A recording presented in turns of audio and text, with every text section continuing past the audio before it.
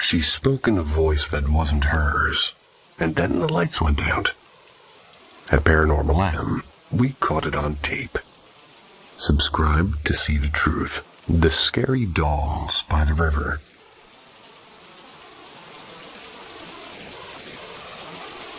It might sound like I made this up, but I swear to God it happened. In 2015, I had gone home to visit my mom in Arkansas. She lives out by these shallow creeks that cut through the woods. The kind where you still see kids catching crawdads with buckets if you go in the summer. It was late September. Still warm, but the air had that first bite of fall. You know, when the bugs start to quiet down at night. I'd gone out walking with my cousin after supper, just to get some air. He's the type who always wants to show me his hot spot. So he led me to this bend in the creek where he used to fish when we were kids. I hadn't been there in, 15 years maybe. We sat on a big rock and were just skipping stones, just talking about nothing. Then he nudged me and said, "Do you see that?" Across the creek, through this light fog that had started rolling in, which was weird because it wasn't even that cold out. We saw, and I don't even know what it was without sounding crazy, or at least how to describe it. It looked like two kids, and at first I thought it was the neighbor's kids messing around with an old raft. They were waving at us real slow, like when you spot a friend from far away. But as they got closer, I realized it wasn't right. And they weren't kids. They were dolls. Big dolls.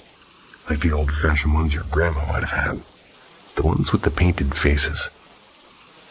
One was dressed in this sailor outfit all faded, and the other in a red dress with one eye missing. The red eye socket still gives me the creeps thinking about that. And they were sitting there, maybe standing on this flat board drifting straight toward us. Here's the part that really messed me up. The creek was flowing the other way. I could see the leaves and sticks floating downstream. But these things were just coming against it, steady as anything. My cousin said something along the lines of, "That's not right." And for once, he wasn't joking. We just stood there frozen watching them wave until it got too close. We both bolted back up the path. I swear I didn't even breathe until we were back at the house. Well, later when we calmed down, we tried to reason it out. Maybe somebody set the dolls adrift for some weird ritual, or maybe it was a prank. But dolls don't wave, and they don't move upstream. We never told Mom. She's the church-going type. She would have said it was the devil trying to get at us or something. I don't know what it was. All I know is I haven't sat by that creek since. Don't think I ever will.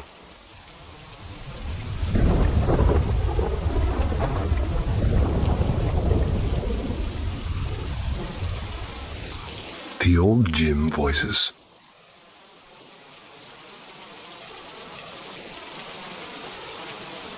So this one summer I was working at a community center. Maybe 2012, I think. I had just finished a night shift at the gas station. The director asked me to help sort of through this bunch of old sports gear that they've been storing in this gym. The place was basically empty. There were no kids and no classes. Just me in that echoey space with the lights half off. The gym always felt strange when it was empty. I grew up playing ball there, so I knew every corner of the place. But alone, it felt hollow, like too much air. And anyway, I was dragging bins of jerseys across the floor when I heard what I thought was people talking in the bleachers. Just low voices like a guy and a woman. Couldn't catch words exactly. I figured maybe the janitor came in with his wife or something. But when I looked up, there was no one, and the bleachers were bare. And the voices didn't stop, though. They just kept going steady. Almost like a conversation that didn't care if I was there. Walked over, dragging my sneakers loud on purpose, thinking maybe somebody was messing with me. But it didn't get louder or quieter. It was like the sound was everywhere and nowhere at the same time. I even checked the locker room door because sometimes the echo in that building is nuts. But nothing, it was empty.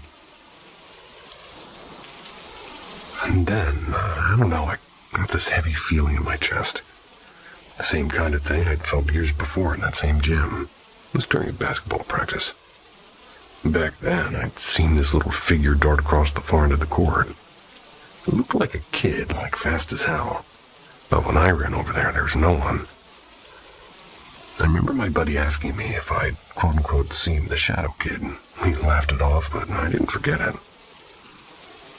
So anyway, standing there in 2012, listening to those voices, I just felt the same exact thing. Like I shouldn't be there. Like I'd walked into a room that already belonged to someone else. Grabbed my bag and bailed. Later in the day, I asked the janitor if he'd been in the gym, and he just shook his head and told me. That place, it talks sometimes. It was real casual, like it was no big deal. Well, I don't know. Could be pipes, could be my brain just being fried from night shifts. But the thing is I still won't go into that gym alone. Not even now.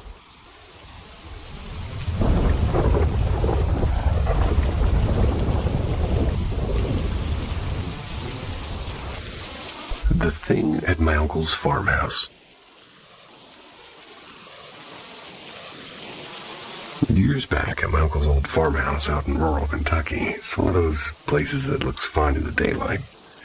There's fields, there's a sagging barn, there's a porch swing. But at night, man, it feels wrong. Too quiet, like the woods are listening. My aunt swore the place was haunted, like she'd say she'd hear somebody stomping around the gravel driveway at midnight. Then this heavy thud, like something dropping into the old cattle pond. The dogs would go absolutely nuts, barking and growling. But when she'd shine a flashlight, there'd be nothing, just water ripples spreading out.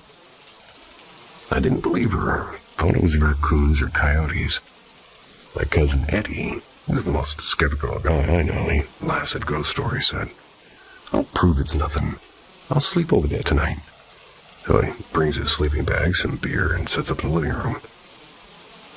Around 2 a.m, he told me later he starts hearing it. First, the crunch of gravel, then some splashing sounds. Almost like somebody doing cannonballs into the pond. He checks, and there's no one there. It keeps happening. Dogs barking their heads off, tails between their legs. Then comes this pounding at the front door, pretty hard, like somebody trying to kick it in. Eddie panics. Instead of checking, he bolts through the kitchen, out the back door, and runs half a mile down the road barefoot. Left his beer, his bag, and everything. Wouldn't step foot in that house again. Still swears it wasn't just animals. He said the pounding was too deliberate. Like fists. And the pond splashes. He says it was deep and heavy, like a grown man dropping in. Not some little critter. Well, the farmhouse is empty now. No one seems to stay there. Every time I drive past, I roll up my window, even in the summer. Don't know why, I just feel safer that way.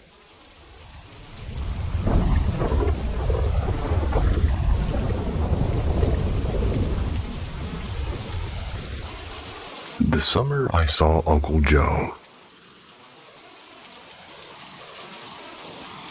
Never actually written anything like this before, but I figured if there's a place to tell it, it's here. This happened when I was maybe 7 or 8, around that age. We lived in this old farmhouse in Ohio, right by the cornfields. My parents both work late shifts sometimes. So just me and my older brother hanging around, usually watching cartoons or bickering over the remote or something. Anyway, one night I'm sitting on the floor doodling in a notebook when I noticed somebody sitting in Dad's old recliner. It was Uncle Joe, and I hadn't seen him in years, like since I was a baby. Took me a second to place him. It looked the same as in the photos on the hallway wall. Flannel shirt, big mustache, the whole deal. So I asked him, "When did you get here?" He said all casual, just a little while ago. Now here's the thing. Uncle Joe had passed away when I was about 2. He was in a car accident. Everyone in my family knew that. Even me. Though I didn't really, get it at the time. I was too young. So right away something felt off, and he wasn't scary, well, at least not at first, so he said, I've been watching over you. You want to come with me? It's better where I am. I remember I'd laughed nervously, and I said, I can't, I got school tomorrow. Like, that was my excuse. He grinned, kind of sad, and said, well, you can go to school over there, too. And that part stuck with me because it was so weird. School in the afterlife. He reached his hand out like he wanted me to follow him. And I swear my whole chest tightened up. Told him I needed to ask my mom, and when I stood up, he grabbed my wrist real tight and said, don't tell her I'm here, she won't understand. I wriggled free somehow, and when I looked back, he was sitting there staring at me like disappointed. Then he stood and said, guess I'll go then. He walked straight out the front door. Not 2 minutes later, the phone rang. My mom answered, and it was Aunt Lisa. She was crying, telling Mom she'd been thinking about Joe that night, how she missed him, which was just weird timing. After that, I saw him one more time about a year later, same chair, same flannel, and he asked again if I wanted to come with him, and this time I told him, no, Mom would be sad. He looked real thoughtful at that and then said, yeah, I suppose she would. And he just sort of faded. Haven't seen him since. Thing that gets me, though, is my brother swears he heard somebody answer me that night. He was upstairs and thought I was talking to Dad, and he heard a man's voice say, yeah, clear as day. I don't know what to make of it. Maybe I was dreaming, maybe I wasn't. But every time I walk past that chair now, I kind of half expect to see Uncle Joe sitting there again.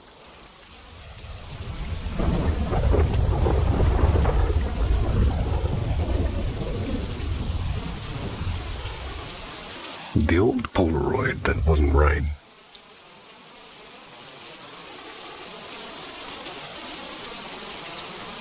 Back in the late 90s, I worked at this little 1-hour photo place inside a strip mall in Nebraska.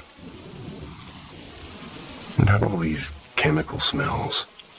Never left your clothes, even after you'd get home and wait a while. We mostly developed vacation pictures and school portraits and other boring stuff. So one afternoon, this older lady dropped off a roll of film for us. She was frail and kind of hunched. Kind of person who looks like they might blow away if the wind picks up. She said that her last roll of film, well, rather it was her last roll of film because her lungs weren't good, as she put it, and she coughed the whole time she was at the counter. So I run her negatives through, and there's no problem. But when I start developing one set, I swear my stomach turned over. There's a photo of her sitting in a recliner, taken by somebody else. Must have been the family, I'm guessing. Nothing weird at first, except the wall behind her head looked like it was crawling. I leaned in closer and realized it wasn't the wall, it was dozens, maybe hundreds of tiny faces all pressed together with their mouths open. Their eyes were squinting like they were screaming but muted. The whole section of wallpaper behind her was just faces. I actually dropped the print in the bin and cursed out loud, and my coworker thought I'd splashed chemicals on myself. Well, I ran it again, thinking maybe it was a light leak or some weird processing issue. But no, the second time that one shot came out crystal clear. Same chair, same lady, just normal floral wallpaper. No faces. I didn't tell the woman when she came back, just handed her the envelope like everything was fine. She smiled, kind of real tired, and said she was moving into hospice soon. I never saw her again, and for weeks after I kept thinking about that photo. I even dreamed about it once, those tiny faces chanting, all in the same voice like a choir. I can still hear the faint hum when I think about it too hard. Tossed the first print in the shredder the same day, and still wish I hadn't. Like maybe somebody else could have explained it. Or maybe it's better gone. I honestly don't know.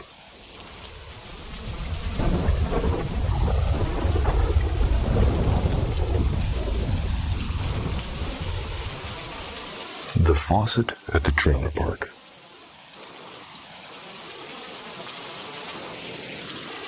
This happened a while back. I was living in this rundown trailer park outside of Tulsa. My uncle had just moved in with us after his girlfriend died, and I swear the whole place got heavier after that. Like before him, it was just a creaky old trailer. But once he was there, weird stuff kind of followed. He used to complain about his headphones tugging at night, like somebody giving them a little yank. He'd laugh it off, but I noticed he always kept the lights on when he slept in the back room. Anyway, I didn't think much of it until things started happening in the kitchen and bathroom. First time, walking to the bathroom, and the cold faucet is blasting. It's like somebody turned it on full strength. No one was home except me, and I just muttered, "Damn pipes," and I shut it off. A couple days later, same thing, only this time I yelled for everybody. My uncle, my girlfriend, and even my dad came stomping down the hallway, and I pointed the sink, and I'm like, "Look." And everyone just stares at me.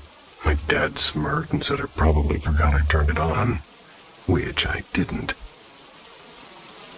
Then came the day when the water just stopped. I tried the knob and there was nothing. The toilet was still feeling fine though, and I hollered like a madman until everybody showed up again. They rolled their eyes until my dad tried to get under the sink to mess with the shut-off valve. Well, the whole cabinet under there was jammed full of junk, like old soap bottles, some dollar store bubble bath, and random crap from God knows when. There's no way anybody had reached in to shut it off.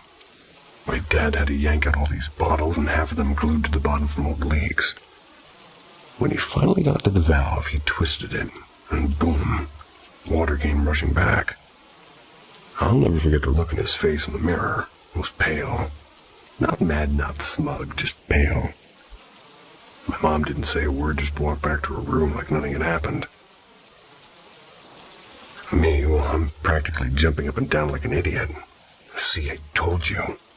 My girlfriend rubbed my back like she was calming down a dog, which probably kept me from screaming more. Nobody's ever brought it up again, not even once. My uncle still doesn't talk about it either. Though I caught him once staring at that bathroom door like it had teeth. I don't know. Maybe it was the trailer, or maybe it was him, or maybe it was both. All I know is every now and then when I stay up late, it's real quiet, and I swear I hear the faucet click, like it wants to turn itself on again.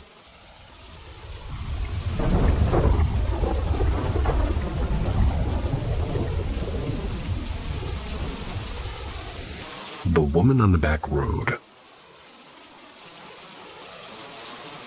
I don't normally share stuff like this.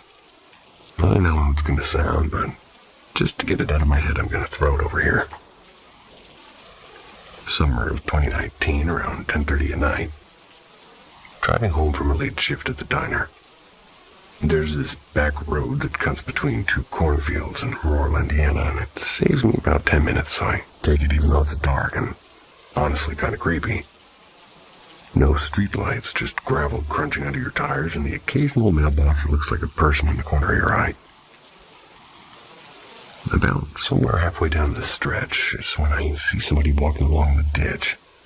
At first I thought maybe it was a farm kid or somebody broke down, which really wouldn't be that weird out here.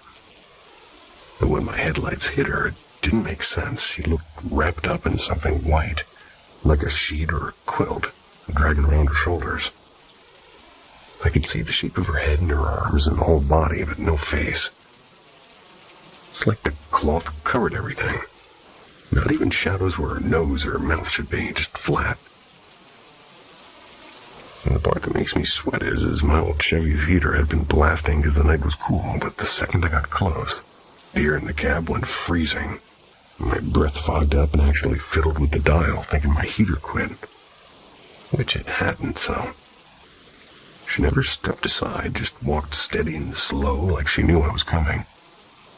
I tried to tell myself it was just some girl messing around or maybe a runaway or something. but my gut knew it wasn't that. I swear when I passed, she turned her head toward me with that no-face thing, just that white cloth shifting. I panicked when I realized the road dead ends at the old silo. Basically a cul-de-sac for tractors. My stomach dropped and I swung the wheel hard to turn around fast, dust flying everywhere. Took 5 seconds. Around there, tops. She was gone completely. No way she could have ducked into the fields that quick. Especially wrapped up like that. The corn's high, but you'd still hear movement, but there was nothing. Just the sound of my engine. I ended up driving all the way to town, but I eventually calmed down and parked by this gas station where there were people and lights. I sat there drinking a Coke from the vending machine, hand shaking like I'd had 5 cups of coffee. Never saw her again, but I think about her every time I take that shortcut, which is less and less these days. Anybody else seen something like that in a farm? Maybe I'm just losing it.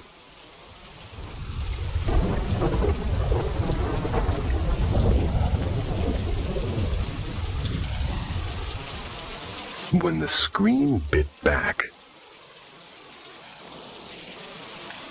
the boys liked weird stuff and all ghost stories and haunted podcasts and random creepy YouTube rabbit holes.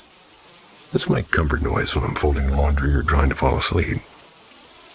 But there was this one time, well, actually 2 times, where I swear something came through the damn screen at me. And I know how that sounds, like I'm not even a the veil is thin type person. But yeah.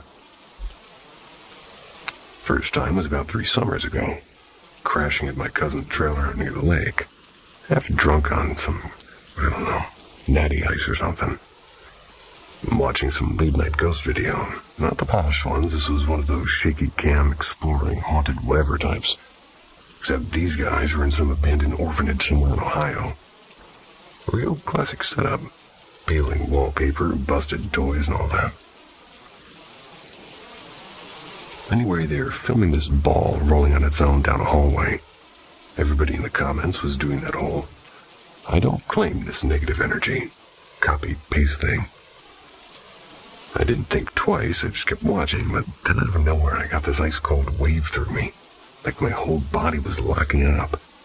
My chest felt crushed, like somebody had dropped a sandbag on me. And my eyes, God, they burned like when you've stared at a campfire for too long. My mouth tasted of iron.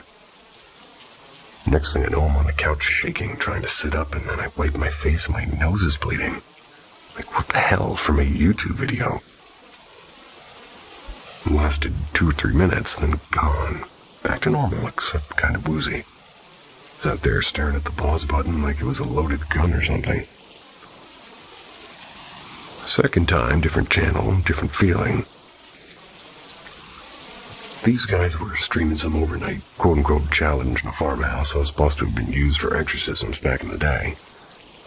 Wasn't even watching seriously. I just had it on while I scrolled on my phone, but near the end of it, they started reading prayers or chants.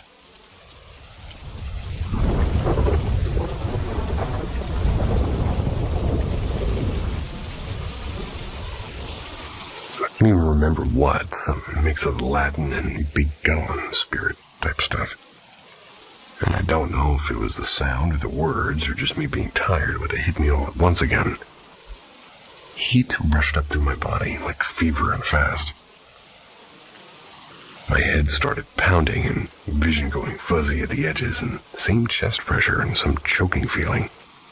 And again, the damn nosebleed. But this time I slammed the laptop shut so fast I nearly cracked it. I sat in silence for a long while, listening to my own heartbeat and waiting for it to stop racing. I didn't tell anybody about this until now, because how do you even explain it? Yeah, a couple of YouTubers made me bleed from the face. My cousin would have just laughed and said I was drunk, but I wasn't the second time. Maybe it's a coincidence, or maybe migraines, or some psychosomatic sort of junk, but I'll tell you this, I don't let ghost videos run past midnight anymore. And I scroll past anything with I do not claim this energy in the comments, just in case.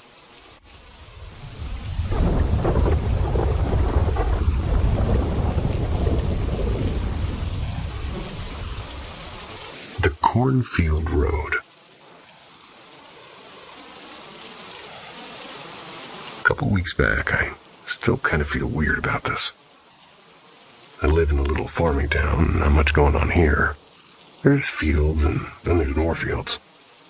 There's this dirt road that cuts right through between two big cornfields, and people use it as a little bit of a shortcut to the highway. I've walked it 100 times, day and night. Never thought much about it, except maybe worrying about coyotes.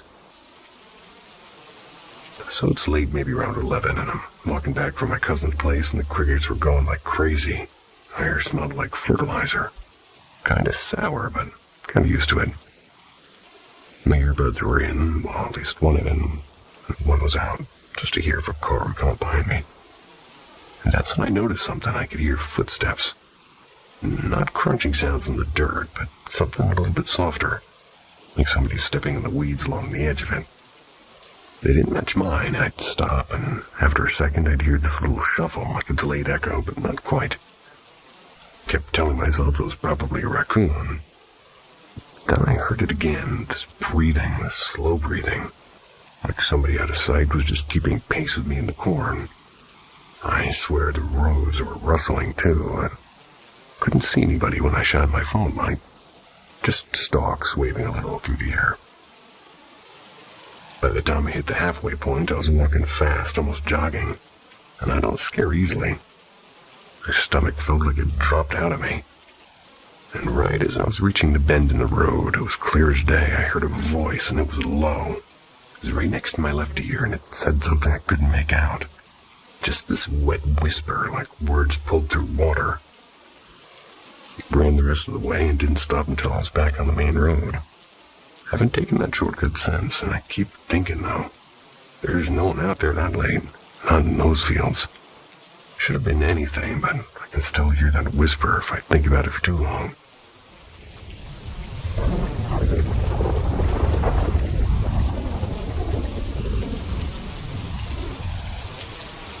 The Thing by the River. I don't usually post stuff like this, but we're reading a lot now, and I figured maybe somebody had something close to what I went through. This happened back in 21, late summer. Once again, in rural Kentucky. My cousin lives way out. You know, the kind of place where the dirt road just sort of ends, and then it's all hills and trees after that. I was crashing at his trailer for the weekend, and we'd been drinking cheap beer by the fire pit. Pretty sure it was Schlitz. Maybe midnight or a little bit after that. Cicadas were so loud, I remember we had to turn the radio up. At some point, he nudges me and goes, "Shut up and listen."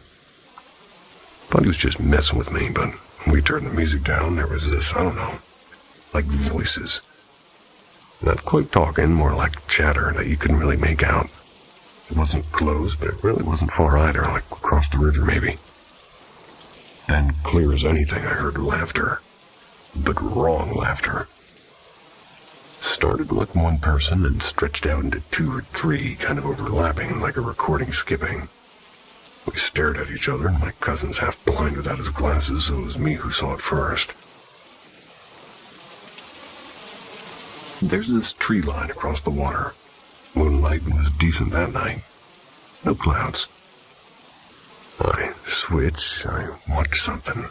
Oh, I switch. I swear I watched something standing like a man. And he was folding itself down on all fours, and it was too quick, like bones clicking. Looked like a big dog, but still human-shaped, if that makes any sense. My heart just sort of dropped, and I kept elbowing and whispering, "Do you see that? Do you see that?" And it moved slow, like it wanted us to know it was there, but not coming to run at us necessarily. Made noises I can't even put words to. Like a bark that cut off into a scream.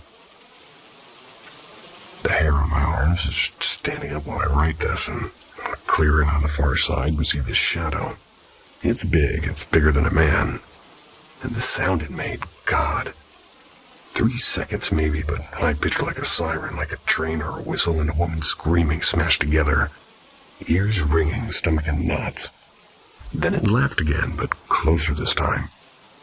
Next thing I know, it's charging. I don't care what it says.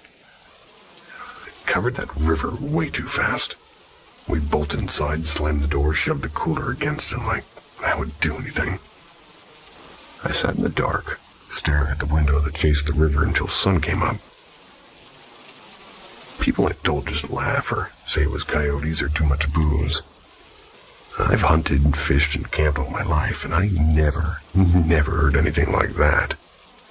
And I can't forget the scream. Even now, if I think too hard, I hear it in my head.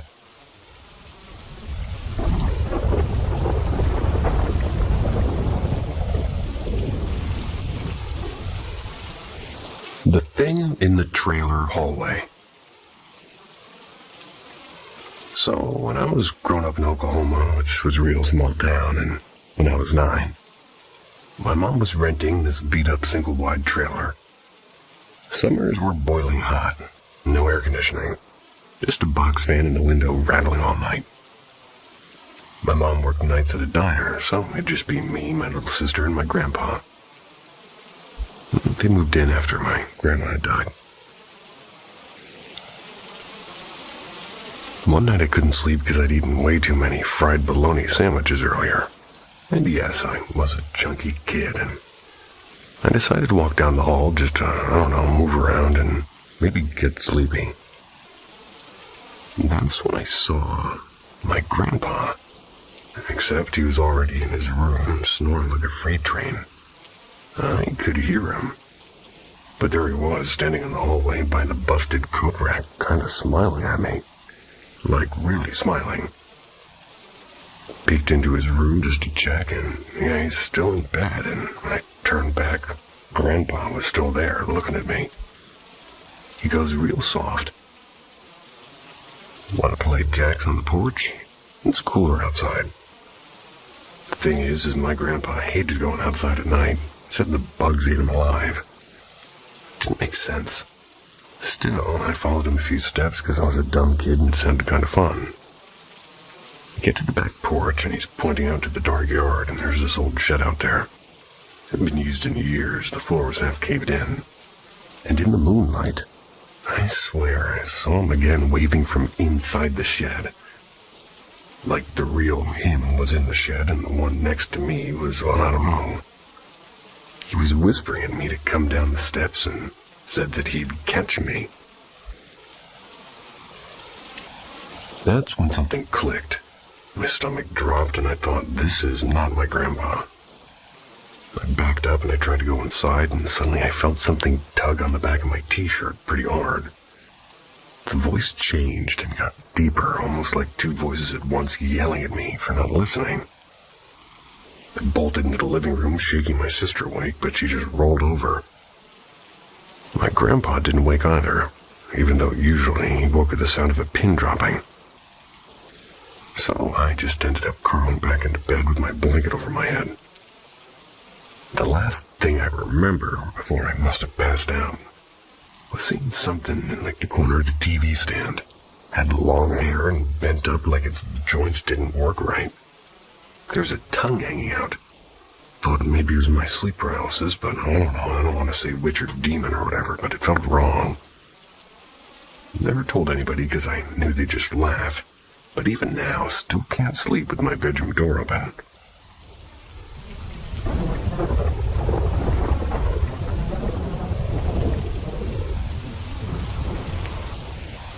The little hand in the motel room.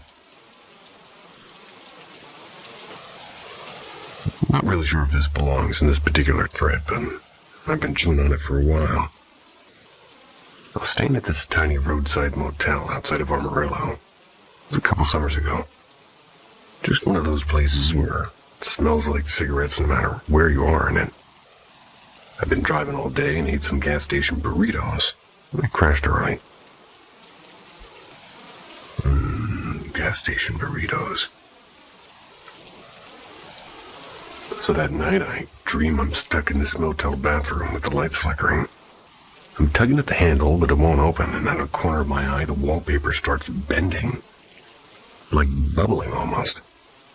Then this little hand, like a kid's hand, just slides out of the wall and grabs mine. And in the dream, I'm screaming, but no sound's coming out of my mouth, and then I just wake up. And the thing is my right hand is still being held, and I swear on my life it felt small and cool like a kid's. I laid there in the dark, staring at that ugly motel popcorn ceiling. I was too scared to turn my head. And after 3 or 4 seconds, I kind of pulled my hand back, and the feeling just stopped. It was gone. Couldn't fall back to sleep.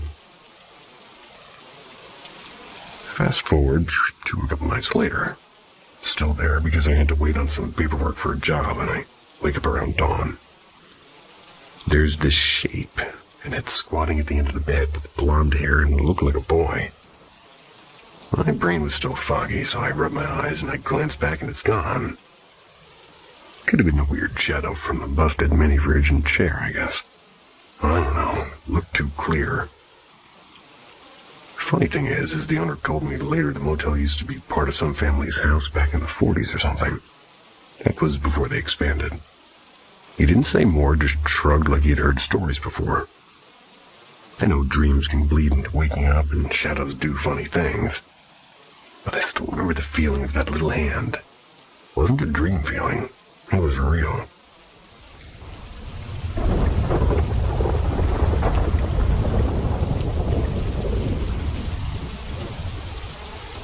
The Girl in the Orchard. I was about 17, give or take. I grew up in a small farming town. Not much to do, and my uncle used to let me help him out at his orchard during the weekends. So one afternoon, we're just hauling baskets of apples back toward the shed, and I got to talking with this old neighbor who wandered over. She's one of those folks who, well, she always seemed to know more than she should. People said that she had the sight, in quotes. Never seen anything actually ghostly myself, but I wasn't into weird stuff like hauntings and UFOs and all the late-night radio junk. So I asked her, kind of half-joking, if she'd ever seen anything in the orchard. She didn't laugh, though. She just kind of squinted out toward the trees. Then she told me she'd been seeing the same girl for years now. She said she looked like a teenager, with long braids, always standing by the old fence line or sometimes sitting under the big walnut tree near the road. At first, she didn't think much of it, apparently. Thought maybe it was somebody from town wandering through, but the girl never aged, and she never answered if you called her. Later, she told me that my uncle's place was built on land that used to belong to a family who lost their daughter in some freak accident, like a barn fire, I think. Supposedly, the girl had been running around the orchard the day it happened, playing hide-and-seek. The part that sticks with me is while the neighbor was talking, I kept thinking about my cousin Emily. She died about 6 years earlier from a car crash.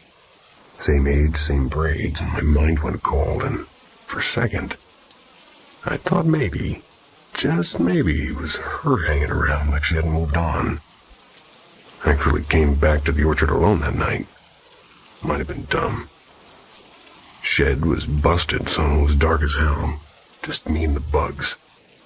Sat on a crate and whispered like an idiot, telling Emily I was sorry and telling her it was time to come home and that we missed her. My chest hurt like crazy and I was just bawling there by myself. After a while, I swear this soft tap in my arm, like I turned and God, it wasn't Emily. It was a pale girl I didn't recognize. She smiled, really crooked, like her mouth wasn't used to it, and said in this whispery voice, "Take me with you?" Well, I don't remember much after that. I must have passed out because I woke up lying in the dirt with my jacket over me, like somebody had tucked me in. Never told my uncle. I just said I'd gotten sick and I never went back to the orchard after dark again. What eats at me, it isn't the creepy girl. It's wondering if Emily's at peace or if she's still out there, waiting somewhere I haven't thought to look yet.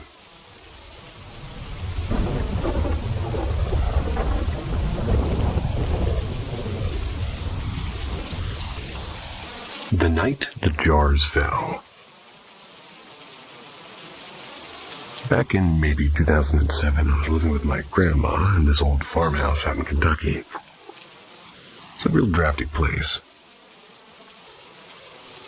I was 10, I think, and my grandma just kept all these mason jars up in a tall cupboard in the kitchen, like way above my head at the time. It was filled with buttons and dried beans and nails and that kind of random stuff old folks like to keep. I liked that stuff. Anyway, one night I went to bed after watching Wheel of Fortune with her. She stayed up knitting in the living room, and I remember falling asleep hard and then waking up because something clattered on the floor near my bed. And at first, I thought maybe one of the cats had snuck in. But when I opened my eyes, I swear to you, there were 3 mason jars sitting on my quilt, right on my legs. Not broken, not cracked, just sitting there like somebody placed them there. Thing is the cupboard was in the kitchen, a good 10 feet away and high up. No way those jars could have fallen, landed neatly on me, on the 2nd floor no less. Plus, my door was half shut, and I would have heard it if my grandma came in carrying stuff. I yelled for her, she came running. She froze in the doorway when she saw the jars. Didn't say much, just whispered something about that damn house. Scooped them up real quick. She didn't want to talk about it. I never felt quite right in that room again. I always had this feeling somebody was leaning over me. The air was always heavy and damp almost. The corner stayed dark no matter how many lamps you turned on. Sometimes I think maybe it was just the age of the place. Maybe he was messing with me. But those jars, they were heavy and glass, full of stuff. There's no cat there.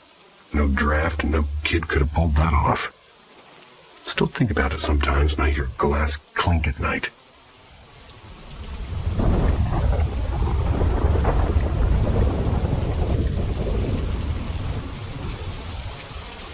The locked gym pool.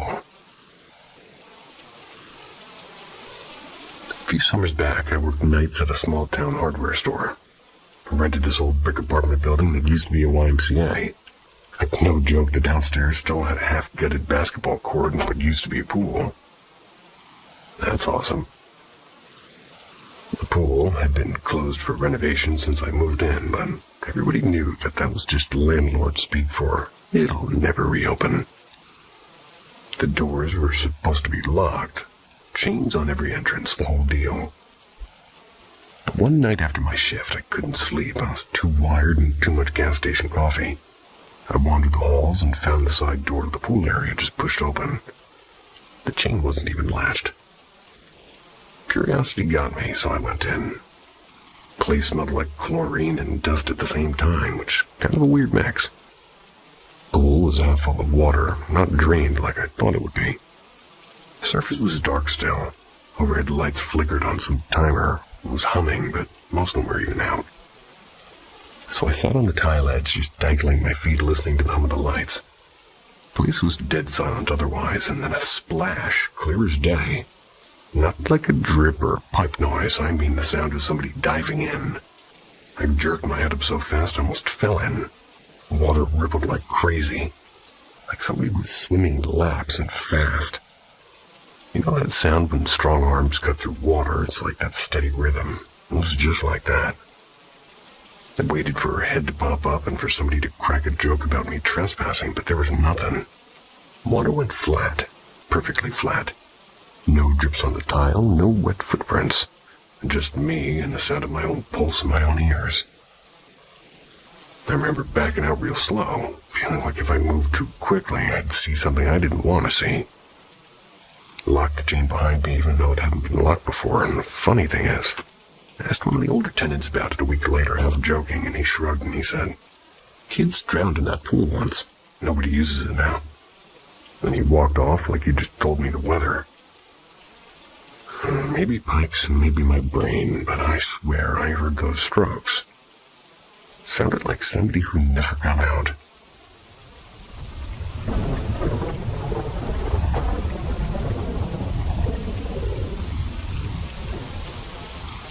The voice in the trailer. A couple of years ago, my wife and I bought this beat-up little camper trailer. One of those older ones from the 70s with wood paneling inside. Had an avocado green stove and smelled like mothballs no matter how many times we cleaned it. We parked it out in the back of edge of our property so we could fix it up slowly. Maybe use it for hunting trips or just when we needed a quiet spot away from the kids. Anyway, weird stuff started happening once we started tearing things out. And the first time was when I was pulling the old linoleum up in this kitchenette.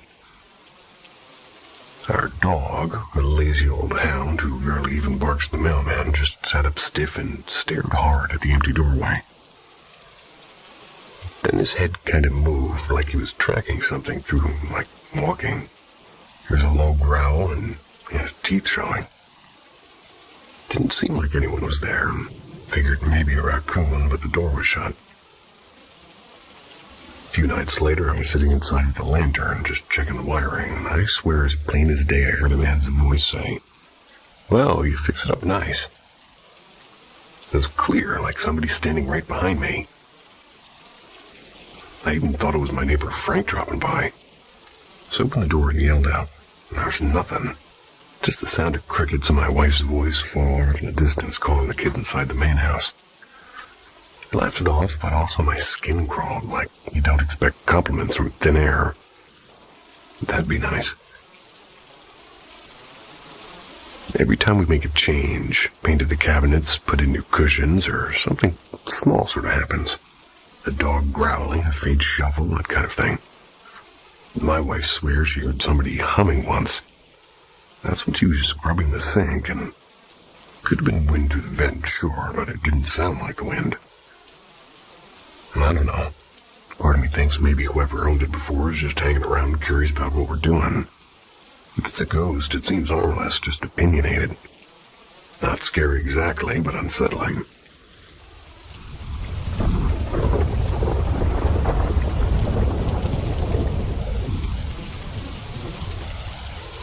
The thing in the orchard. I never thought I'd write something like this, but here we go. I was living with my uncle in a small farming town in Kansas. Just lots of cornfields and a little church that only opened on Sundays. My uncle's house was old and it creaked a whole lot, and you kind of get used to it after a while. But one night I swear I heard something that wasn't the house, so let me set the scene. It was late and maybe close to midnight, and I couldn't sleep. I went out back to grab some air. Just stood in the porch in my socks, kind of half awake. And that's when I heard it. Heavy footsteps kind of dragging, coming from the orchard. Thought it was one of the neighbor's cows that had gotten loose. Happens sometimes. So I squinted into the dark, and I swear on my life, I saw a sheep move between the trees. At first, it looked like a tall man, like a real thin one. Then it kind of dropped down and bent weird, and the next sound, I could have sworn it was a dog, maybe a coyote. But it was bigger, much bigger, and it moved wrong, like it didn't know how legs were supposed to work. I just froze there, and my heart was beating like a drum. Then I heard this awful snorting sound, like when a bull gets mad. And that's when I bolted back inside and locked the door, and I didn't even care if my uncle thought I was nuts. The part that really messes me up, though, is next morning my aunt, who was pregnant at the time, woke up sick as a dog. Fever and couldn't keep food down and was shaking. The doctor came out and didn't find much wrong. Just told her to rest. But the old lady down the road, she crossed herself and said something walked through your orchard last night. It was like she already knew. I don't know what I saw, and I don't even like talking about it. Maybe it was just my brain playing tricks, or maybe there really are things out there that slip into shapes they don't belong in. All I know is after that night, I never stepped outside after dark without the porch light blazing. And even then, I'd catch myself staring at the trees, waiting for something to move again. Anyone else ever seen something shift like that? Like it can't decide what it wants to be. Sounds like a deer.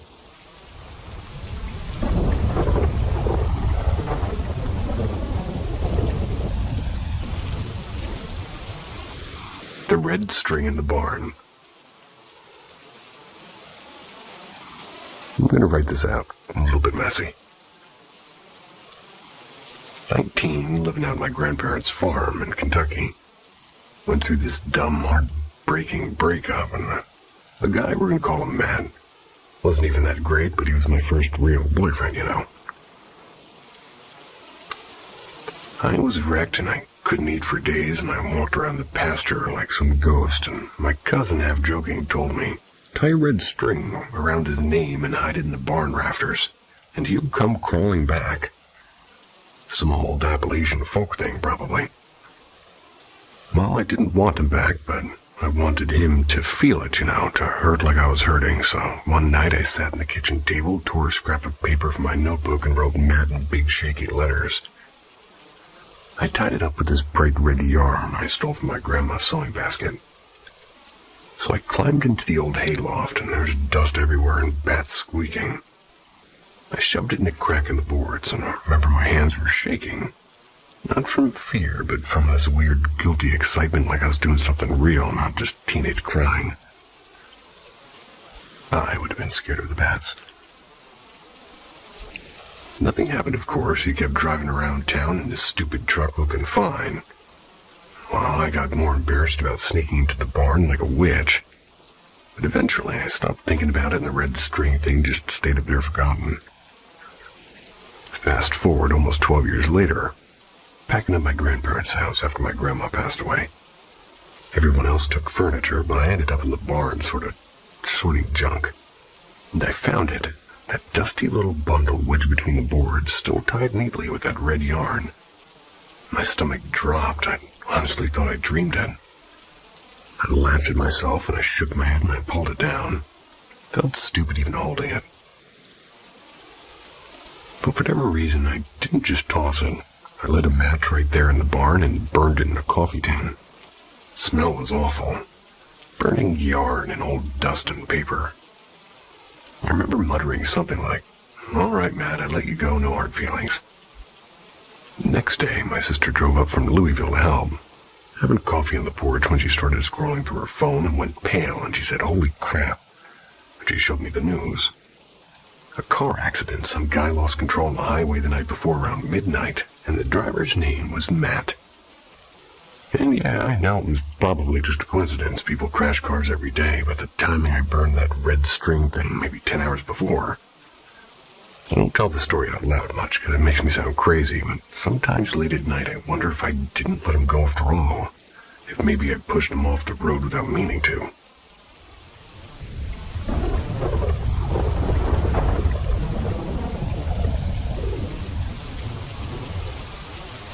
The leftover plate.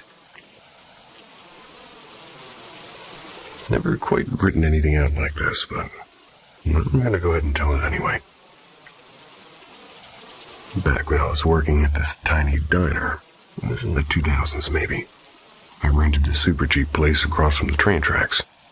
One of those buildings where the walls are so thin you hear your neighbor sneezing. So I ended up hanging out a lot with this girl from work, Marcy. She was from West Virginia with a loud laugh and always smelled like vanilla body spray. We'd close up the diner and then go grab burgers or walk around Walmart just for something to do. Now, Marcy had this quirk.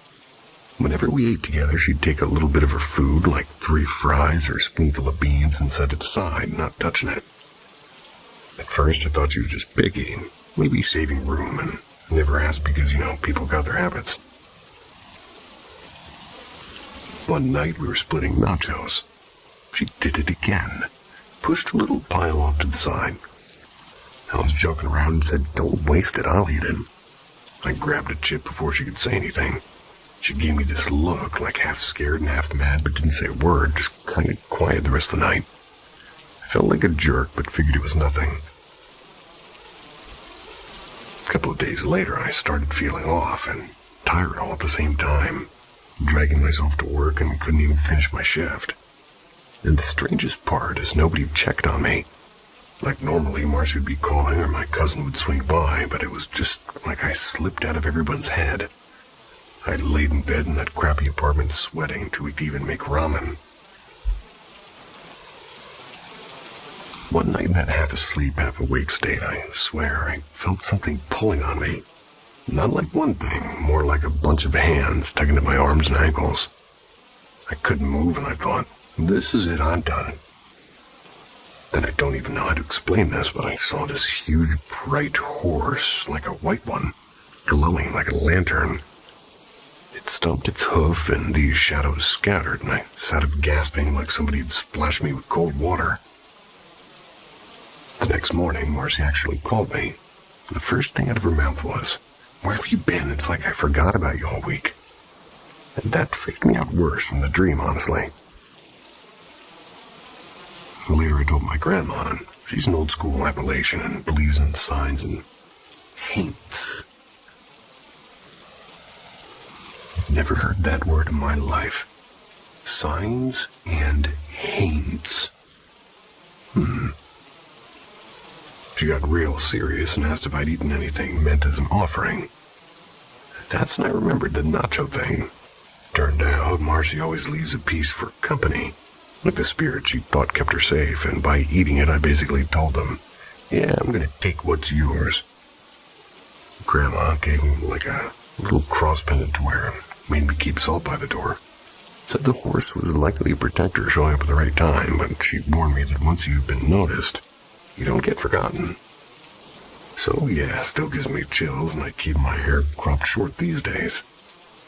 I don't know if that's superstition or just me hanging on to what Grandma said, but I'll tell you this. Never touch anybody's leftovers again. What does your hair have to do with anything?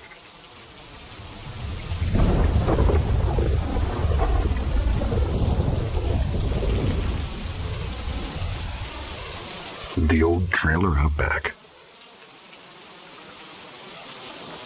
This might sound nuts, but I'm just gonna throw it here.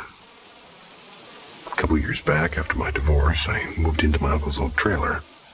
This beat-up single-wide parked out in the sticks, kind of hidden behind some pines. It let me stay rent-free as long as I mowed a lot, and, well, sounded like a deal at the time. At first, it was peaceful. Almost too peaceful. No neighbors except one guy who kind of seemed to collect junk cars, and even he was quiet. But after a week or two, stuff started happening that I still don't really have an explanation for.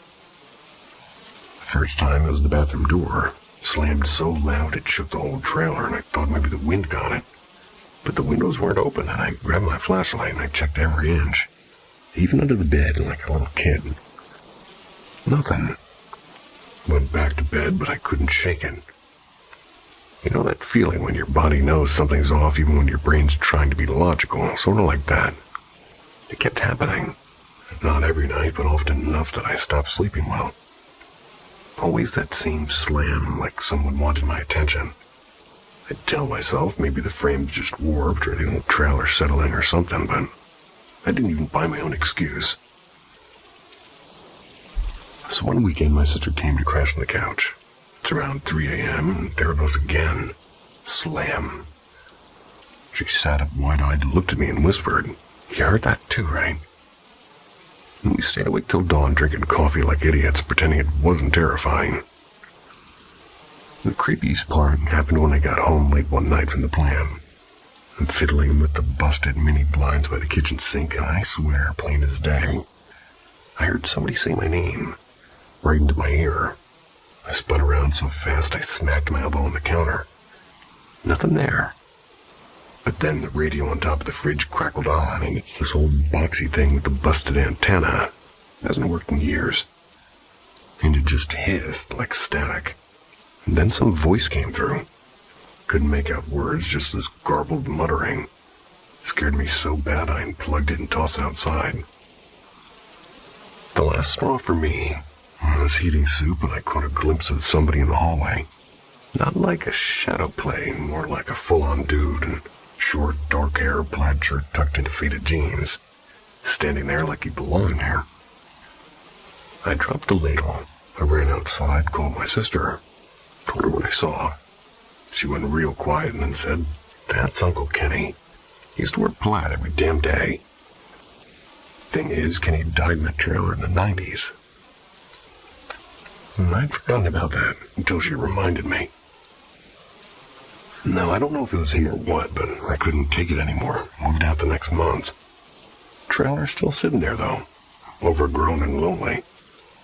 Sometimes I get the urge to stop, but I never do, and my gut says he's still in there.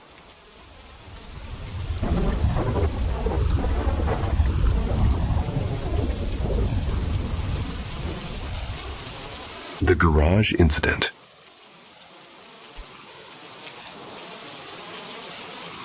A couple of weeks back, it's been bugging me. I work nights at this old auto shop. The kind of place that smells like grease, and no matter how much you clean it, it still smells like grease.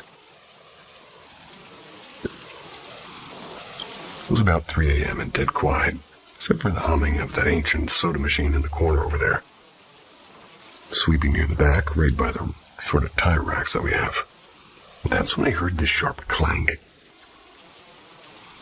I look over, and the lid from the big steel parts bin, we keep old brake rotors in there, was on the floor. And the thing is that lid weighed a ton. It's not one of those plastic snap-on deals you have to lift with both hands. It doesn't just fall, almost like a sewer grate. No one else was in the shop either, so I just froze and broomed my hand like an idiot, and for a second I thought maybe a rat had crawled under it and knocked it over. But I'd worked there long enough to know the sound of that lid, and it was lifted, not slid. I swear I saw it shake before it went down like somebody was messing with it. And across the alley, it's this old funeral home, shut down for years, but people say the basement's still used for quote-unquote storage. I know. Storage. My boss always jokes that the ghosts just wander over when they're bored, and I laughed about it before, but standing there in that empty garage staring at that heavy lid in the floor, I wasn't laughing. So I picked it up, put it back on, tried to keep working like nothing happened. I kept looking over my shoulder, because every little noise after that, the air compressor kicking in or a wrench slipping, damn near jumped out of my skin.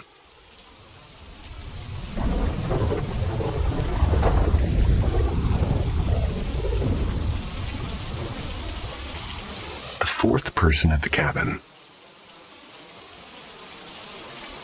I want to say this was 5 or 6 years ago. My cousin had this little cabin out by a lake in Minnesota. He invited me and my brother over one fall weekend, and we got there late. Almost like 9 or 10 at night. It was already dark, the kind of dark where you can't see the trees until you're right up on them.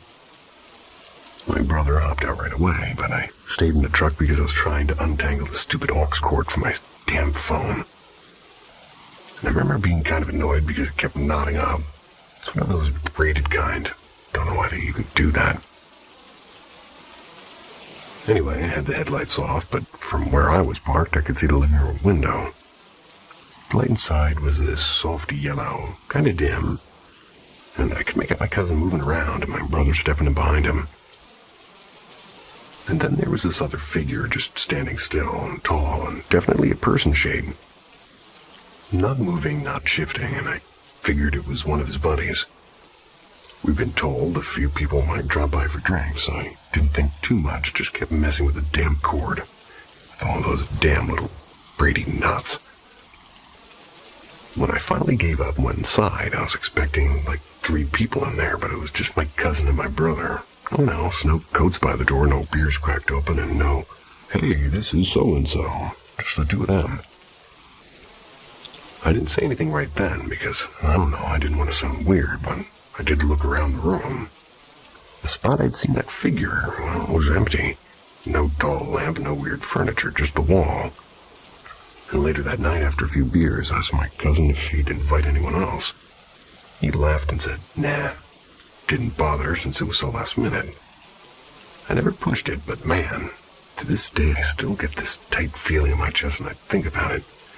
Like who the hell was standing in that room before I walked in? And sometimes I tell myself I saw a reflection in the glass or something, but the thing is the figure wasn't in the window. It was in the room. And man, do I hate when braided cables get all tangled.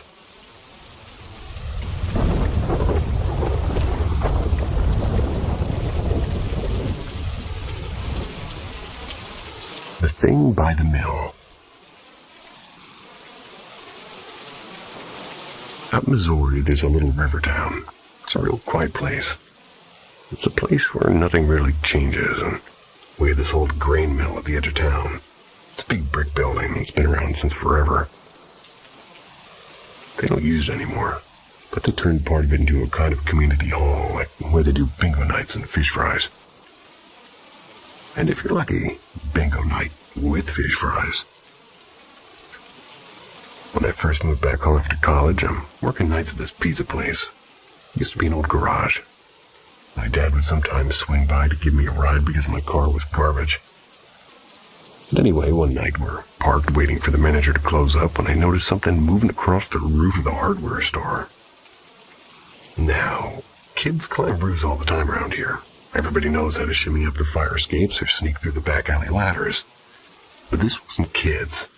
It was like the way it moved. It wasn't right. It was fast but weirdly slow, like skipping frames in a video. First, I thought maybe I was tired and my eyes were playing tricks on me. But then it wasn't just one. There were a few drifting across different rooftops, and they all seemed to be headed toward the old mill. My dad's talking about something totally normal, but I just kind of froze and I was stuck watching them. I didn't even know then that the train tracks used to run behind the mill. Found that out later when I got curious and looked up at the library. Some of those tracks, they're so under the asphalt, just paved right over. Guess that explains why on certain nights I swear I can hear a train rumbling by, even though no trains have come through here in decades. So one night I'm waiting alone and I saw the shapes again. Same deal, moving roof to roof all toward that mill. But this time I could make out details. A couple of them looked like they were carrying rifles, like long guns, like old ones. Civil War era, early 1900s or something. I don't know guns, but they didn't look modern. Can't tell if they were there to protect something or if they were the ones planning trouble, but sometimes I think they're guards, or sometimes I'm thinking they're bandits. Been years now, but every now and then if I'm out late, I glance up at the rooftops. And once in a while, just faint, I'll still see something moving toward that mill. When the night's real still, I swear I hear that train whistle like going through town. I don't tell people around here because folks don't like to talk about ghosts unless it's Halloween, but I know what I saw.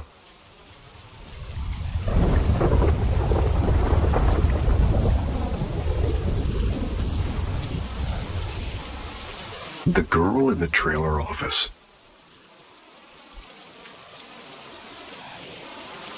This happened back in 2016, give or take.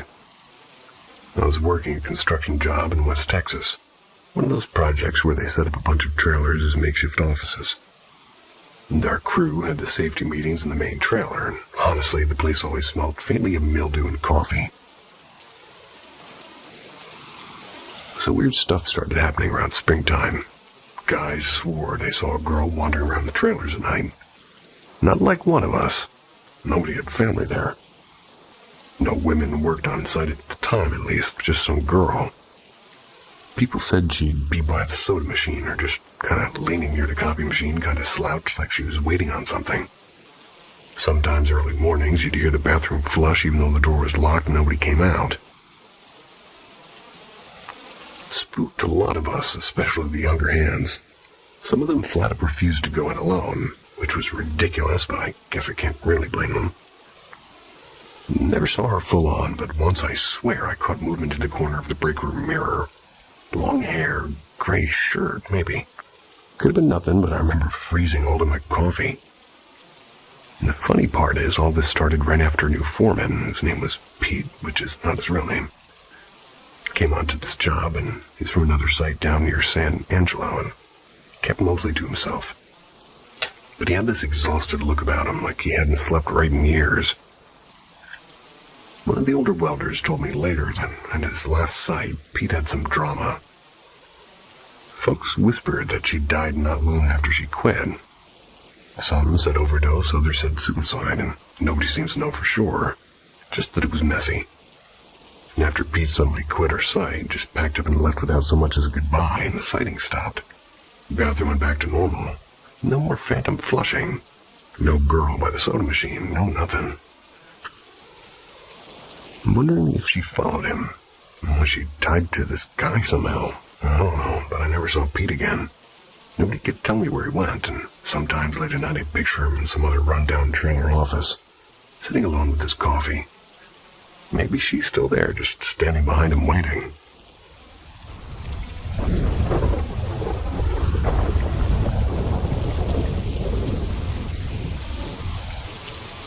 The Woman by the Mill Road.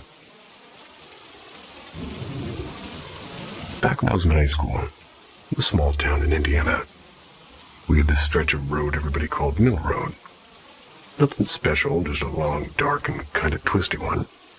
And at the end, there's this old grain mill that's been shut down since forever, so kids would go there to drink or whatever. Anyway, the story was always that a young woman died there in the 70s. The way I heard it, she was waiting for her boyfriend to pick her up for some dance at the school, homecoming, maybe prom. People tell it different. She thought his car was coming down the hill. She ran right into the road waving her arms, but it wasn't him. Some poor guy hit her and she died right there. Folks said she lived just up the road from the mill, a little white farmhouse that's gone now. I didn't really believe it until one night my buddy drove us down Mill Road around midnight. Just us two in his old truck. Radio crackling, headlights barely cutting through the fog. Out of nowhere, I swear I saw a woman in a long pale dress dart out across the road. My friend hit the brakes so hard we both almost ate the dashboard. When we got out, there was nothing. The road was empty, just the crickets and smell of cornfields. He laughed it off, said it was probably my eyes playing tricks, but the thing is I smelled this faint perfume like old flowers. You know, the kind your grandma keeps in the bathroom. It lingered even after we got back in the truck, and he smelled it too, though he wouldn't admit it till years later when we were drunk. People in town always said that she only shows up the night she died. Nobody knows the date for sure. Some swear it's in September. Others say May, and I never saw her again. But I can't drive that road without slowing down at that bend by the mill. It just feels heavy, like somebody's still waiting. I'm not saying it's real, just felt real that night. See ya. Gonna go eat some dashboards.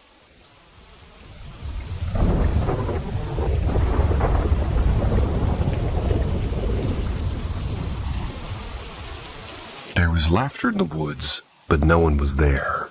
Paranormal M investigates places where the rules don't apply. Subscribe now. The Haunted Girl at the Tracks.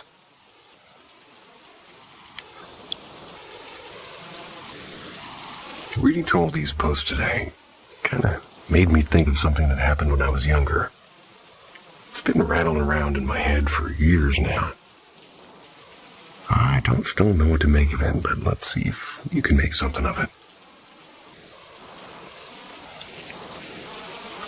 Way back when I was in my 20s, I used to hang around with this guy from work named Danny. He had a younger cousin named Clara. I met her a couple of times, usually when Danny's family would host barbecues.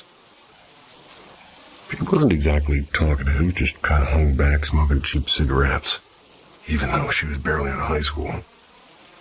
She always gave me this unsettling feeling. Not scary exactly, but like she was tuned to a different station than the rest of us. Anyway, Clara killed herself when she was 19. Jumped in front of a train near her town. I didn't go to the funeral. Well, I just wasn't family, but Danny told me. And one night years later, we're sitting out behind the bowling alley after a league night. We're drinking some beer from the trunk of his car. He started talking about her, and he told me in this low voice that Clara used to mutter things. And not all the time, but when she got mad at someone. Stuff like, he's gonna get hit by a car. Or, she's not gonna be around long. Things like that. I don't know if she was angry or not, I was just guessing. At first, Danny thought she was just being dramatic. But then people actually started dying. One guy, and then she said that about, they got crushed under a tractor. It was on his uncle's farm. Another, they overdosed a couple months later. And Danny swore there were at least 3 like that, maybe even more. And something that stuck with me was that he said one night at the bonfire party out in the woods, we were both there, by the way, he overheard her whisper, "They should all just be gone." I didn't hear it myself, but he swore she said it, and within the year, at least 4 people from that party were dead. 1 drunk driving, 1 overdose, 1 freak accident with a combine. And Clara herself on the tracks.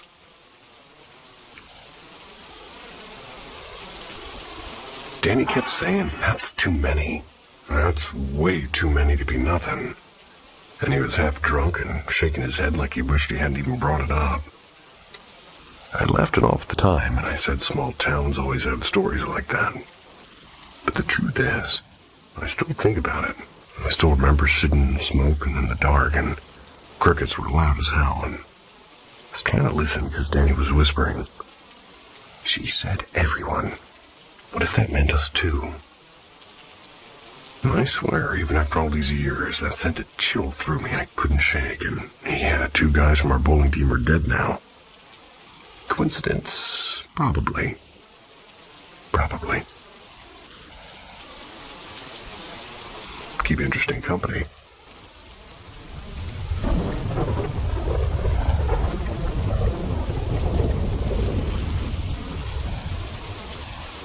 The Old Mill Night Watch.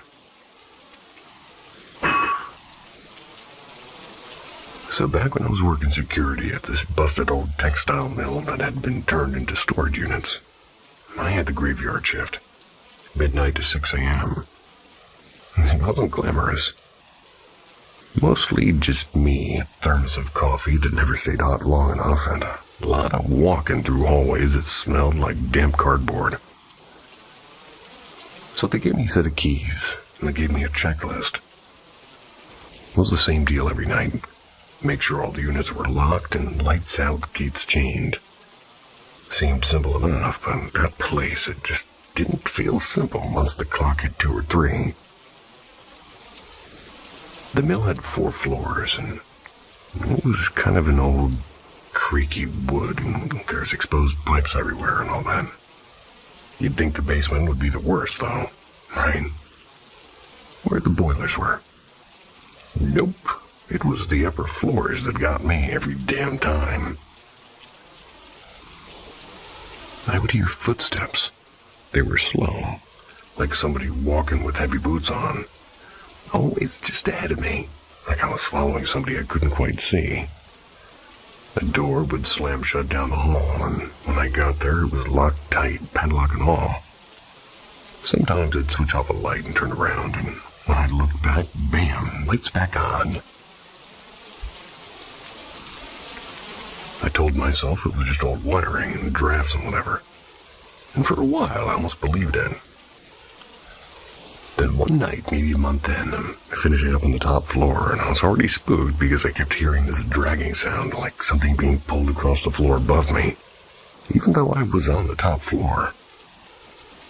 There wasn't a floor above, but, well, I'm guessing there was a roof. But anyway, I was heading back toward the stairwell when I caught this laughter.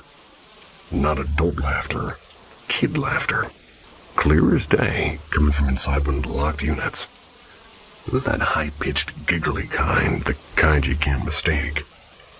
And underneath the door, I swear to God, I saw light, like this pale yellow glow seeping out, even though I'd switched off the whole row of lights myself. Stood there maybe 3 seconds. My heart was hammering in my chest. I was trying to convince myself I hadn't just heard that. Then I just muttered a loud, "Nope," out loud, and I turned and went straight down the stairs. Didn't even finish my checklist.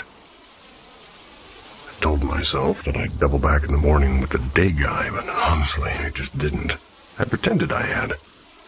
And from then on, I started, quote-unquote, accidentally skipping that top floor.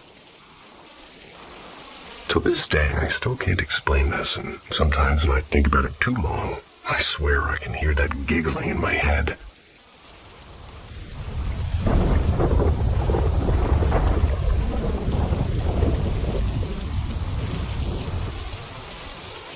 5 visitors. I'm not a nurse or anything fancy. Just a guy who's been working nights at a care home in a small town for the past few years. It's not a hospital, more like a halfway spot for folks who aren't sick enough to need constant doctors, but not well enough to live alone. I clean, I make tea. I sit with the lonely ones who can't sleep. That kind of job. Kind of feel you. Anyway, I never thought much about ghost stories. Though people always say care homes are thin places between here and whatever's next. I used to laugh at that. Now I'm not so sure.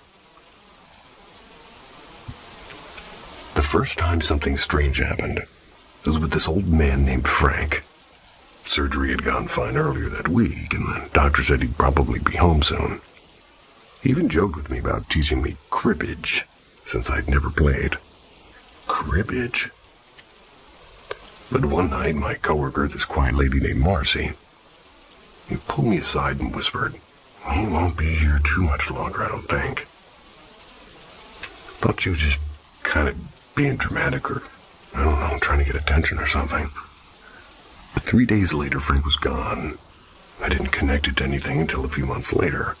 That's when I was making rounds around 2 in the morning.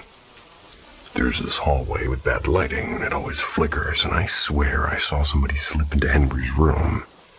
A tall, shadowy shape, like a person, but too dark and too smooth. My first thought was maybe a visitor had stayed late, but when I checked, Henry was alone, snoring softly. Nothing unusual there. The next day, his blood pressure crashed.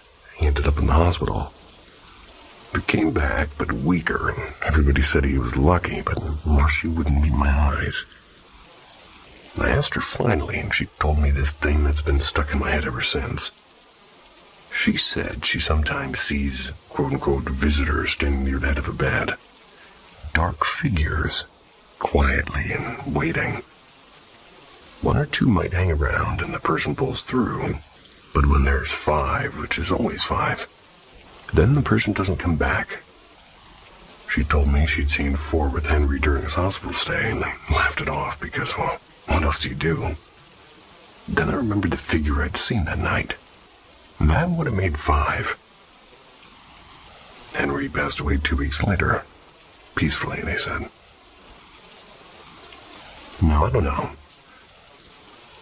Well, I could be just seeing things in bad lighting, and it could be a coincidence, but every time somebody dies here, I think about it. Marcy says it's like when one person passes, 2 more follow close behind, like ships sailing out together. And damn, if it hasn't happened like that more than once. Sometimes I wonder if the figures are really family waiting to guide them, like people say. Or maybe it's something else, like something less, well, kind.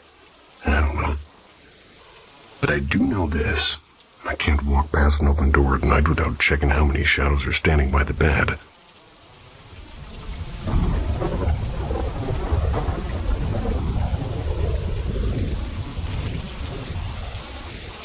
The Thing by the Barn. A couple of years back, I was helping my uncle on his farm, and he's pretty old school, you know. The kind who still writes notes on scrap paper instead of using a phone. That's not that old school. Maybe I'm just old. I don't know. But I'd stay over at the farmhouse when it was planting season because he'd wake me up at like 4:30 a.m. It was easier than driving in from town. One night after a long day, I was out by the barn around midnight. I'd gone to check if the side door was latched because the wind kept rattling it. My uncle was always paranoid about all these animals getting in the feed. It's pitch dark except for the moon. Bugs were loud as hell, and I had one of those cheap flashlights from Walmart. The kind that seems to die whenever you need it most. So I just walked in. The air seemed cooler inside and smelled like hay and some oil. And I remember hearing the hum of the old fridge that he keeps out there. He keeps a bunch of soda and Dr. Pepper and stuff in there. Sometimes bait. I clicked off the light for a second just to listen. Dumb thing to do, but I did it, and I swear I saw something move near the tractor. Just this shape, kind of crouched low. Thought it was maybe one of the neighbor's kids messing around or some stray dog, but the head, it seemed to tilt. Like slow, like it was trying to get a look in at me. I just froze. I told myself it was just my eyes adjusting, you know how shadows do play tricks. But I felt in my gut, that weird cold feeling that makes you want to run, but your legs won't move. And after what was probably only a few seconds, I slammed the door shut and bolted and didn't even bother to latch it. Next morning, first thing, went back out with the sun shining and the whole barn looked normal. No footprints in the dirt floor, no sign of anything. Tractor was there, same spot. Uncle said I probably dreamed it half asleep, but I know I wasn't dreaming. I had the flashlight in my hand and my heart was pounding like a drum. Don't know if I imagined it or if something was actually standing there in the dark waiting.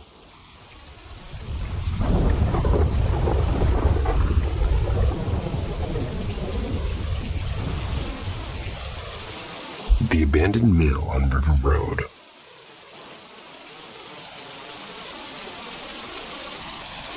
When I was 17, back in my own little town, used to be this old grain mill on River Road. It was half collapsed and leaning over the water like it was trying to fall in. It had a main building with busted-out windows, a smaller shack out back, and a rusted silo that somehow still stood. The place was technically off-limits, but of course me and my cousin snuck in a bunch during summers.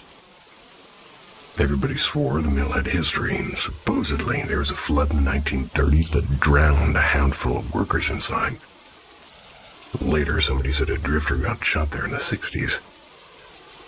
Who knows how much of that's true, but the place did feel heavy, you know. Anyway, one night we're poking around the main building. The river was running low, so you could hear frogs and stuff outside. But from the inside, it was usually dead quiet, except this time we're in there, and I swear, I hear a girl's laugh clear as day from the back corner. Not loud, not echoing, just like somebody was standing right there. And what's crazy is my cousin had his earbuds in. One in, one out, like he always did. And he heard it too. We both whipped our heads to the exact same spot. My buddy, who was with us though, well, there was nothing. He looked at us like we were nuts. Kind of rattled me. But the real freaky part came later. A couple of weeks after that, we brought a ladder and went up to the second floor. Normally, we'd just wander down to the ground floor after. But that night, none of us wanted to, and we stood at the top of the stairs and just stood there. It wasn't like, oh, maybe there's some kind of a gecko or something. It was like every nerve in my body was screaming, don't go, and I remember we all looked at each other and nobody had to say anything. We just climbed right out back that window and left. The very next day, the shack out back burned down. The whole thing's gone. Nobody ever figured out how. Though half the town said it was kids messing around, but I think about it like maybe whatever kept us from going downstairs wasn't trying to scare us, but trying to keep us away.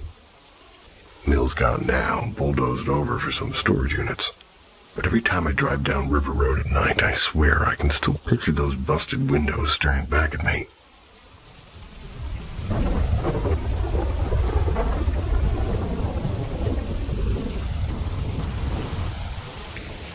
That night at the cabin.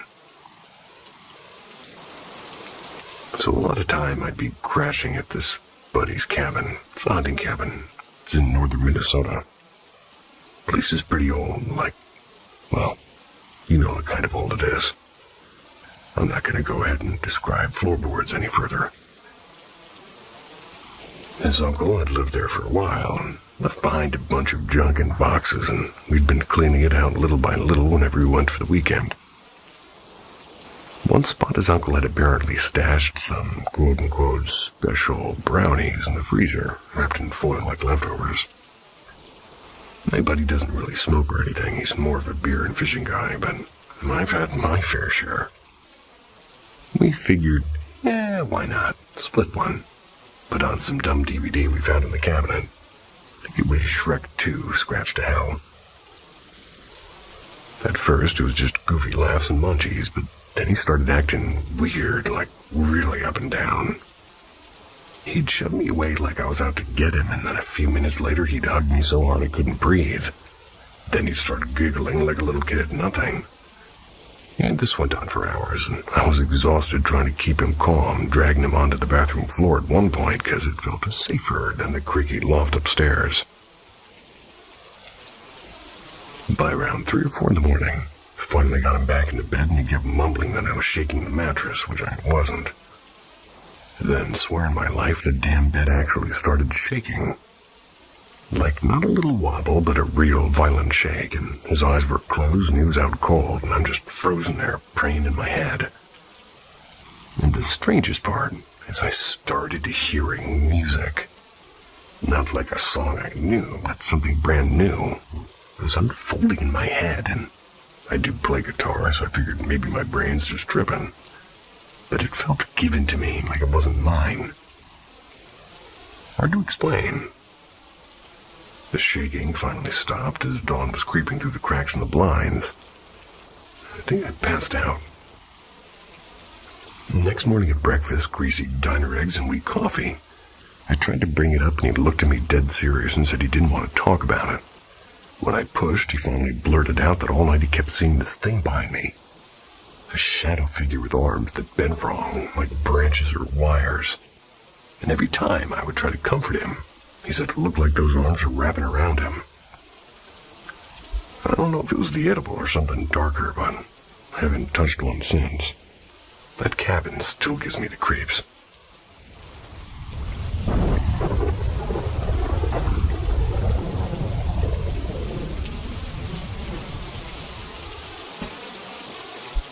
The lady in the rocking chair.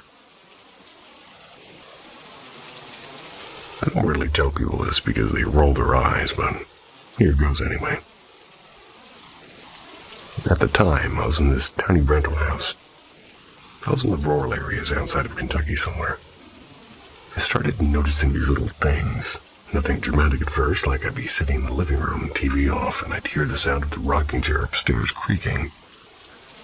Well, there was no rocking chair up there. Never had one. Still, every so often you'd hear that steady creak, creak, creak, like somebody's grandma just parked herself down for the evening. At first, I thought it was old pipes or the house settling. That's at least what you would tell yourself, right? But then I had my nephew over, and he's about 3. And he toddled into the hall one morning and asked me all serious, "Who's the old lady upstairs?" And I swear my heart just stopped. I never said anything about it to him. I wasn't scared exactly, but it was more unsettling. She, and I just decided it was a she, felt like she was keeping an eye on the place. A couple of times I'd be dozing on the couch and swear I felt somebody sit down at the other end. The cushion would dip a little, like when a person sits too heavy. You know that exact weight shift feeling? It's like that, and I'd open my eyes and there'd never, ever be anyone there. One night sometime later, weirdest thing happened. My niece had left her stuffed rabbit on the floor of the guest room.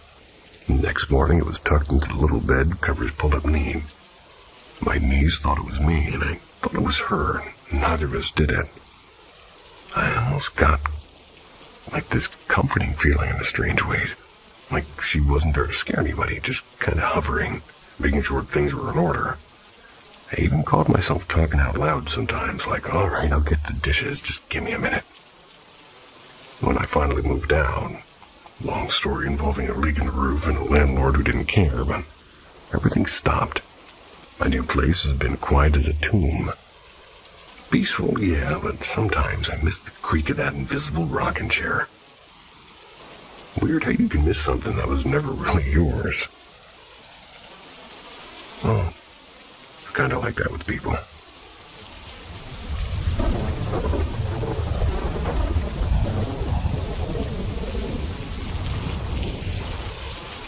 The night before my uncle passed. I never thought I'd be writing something like this. I've always been the one rolling my eyes at ghost stories, but this did happen to me, and it still does mess with me. 2 years ago, my uncle was staying at our place because he was really sick. Like the kind where you know it's near the end. We'd set him up in the spare room in the back of the house. My aunt was sleeping in there with him most nights. I was in the living room on the pull-out couch, the kind where the springs jab your back when whatever.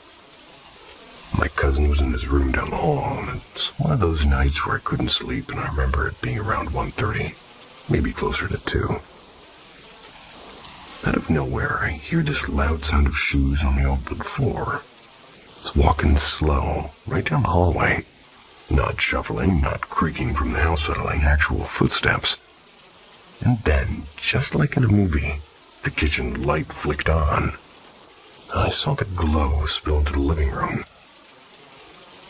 At first, I thought it was my cousin grabbing water, but a minute later he came out of his room looking freaked out and asked, "Did you just go into the kitchen?" I told him no, and his face went pale, and he said he'd heard the same footsteps and thought it was me. Now, my aunt was still in the back with my uncle, and she'd walked down the hall, and we would have heard the bedroom door open and shut. Plus, she wears slippers that scuff, not shoes, and my uncle couldn't even get up on his own by then. We both just stood there for a bit, staring down the hall, the light in the kitchen still being on, and I just worked up the nerve to check, and there was no one. The kitchen was empty, doors were locked. My cousin wouldn't even step in there. He just sat on the couch with me for the rest of the night, and neither of us talked much. We were just waiting. And my uncle passed away the next evening. I don't know what to make of it. Maybe it was nothing. Maybe the house is just strange, or maybe my brain was running wild because of stress. But the thing is, 2 of us heard it and saw this light. And that's what keeps me up sometimes. I don't know. Feels like somebody was walking through one last time, or maybe somebody came to walk him out.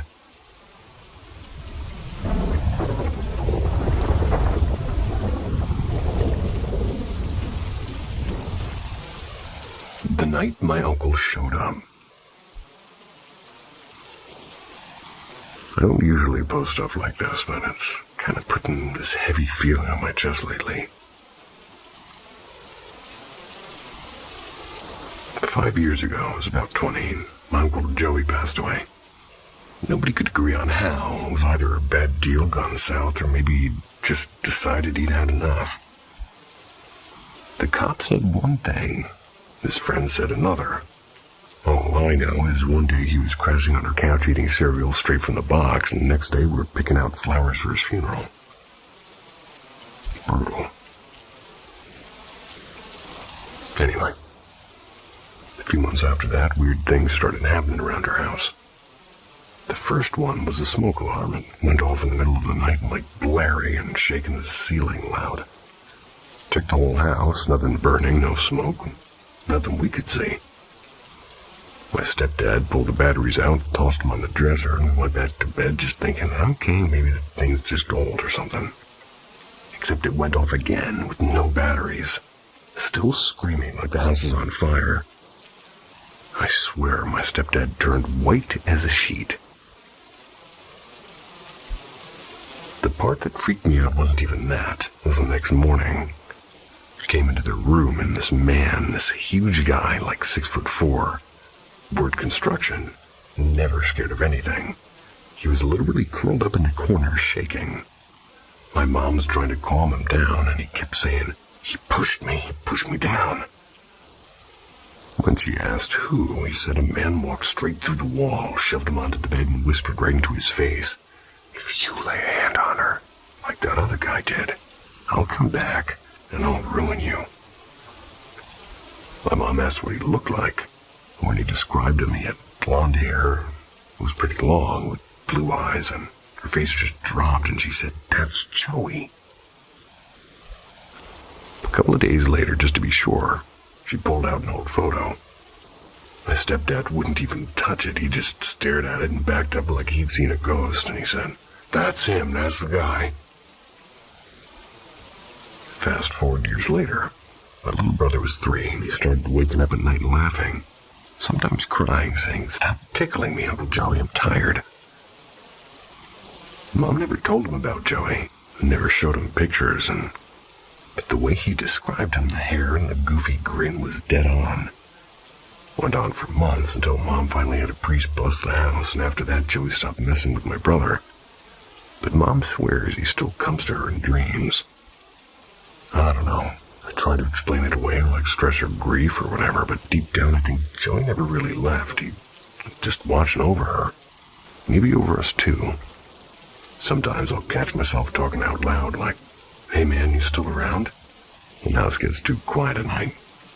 And sometimes, I don't know, maybe it's in my head, but I swear I feel him answer.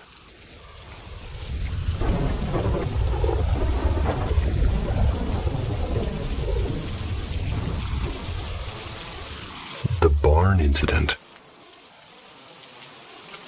So this one time I'm poking around this old feed store out on the edge of town. It was a couple of years ago. It's kind of a half-antique shop now. It's got junk piled up in the corners, and I kind of like places like that. Smells like dust and old, I guess. You know. So I'm checking out a shelf of enamel coffee pots when this older guy, maybe late 50s, walks right up to me and says, "There you are, Cricket. Haven't seen you in forever." Now, Cricket, that was what my grandpa used to call me when I was a little kid. And no one else, just him.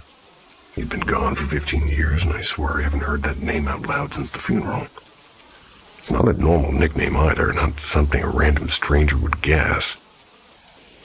I laughed at first, kind of nervously, and I told him I didn't know. He frowned, looked me over like I was messing with him, and he said, "We used to play in the same neighborhood when we were kids." But here's the thing. I didn't grow up anywhere near here. I moved to this county only 5 years ago. Kept trying to brush it off, but he wouldn't drop it, and he even said something about the red wagon I used to drag around, which, yeah, I did have one of those bright red dented sides, or the bright red one with dented sides. But again, that was at my grandparents', states away. Eventually, I muttered some excuse about needing to meet somebody and ducked out with my heart pounding. I remember sitting in my car staring at the steering wheel and just unsettled like my grandpa had whispered through somebody else's mouth. I still go back to that feed store sometimes, but I've never seen that guy again. And every time I walk past the coffee pots, I half expect to hear Cricket behind me. It's silly maybe, but it gives me chills just thinking about it.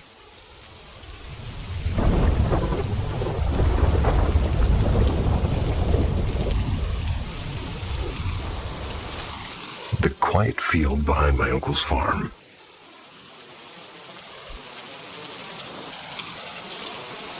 I was about 20. We had a couple of barns, so we had some corn, we had some cows that seemed to kind of hate me. I'd sleep out back sometimes because the house was all mildewy, and, well, his snoring could shake nails out of the walls, it seemed. Anyway, I dragged an old blanket out to this patch of grass behind the barn one night. No tent, just me, my backpack, and the sky. I remember it was really clear, stars sharp enough to cut glass, and then there was silence, like somebody muted the world. The crickets, the cows, even the wind were just gone. I thought my ears had quit out on me. Then this light started, and it was like a pale blue, not like headlights or a plane. It pulsed, almost like it had a rhythm. I tried to stand up, but it felt like my legs forgot how to, and my body just locked. And I swear I smelled something like burnt ozone or wet wires. The next thing that happened's a little bit hard to explain, but I'll try my best. 1 second, I'm staring at the barn roof. The next, I'm inside somewhere. Not a building, more like being inside of a bubble with walls rippling like water. Couldn't move, but I wasn't really tied up. There were figures too, and yeah, they looked wrong in the way that they're hard to pin down, but they were too human, but they weren't human. Skin was shifting colors like gasoline in a puddle. Like you could almost see stuff moving underneath it, like veins or maybe organs glowing faintly. Their faces were what got me, though. Expressions were right, but not quite. Like when you see a mannequin that's trying too hard. They didn't talk, but I felt them in my head. They sifted through stuff, like flipping through a deck of cards that was me. Memories, feelings, even dumb ones. Like the time I fell into a creek chasing a chicken. They were curious, but not mean, just detached. I don't know what they did exactly, but something. Like they rewired something inside of me, and when I came to, I was flat on my back in the grass, my blanket half off of me, and dew everywhere. The cows were just lowing again, like nothing had happened. My watch said 5:20 in the a.m. Nothing was wrong with me, no marks, no pain, but sometimes on real clear nights I get this sensation in my chest, like a second heartbeat. Faint and not mine, but maybe it's just my head, but maybe not. I haven't camped outside since, though. Is that what they call mooing? Cows were lowing. I'll have to check that. I'm skeptical about all cow information. You can quote me on that.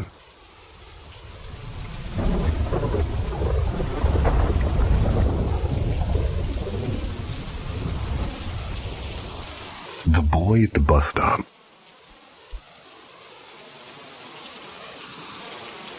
Last summer, sometime in late July of 2023, it was hot. One of those muggy nights where the air feels thick and you can tell it's about to storm. I'm waiting for the bus. I'm just sitting there, hanging out with a couple of friends at this little outdoor market that we have in town. It was already dark, but the streetlight above the stop kept buzzing and flickering, which didn't help my nerves.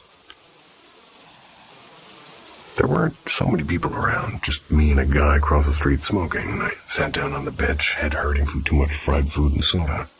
Kind of zoned out. And when I looked up, I swear there was this boy standing just a little ways off, maybe 15 feet away. Couldn't have been more than a year older than me. Brownish hair that caught the light strangely.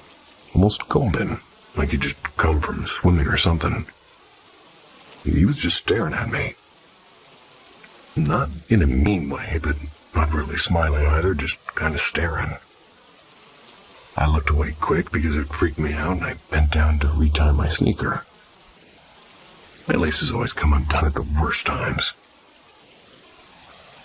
When I glanced back up, he was turning completely the other direction, like he'd been waiting for someone else the whole time. When the bus finally pulled up and people shoveled on, he wasn't there anymore. Not across the street, not near the bench. Nowhere to be seen. I even walked down the block a bit thinking maybe he got tired of waiting and left. I even went out of the way and asked the driver when I got on if he saw a kid in a white tank top hanging around. He looked at me like I was nuts and said, "Only you out here, sweetheart." I know I wasn't imagining it because I noticed his shorts too. They were black with these green stripes down the sides. A weird detail to invent, right? No one else remembered seeing him. The whole ride home, I kept thinking maybe he'd gone sitting at another stop that we passed. He wasn't, he was just gone. Still don't know what to think about. Maybe he slipped away real quick when I was distracted, but it doesn't add up. The street's pretty open. There's no alleys nearby, and honestly, I don't think he ever got on a bus at all. I try not to dwell on it. But sometimes, when I'm walking past that stop at night, catch myself looking for him again. Kinda hope I don't. Kinda hope I do.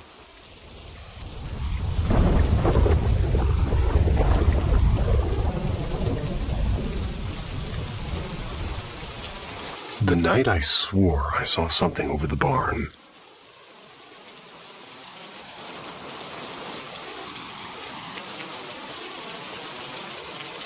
This was way back, and I want to say the winter of 2001. At that time, it would make me, I guess, 11 or maybe 12.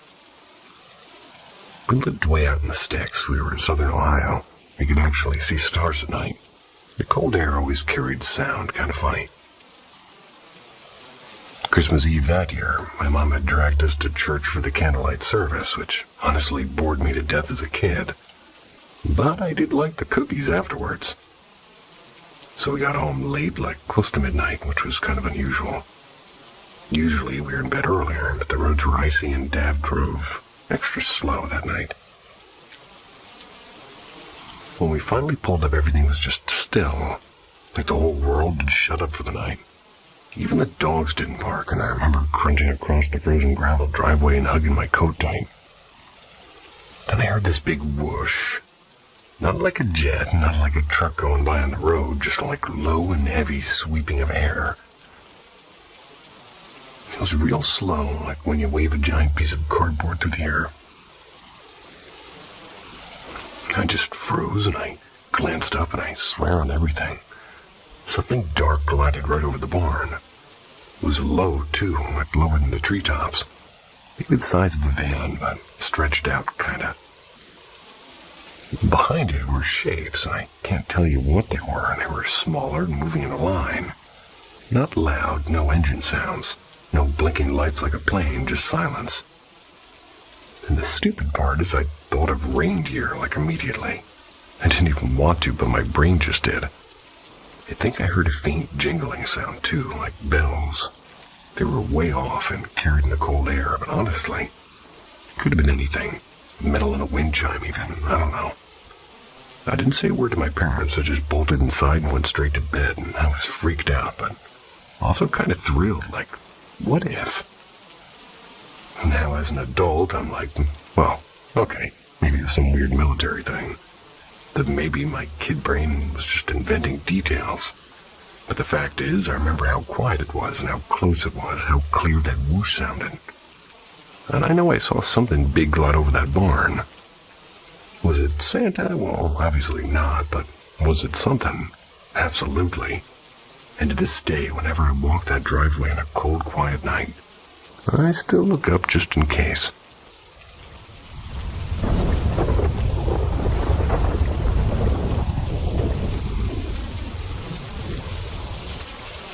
The thing by the barn. I was maybe 13. I was out in the middle of, somewhere in Kansas.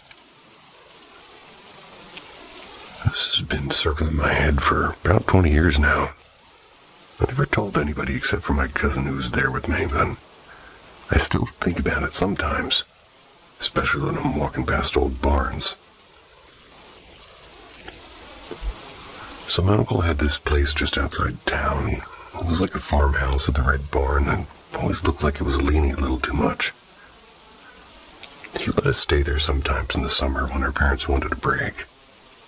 It was one of those trips where we stayed up late, sneaking Dr. Peppers and playing Game Boy until we passed out.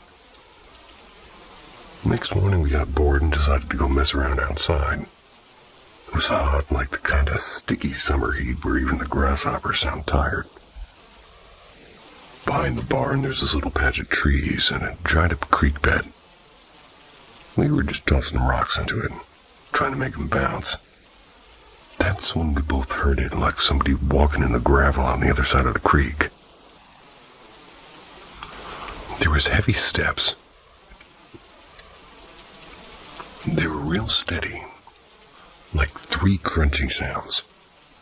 My cousin looked at me and I looked at him, and then up the slope comes this, well, I don't even know quite what to call this. It looked like a man, but not really. It was all black. Not like clothes black, but like when you stare into the inside of a chimney. Just no detail. Shoulders, arms, boots, even the shape of a head, but no face. We froze, and I remember I still had a rock in my hand, and I just didn't throw it. My cousin, he actually said, hey. Like we'd just run into some neighbor. But there was nothing. The thing didn't talk and didn't move much. Just stood there a few yards away. Then as slowly as it showed up, it turned and walked back down the other side of the creek. We heard the steps for maybe 3-4 more crunches, and then nothing. dead silent. Of course, we ran down to check, and kids are kind of stupid like that. There wasn't a damn footprint, not even one. The ground was dusty and should have shown something. But nope. We ran right back to the house, locked ourselves in the kitchen, sat there drinking warm soda until my uncle got home.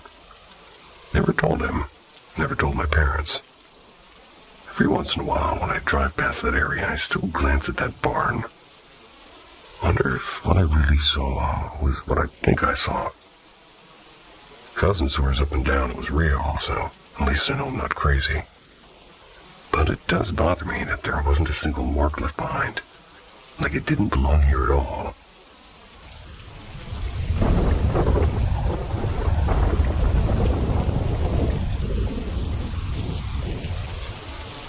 The thing in the field.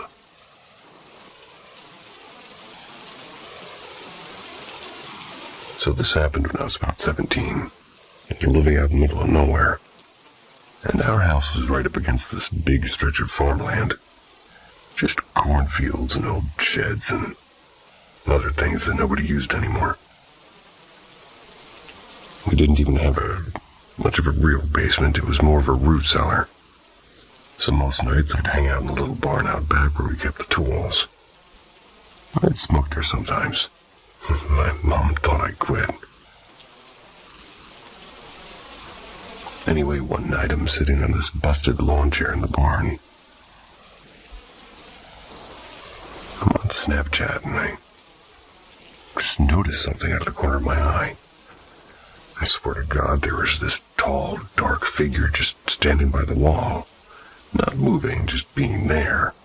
It looked like a man, but solid black. I turned my head to look straight at it, and that thing just dissolved. Like smoke in a breeze. No footsteps, no sound, just gone. Thought maybe I was tired, but the next evening I went back out there sitting in the same chair, and I had this old box of junk toys and tools I was supposed to haul the dump. And out of nowhere, one of those stupid battery-powered toy trucks made the engine revving sound. I don't think that thing had worked in years. Picked it up, and I shook it, and there's nothing. Put it back, sat down, and a minute later it revved again. Like right on cue, like it was answering me. That rattled me badly, and I didn't even bring my phone out that night. So I couldn't record it, and part of me wishes I did, but honestly, I don't think I'd even want proof, because sometimes proof makes it scarier.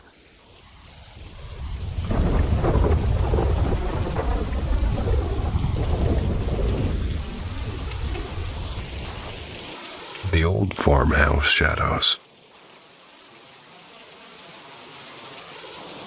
I don't usually talk about this stuff, but reading other posts here made me think maybe I'm not the only one. When I was a kid, we lived in this creaky old farmhouse.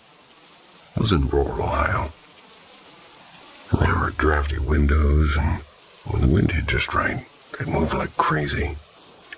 There was a staircase, and it basically moaned every time somebody walked up it. And even if a rabbit were to walk up those stairs, I think it would make at least a whimper.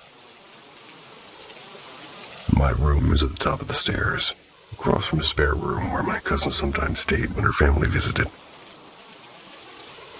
I used to wake up at night screaming. I had night terrors. At least that's what the doctor said. But it always felt like more than that, and I'd see shapes and people shapes, but not really people. Things moving slowly down the hall. They were darker than the dark, but sometimes they looked almost gray like mist. They never came into my room, just drifted by, pausing at doors like they were checking who was there.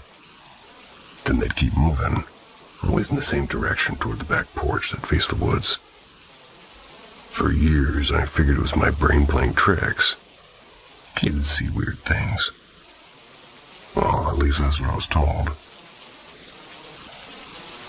But a couple of years ago, sitting with my cousin at Thanksgiving, and after too much wine, I told her about those hallway walkers, and she just froze. Then she said she saw them too, back when she'd sleep in the spare room. She thought she was out dreaming or maybe breathing in mold from the wallpaper. and the house was basically falling apart.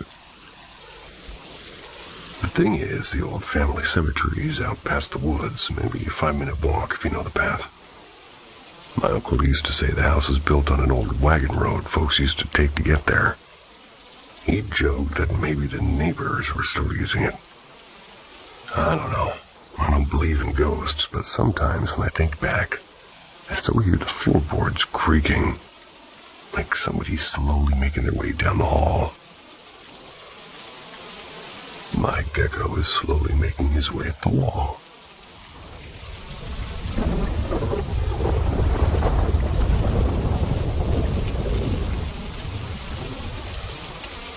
The woman at the crossing.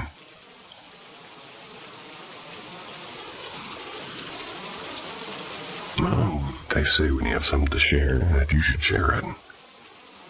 So, it's here. I drive trucks for a living, mostly long hauls out west. This happened maybe 3 years ago, late fall, cold enough that my breath fogged up when I stepped down. I'd pulled off on some little state route in Nebraska after a bad wreck. Cops were already there, flashing lights bouncing off everything.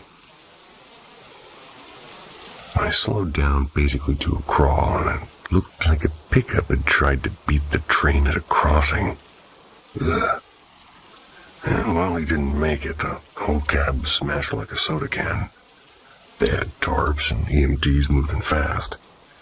I didn't want to gawk, but when traffic stopped, I ended up right beside it. Here's where it gets weird. I'm sitting there waiting, and I see the shimmer like heat waves. But it was freezing out. At first, I thought maybe exhaust smoke, but it wasn't that. It looked like a woman. They weren't solid, but just light bending around her, you know. Her arms kept moving, throwing up in the air and then pounding at the hood of the pickup like she was furious. I couldn't hear anything, just this kind of humming in my ears, like when you touch a live wire by mistake. My chest prickled and felt like static. Touching a live wire will do more than that. But anyway. She'd step back and then pace and then throw herself against the truck again, over and over, and I couldn't stop staring. And the strange thing is, in my head it was like somebody dealing cards fast, like a snap, snap, snap, images of a crash. Him speeding up and her yelling and the train lights and the impact and dozens of little flashes. I was shaken enough that when the deputy walked past my rig, I rolled my window down and asked, kind of casual-like. I asked if anybody else was in the truck, and he said, nope, just the driver. I kind of stammered. You sure? Maybe somebody got thrown farther. He gave me this look like I was being nosy, but then he radioed something in, and 15 minutes later, another deputy came back shaking his head. He said that they just found a female body down in the ditch past the crossing, thrown clear. I didn't say another word. Traffic started moving after that, and I drove off. I couldn't shake it. The shimmer was gone when I looked back. The whole cab was empty, and yet I swear she was there trying to drag him back, or maybe just not realizing that she was gone. So when I hit a crossing and I see the arms come down, I think of her. I kind of say something in my head, something along the lines of safe travels underneath my breath. It's a strange habit, maybe, but it makes me feel better. I believe in the saying, do what you gotta do.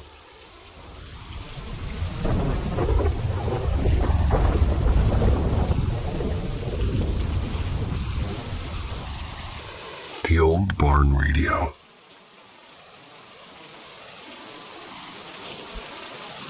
A couple years back, I moved into my grandpa's old farmhouse. The place has been sitting empty for a while after he passed. It's one of those creaky wood frame houses where nothing feels level. The kind where, like if a cat's walking, you can, well, kind of hear a circus. So I'm staying there alone, just me and my dog, trying to get the place livable again. It was late one night, maybe close to 2 a.m., and I was in the living room. I had this beat-up radio from the barn playing some old country station. The signal out here is garbage, so I kept cutting in and out and getting all fuzzy like... It was like somebody crumpling aluminum foil right in my ear. I leaned over just to adjust the dial, thinking maybe I'd catch it clearer for at least a bit. And right as I'm messing with it, I feel this grip on my ankle. Not a brush, not just the dog bumping me. I think he was snoring across the room at that point. But like a real hand wrapping around and pressing down. I actually froze because my brain was trying to make sense of it. At that exact second, this radio was blasting through the static. I swear to this day, it said something like just one word, "Hey," like somebody hollering at me real close. Jumped so hard I nearly kicked the radio off the table. Dog woke up barking like mad, staring right at my leg, but then there was nothing. There was no one there. No sound after that. Radio just went back to static and this twangy guitar. I know old houses are weird, and I know radios pick up straight chatter sometimes, but the timing, the hand, the voice, both at once, that's the part I can't shake.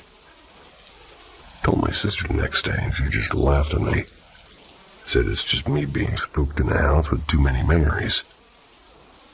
She might be right about the memories, but something when I'm walking past that radio, I still feel like if I turn the knob just right, I'd hear somebody waiting on either end.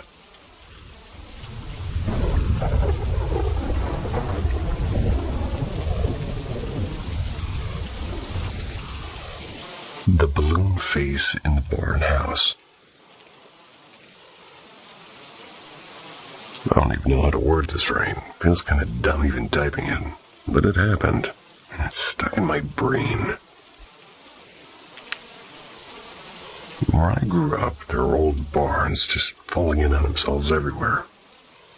But in the same area, we rented this 2-story house, and it used to be a feed store in the 40s. At least that's what my dad swore.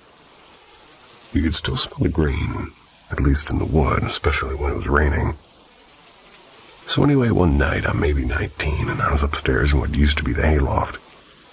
My parents let me turn it into my room because it had a window that looked out over the fields. Sitting on the floor playing my old PS2, my heater's buzzing like crazy because winters here are brutal. Out of nowhere, something floated up the stairs. Not a person, not an animal. It looked like this clear, stretched balloon kind of gliding up. It wasn't bouncing or rolling, just moving. And the face on it. God, I still hate thinking about it. It was like Edvard Munch's The Scream, but twisted, like somebody had drawn it on plastic and stretched it too far. It wasn't sharp, like a solid thing, more like a reflection that wouldn't go away. Faint, but with more weight. You know, you can feel someone staring at you. Well, I had that too. And even though it didn't make a sound, I swear my chest felt this vibration. Like when you stand too close to speakers on like a county fair. Or anywhere that might have speakers. So I froze, and the controller was in my lap, and I was just staring at it. Told myself it was headlights bouncing off weird off the wall, or maybe my eyes being tired. But no, it lingered too long. Moved too deliberately. Thought about running outside, but it was February. Snow piled to my knees. So I did the next dumbest thing. Pulled the blanket over my head like I was 6 years old again. Fell asleep shaking like an idiot. Funny part is next morning my mom mentioned she kept hearing somebody walking up the stairs in the night. No one was there when she checked. She brushed it off, but I didn't even try to explain my side of the story. I've seen shadows and I've seen weird lights before, but nothing like that. Balloon thing. With that screaming face. Has anyone else ever seen something float like that? Not a shadow person, not a mist, but something that feels halfway between a hallucination and an actual object. I can't can't shake it. It felt too real. And I really, really don't want to see it again. The thing by the barn.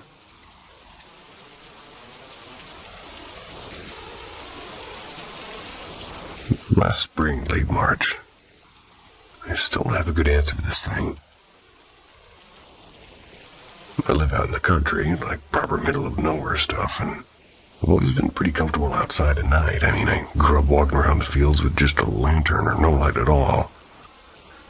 My dad always said, if you know the land, it won't bite you. And I believed him mostly. Anyway, one night I went out to check the shed because the wind had been banging something around.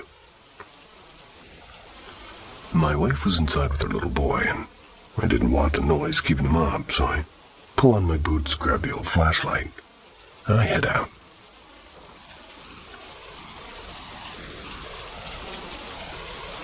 And it's quiet, except for frogs and the wind in the pines, that kind of quiet that feels thick. And as I get near the barn, I see this thing, and the best way I can describe it is like a tall streak of light. Whitish with this weird green tint. Almost like when you crack a glow stick, but brighter. Wasn't standing still either. It was sliding or maybe rushing straight toward me. And it felt fast. Froze for maybe a second, and my legs just decided on their own, like, nope. Turned, ran back to the porch. My heart was hammering. I was half convinced I'd trip over my own boots and get eaten or zapped or whatever it was going to do. I didn't stop until I was back in the glow of the porch light, breathing like I'd sprinted a mile. Next morning, walk out there again, feeling a little bit dumb about the whole thing. Thought maybe the flashlight had bounced off the tin roof or caught the glass on like a chicken coop window. That could make sense, but I tried flashing it every which way and couldn't get anything like what I'd seen. The window's on the wrong side anyway. The part that stuck with me, though, was a week later. I was talking to my neighbor, an old guy named Harold, who's lived here forever. I mentioned the light, just joking around, like, I guess I saw a UFO. And he got serious. He did it real quick, too, and he said, don't walk by the barn at night. Never have, never will. Then he just changed the subject and wouldn't explain it.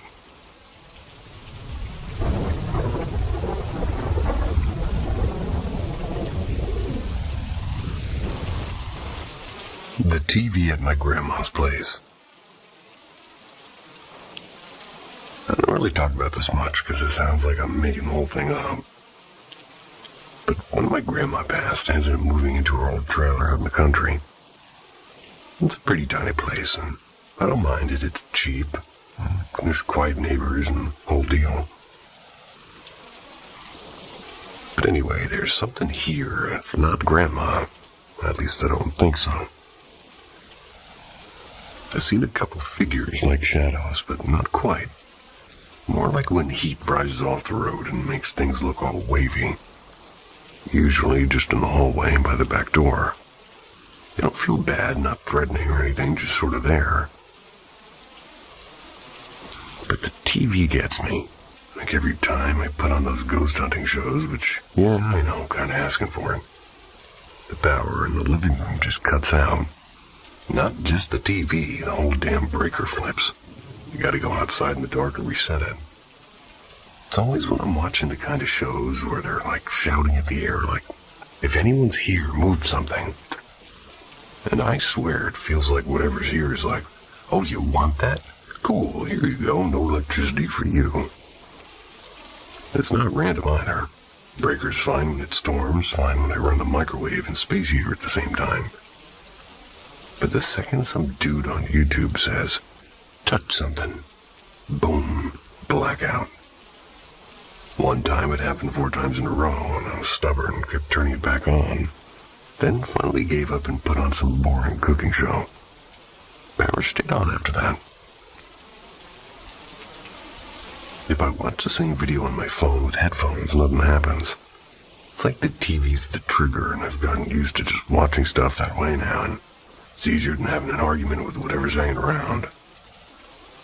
I don't know, maybe the wiring's janky, maybe not, but Every time I go back to that breaker box at midnight with the crickets screaming and the neighbor's dog going nuts, I can't shake the feeling that somebody's watching me reset it.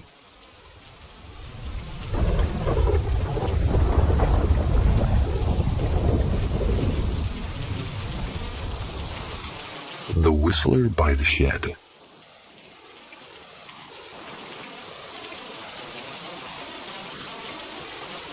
My buddy told me to post this on this particular sub, so I'm going to go ahead and give it a try. I've been living in this old rental house out in the country about 6 months now. It's not falling apart or anything, but you can tell it's been through a few families.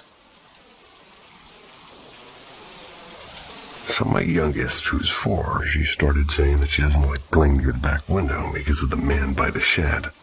And at first, we just laughed it off because kids say some crazy out-of-the-world stuff, at least in my experience. We thought maybe she saw the neighbor or something. But then she told me that she saw the man who whistles funny. And apparently, he hangs by his arms. On the side of the shed, no less. I don't even know what that means. But here's the part that makes my skin crawl extra much. About 2 weeks ago, I'm in the kitchen late at night, and I swear I heard this slow, broken kind of whistling outside. Like not a tune, just air through teeth or something.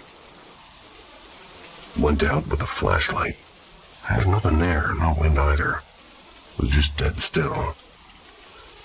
We've had a couple of other things happen, like the back door rattled like somebody was trying to get in, but when I yanked it open, there was no one. Just the yard and that stupid shed. My dog, who usually barks at anything, just stared at it with his ears down.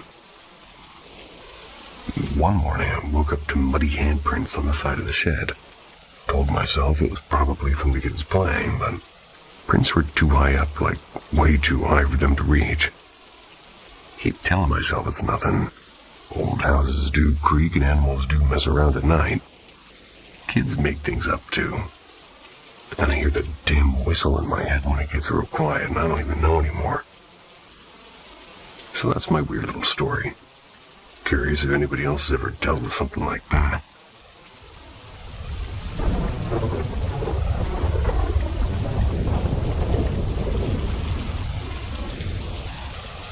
The night the old clock fell. This might sound dumb, but I swear it happened. I was maybe 16, and at that time I was living at my grandma's place. It was during the summer. The house was pretty old and had that mothball smell to it, mixed with a little bit of fried onions. Sounds kind of good to me. I had the attic room, which was cool because I had my own little space, but a little bit creepy too, especially at night. One morning, half awake, I'm in that fuzzy state where you're not sure if you're dreaming or not. Had my little radio alarm set to some country station. It kicked on, playing low, and I just laid there listening. The light through the window was that dim blue, so I hadn't bothered turning on the lamp yet. Then the music started to fade, like not cut out exactly, but melt into static. Not fast, not sudden, just slow. I thought maybe the old wires or the antenna was loose. Kept getting worse until it was all static, louder than it should have been. Like way too loud for volume that I had it on. Start to get goosebumps because, I don't know, it just didn't sound right. Then I heard a dull thump. Not heavy, more like a footstep, but like something solid hitting wood, and I froze. Radio went silent right then, like somebody hit mute. No static, nothing, just emptiness.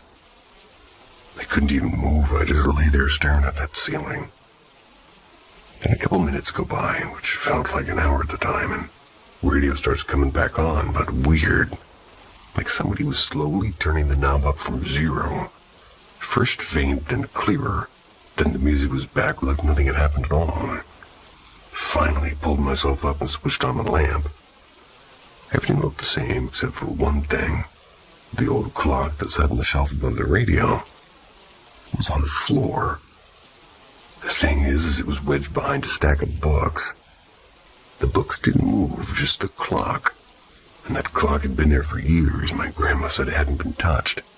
No way it slid out clean without knocking anything else down. And I stuck it back. I tried to shrug it off, but the next day I told my grandma. She just nodded like she'd heard that sort of thing before. Didn't even look surprised, just said, "That house is old and it does remember things." Which, what does that even mean? So I stopped using the radio after that. Keep this flashlight by my bed too, and I do also think about that clock.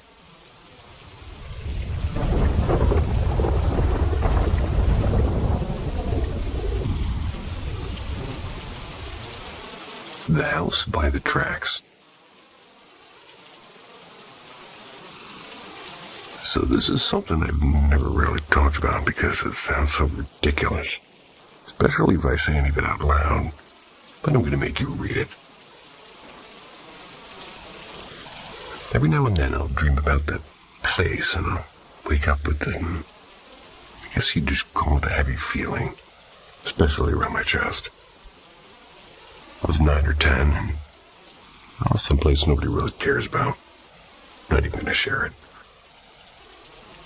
But there'd been these awful storms the week before, and they were real nasty. Ripped siding off the houses, the wind was so strong, and knocked trees into the road. Nothing like a tornado, but enough that our roof was leaking, and we had to start looking for a new spot. So one Saturday, my aunt drove us out to look at this house that she swore was a steal. It was out by the old train tracks, kind of tucked behind a mess of pine trees. We were in her beat-up old Buick, and it's all covered in menthols and fast food wrappers. She had one of those gas station coffees. They were balanced in the cup holder, sloshing everywhere. Cousin and I were in the back, just splitting a bag of sour gummy worms that had melted into one big lump. That sounds delicious. The house itself, I still see it clear as day. 2 stories, white paint peeling off in long strips, and the porch sagging like it was tired to keep holding itself up. Half the windows, they're all boarded over, and there was this hole near the roofline, like somebody had taken a bite out of it. The storm had definitely made things worse, but it looked like it had been bad for a long time. The second I stepped out of the car, I swear it was like somebody had pressed mute on the whole world. The tracks weren't that far away. You could always hear trains in that area, but not then. Not a single bird either. It was late summer, enough to make the air buzz. But standing there, it felt cold. Not windy cold, more like the kind of cold that gets inside your stomach. My cousin was laughing at me for shivering like a chihuahua when I couldn't move past the edge of the driveway. My aunt just kind of kept calling us back to come look inside, but I just couldn't. My feet wouldn't go. My cousin ran off ahead, but I stayed there frozen. This kind of makes me feel like I've lost it, because I saw a man standing by the porch. Not in any detail, not like a ghost movie where they're glowing or whatever, just a man-shaped shadow. He didn't move, he didn't wave.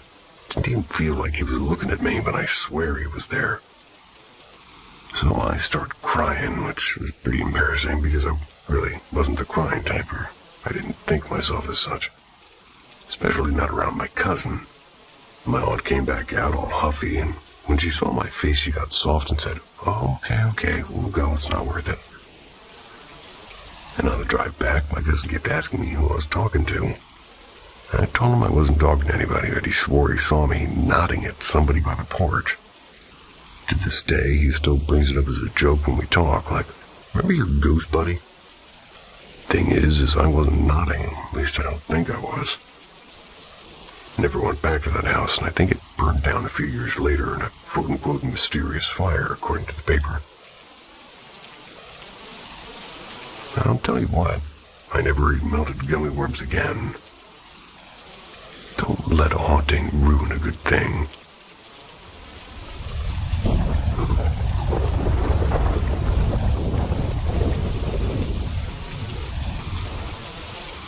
The Man by the Silo.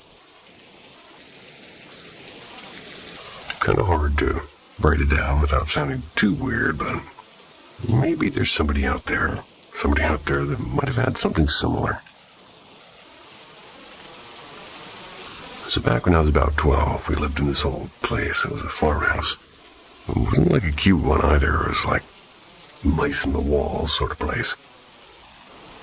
Shared a room with my younger cousin for a while, and nights were always loud with the barn creaking and coyotes yipping, so I never really slept good there. But I swear, like I'd feel our old dog. He'd jump up on the bed at night. He'd been gone for about a year by then, buried out past the cornfield. But I'd feel that dip on the mattress, same spot every time, and sometimes I'd even reach over and I swear I felt fur. I'd mumble like, "Hey boy," half asleep, and remember he wasn't around anymore. And on a couple of those nights, after my dog quote-unquote visited, I'd hear this man's voice real soft near my ear. Not loud, not scary, just a whisper like, "Sam." That's my name, by the way. Nobody else in the house called me that, not even family. Spooked me good, but I never told anyone back then. Years later, I'm talking with my old cousin about the house, just joking about how drafty it was, and she suddenly goes, "Remember that tall man by the silo?" I just about dropped my drink. She said she used to see him plain as day, and the shadow guy who'd stand by the corner of her room when she cried, or sometimes just outside the window by the silo. She never thought he meant harm, more like he was just watching. It made me think about one night I came in late from helping a neighbor move hay bales. I swore I saw Duke in the mudroom. That's my dog. The tail was wagging. Bent down to pat him, hand went through the air, and he darted toward the back hallway. And when I looked up, I saw this tall figure at the far end just standing. Didn't come closer, and I just wound up freezing. Blinked, and it was gone. Oops, I just blinked, and now I'm gone.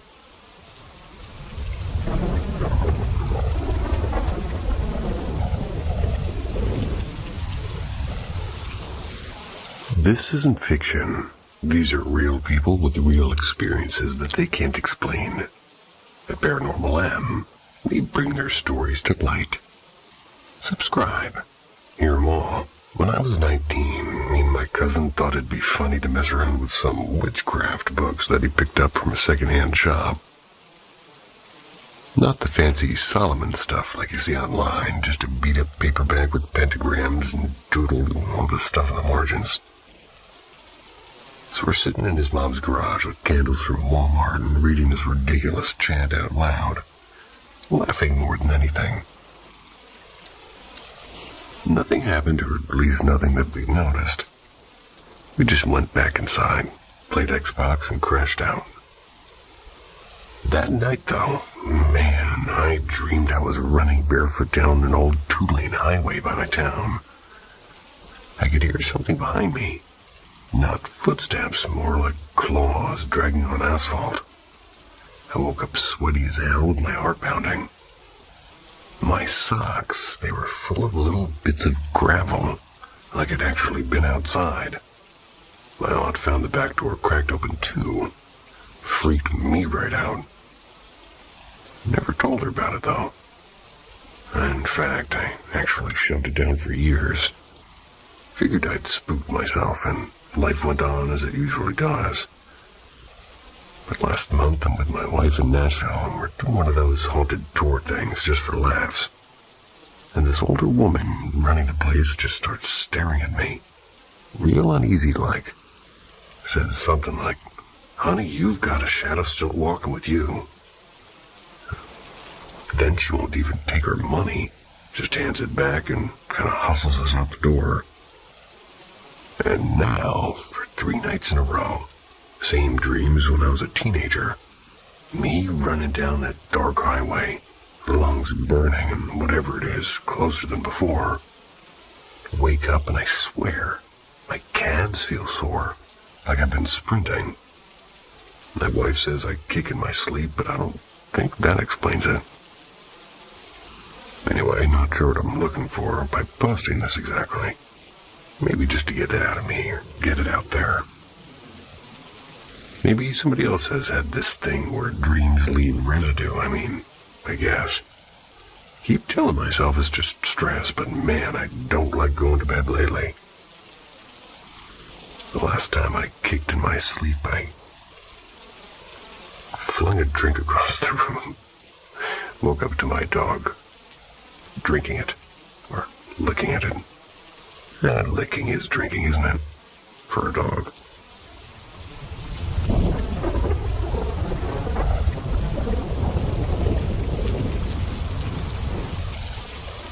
The kid at the bridge. 2 summers ago, this thing happened, and I think about it whenever I drive down this particular road. I'm in a town that has a highway that's sort of strung along it. Then there's fields and more fields. There's this little wooden bridge that crosses over a creek. Not much to it, just old planks and railings and all that. I walk my dog there most evenings, because it's quiet and nobody bothers us. Anyway, my sister came down with her 2 boys, and I figured we'd all walk together. Her youngest, he was about 4 at the time, real chatty kid who normally never shuts up.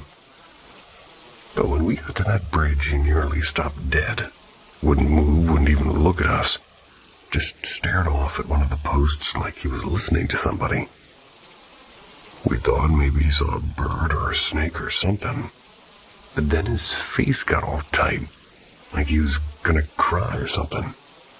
My sister bent down asking what was wrong, and he just whispered, "She's sad." That's all. Wouldn't say who, just that she's sad.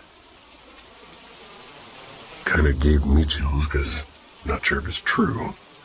But locals say a girl drowned underneath that bridge way back in the 80s. Some folks bring flowers out there every now and then. They set them by the railing. Always figured it was just small town gossip. We tried to keep walking and distract him with snacks and all that, but as soon as we started moving again, he ran back and hugged the post. Like really wrapped his arms around it, resting his cheek against the wood like it was a person. And then he said clear as anything, "Goodbye." And that was it. He's fine later, laughing and running normal again like nothing had happened. But I couldn't shake it. I still can't. We don't walk that route much anymore.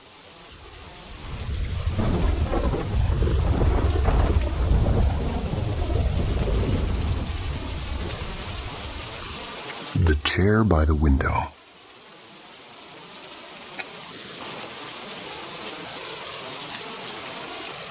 I've been renting this old house for the past year. It's sort of like a place where, well, let's just say it's quiet. Honestly, I picked it because it was cheap, and I like being up where it's quiet. But the quiet out here, it's not the same as being peaceful, let's say. When I was a kid, I'd always hate sleeping over at my grandma's. She lived in this drafty house too, and I used to feel like somebody was standing in the doorway, just watching. Thought I grew out of that, but living here, it's come back. The first thing that really freaked me out happened a couple of months ago. I had this framed picture of my dog sitting on the top of the dresser. One night I'm folding laundry, not even close to the dresser, and that frame just launched across the room. It didn't fall, it didn't slide. It flew, bounced off the floor, landed near the closet. I stood there with a sock in my hand, just staring at it. And since then, it's been little things. I'll be laying in bed and feel this dip, like somebody sat down on the mattress. I live alone, so that's not great. Another night I'm brushing my teeth, and I swear to God, I felt something brush against my ankle. I thought it was a bug or a cat or something, but nope, there was nothing. The weirdest part, though, was about 2 weeks ago. Came home from work and found the chair by the window pulled out. And I was sitting in that chair. It's just decorative, one of those old wooden ones that you throw a blanket over so it looks homey. but it had been moved, and you could see the marks on the rug where it used to sit. I pushed it back and told myself I must have bumped it earlier, but it happened again last night. There's also the butter thing, which kind of makes me laugh, but kind of creeps me out too. I had a brand new stick of butter in the fridge, box sealed and everything.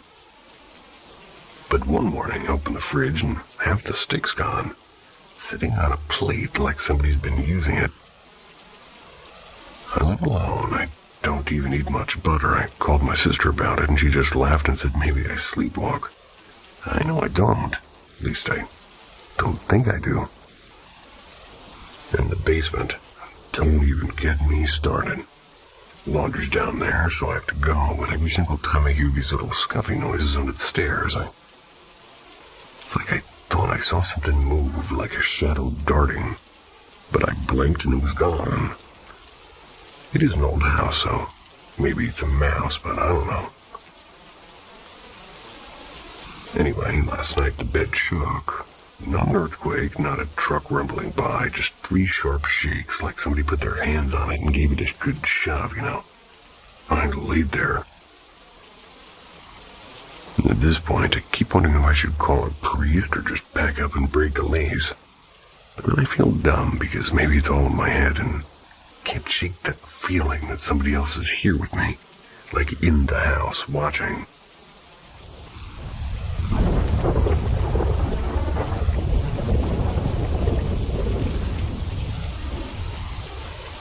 The carnival that froze. This was back in 2016. The small town summer carnival.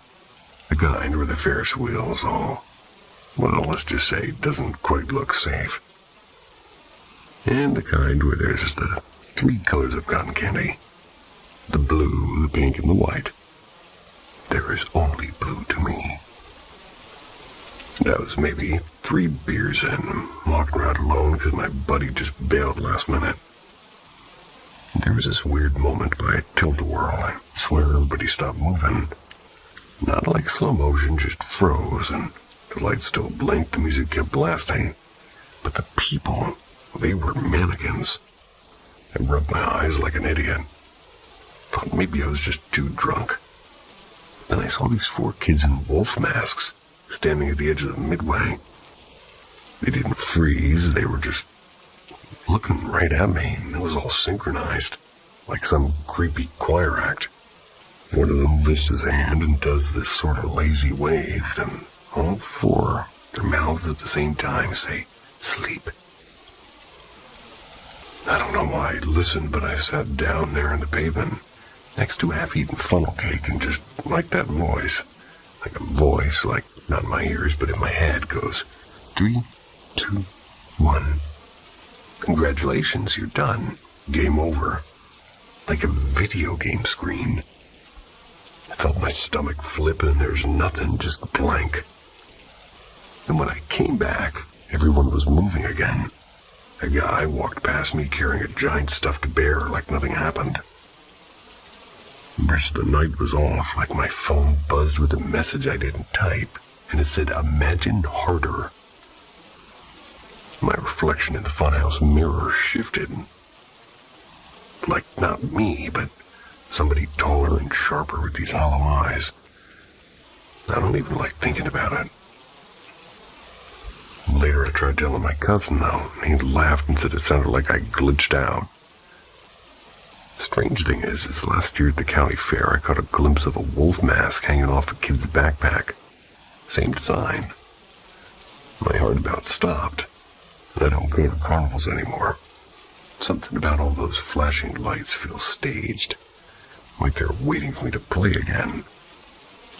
And yeah, sometimes when I'm about to fall asleep, I hear that countdown voice again real faintly. I'm not sure what the hell happened, but I can't shake the feeling I didn't come back the same.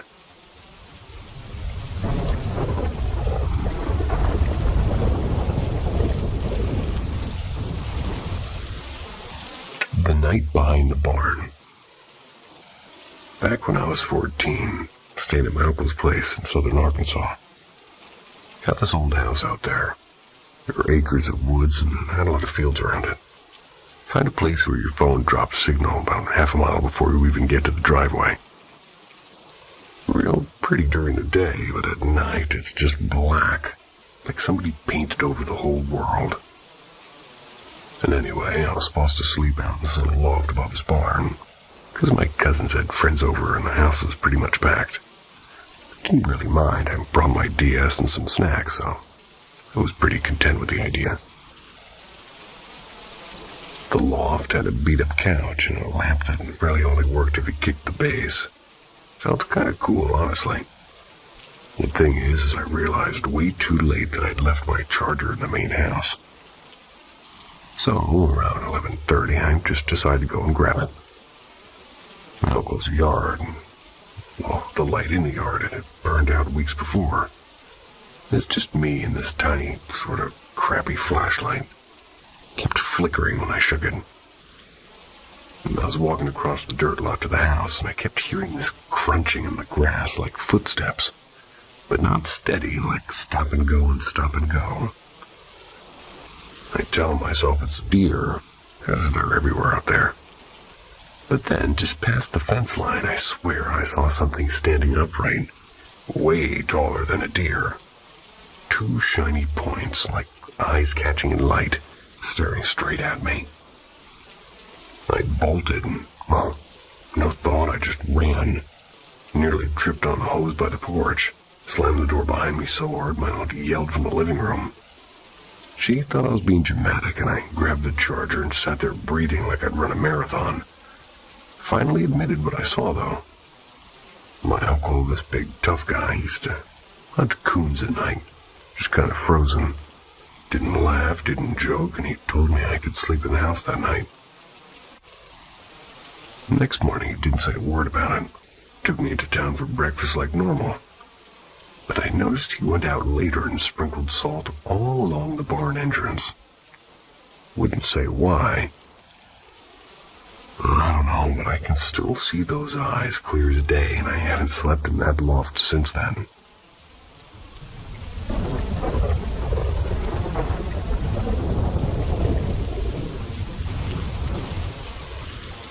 The evening I wasn't there, I never told anybody outside of my family about this, and it happened back when I was in community college. I was living at home in this tiny little town. It has one gas station, one diner, and a few too many churches for my taste. Anyway, one fall evening, my cousin dropped me off at the house after class. I remember tossing my bag on the couch, mumbling something to my mom in the kitchen, who was cooking beans. I remember the smell clear as day. Then I went up to my room, and I had one of those nights where you're just tired for no reason. So I skipped dinner and crashed early.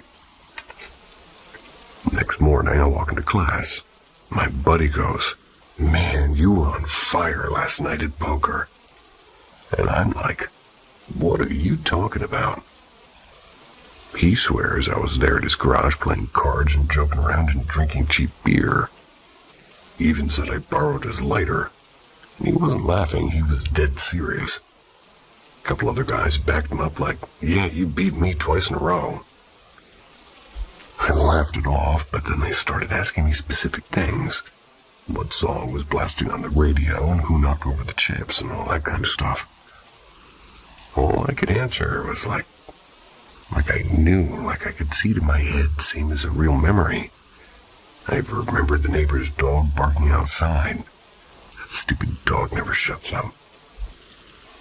So I went home that night, still pretty confused, and asked my mom what I did the night before. She gave me this look and said, "You never came down from your room, honey. You had a fever. Kept checking in on you. Barely even looked like yourself when I peeked in." And that part stuck with me. Barely looked like yourself. She said it twice like it bothered her. And to this day, I don't know if I dreamt myself into my buddy's garage or if there's something like a weird double of me wandering around. Every time I think back, I can smell those beans on the stove and hear those damn poker chips clinking.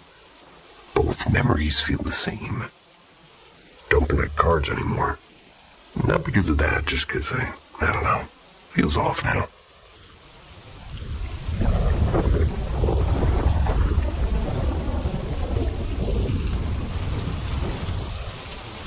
The night I heard Buddy come home. Out of all the things that have happened to me, this is the only one that, well, at least to me, that felt different. When I was a kid, we had this old beagle. His name was Macaulay Culkin. Not the sharpest dog, but he was sweet and always stealing socks and dragging them into his pen. He'd howl if he left him outside too long. He was real dramatic, and he was basically my shadow. Interesting dog name. Anyway, one winter night, he got out somehow. My dad swore the latch on the gate must have been loose. But I don't know, like, we looked everywhere in the snow with flashlights calling his name until our voices were basically raw. And it was freezing. And after hours, we had to go in. My mom kept saying we'd find him in the morning, and I couldn't stop crying. Just sitting there in my room hugging one of his slobbered-up tennis balls. I remember I ended up crashing on the couch because I wanted to be near the back door in case he came scratching. And the weird part is, as I was half asleep, I heard his claws click-clacking across the kitchen tile. Just the way he always sounded when he came in from outside. I swear I heard the jingle of his tags, too. Then the couch made this little sort of indent. And I smelled that wet dog smell, mixed with snow and dirt.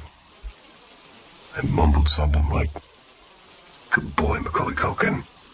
And I reached to pat him, and my hand hit empty air, and I opened my eyes, and there was nothing. No dog, no sound, just the ticking of an old wall clock. The next morning we found him, but not alive. He'd been hit by a car down the road. Must have happened not long after he got out, and my dad wrapped him up before I could see, but I knew. Still think about that night. Like, was it a dream, or did my brain just make it up because I missed him so badly? Or did he really come home one last time? The smell, though, was not just in my head. Way too strong, way too real. Sometimes I still catch myself just listening for those stupid clicking claws on the tile. Sometimes you can hear my dog's nails clicking on the tile.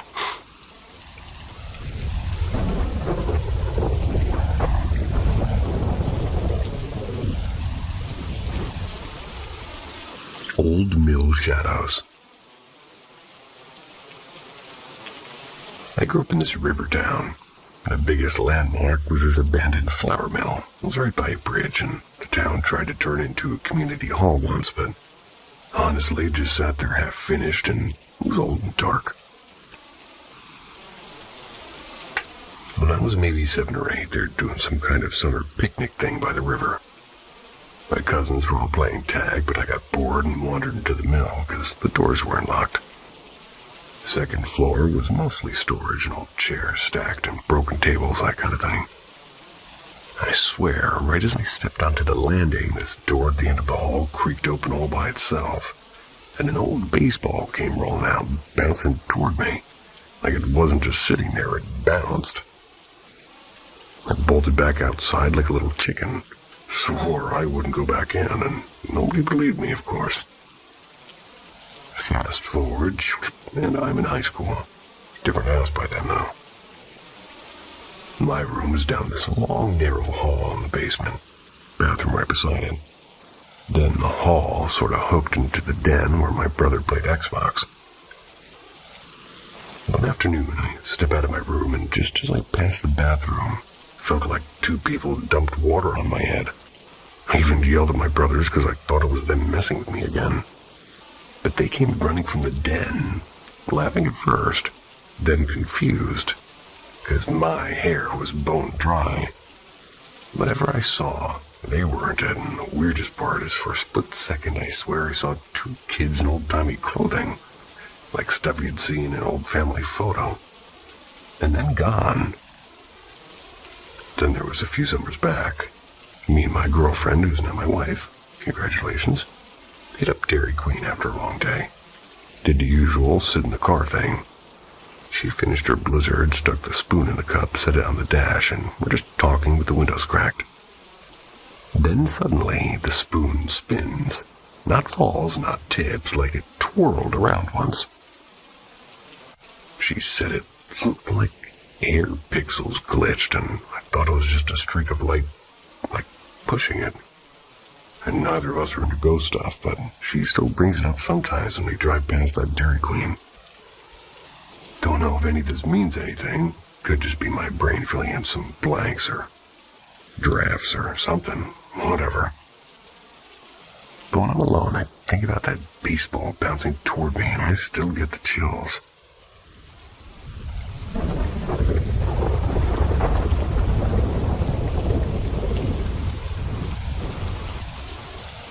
The old coal mine shift. Years back, I'm working nights at one of those half-abandoned coal plants out in eastern Kentucky. Wasn't even running anymore, just some backup generators and a skeleton crew keeping the place from falling apart. Dead quiet most nights. Well, except for the hum of the machines, they never really fully shut down. Anyway, we had this weird stretch, about 2 weeks, where stuff just didn't make sense. Like my buddy Chris got all shaken awake in the break room.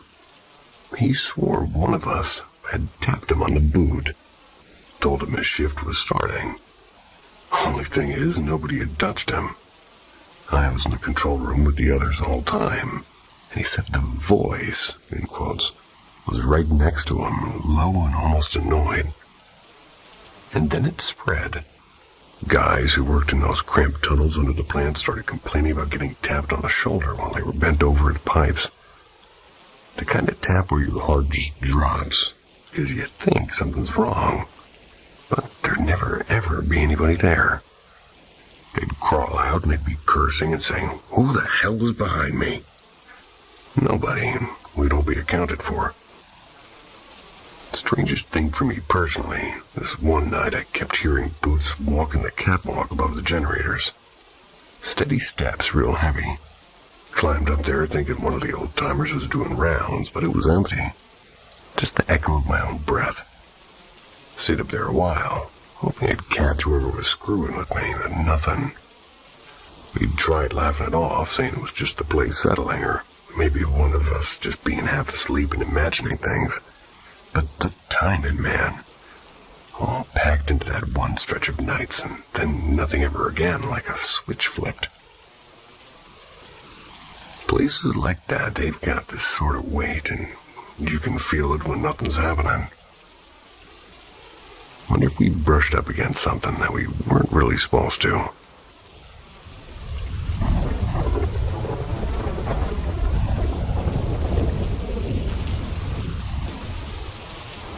The Thing.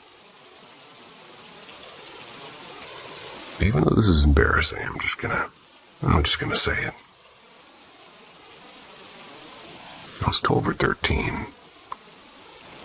I lived, at least to me, nowadays anyways, in the middle of nowhere.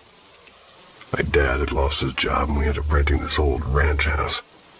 Had a little beat-up red barn behind it.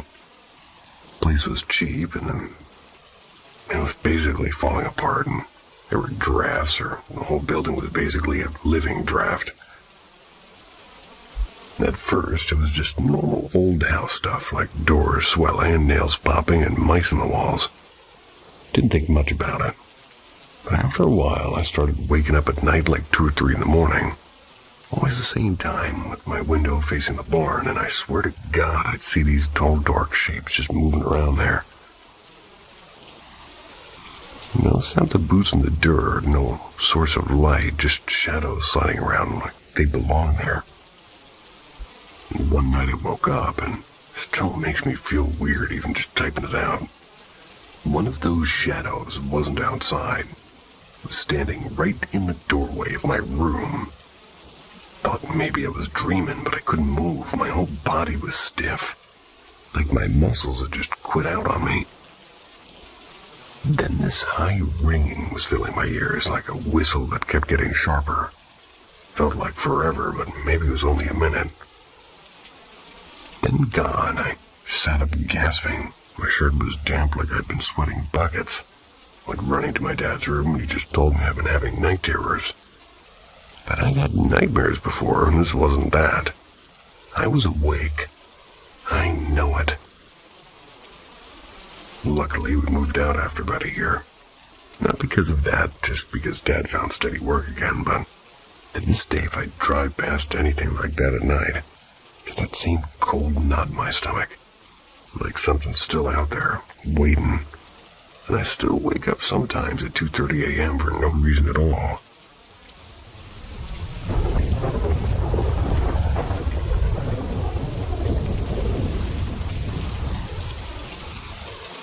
I rented this old house in upstate New York.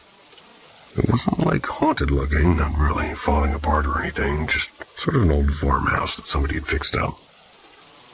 I was living there with my cousin for a while because, well, rent was cheap and we had 2 cats who basically ruled the place. Rent is cheap. I scoff. No way.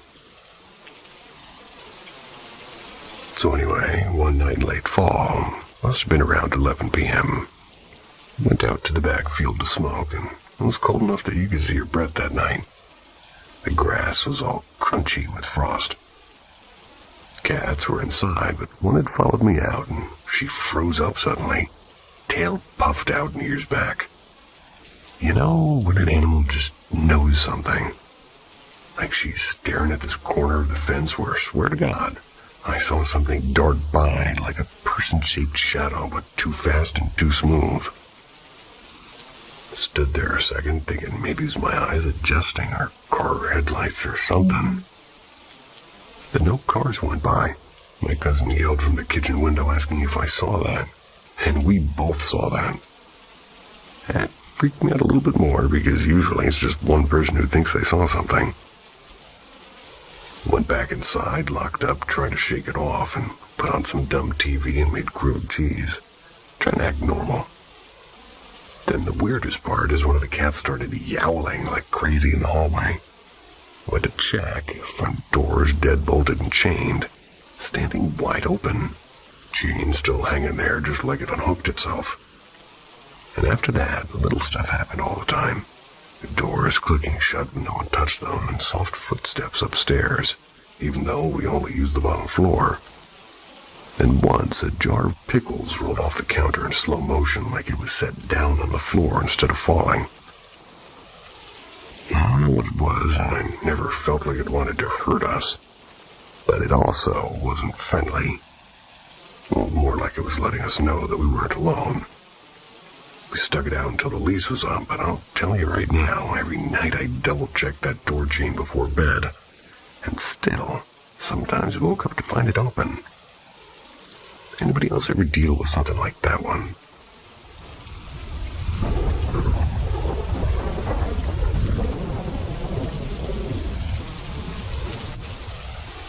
The lady at the motel. A couple years back, I was working the night shift at this small roadside motel. It's got those neon lights that sort of buzz and make that crazy sound.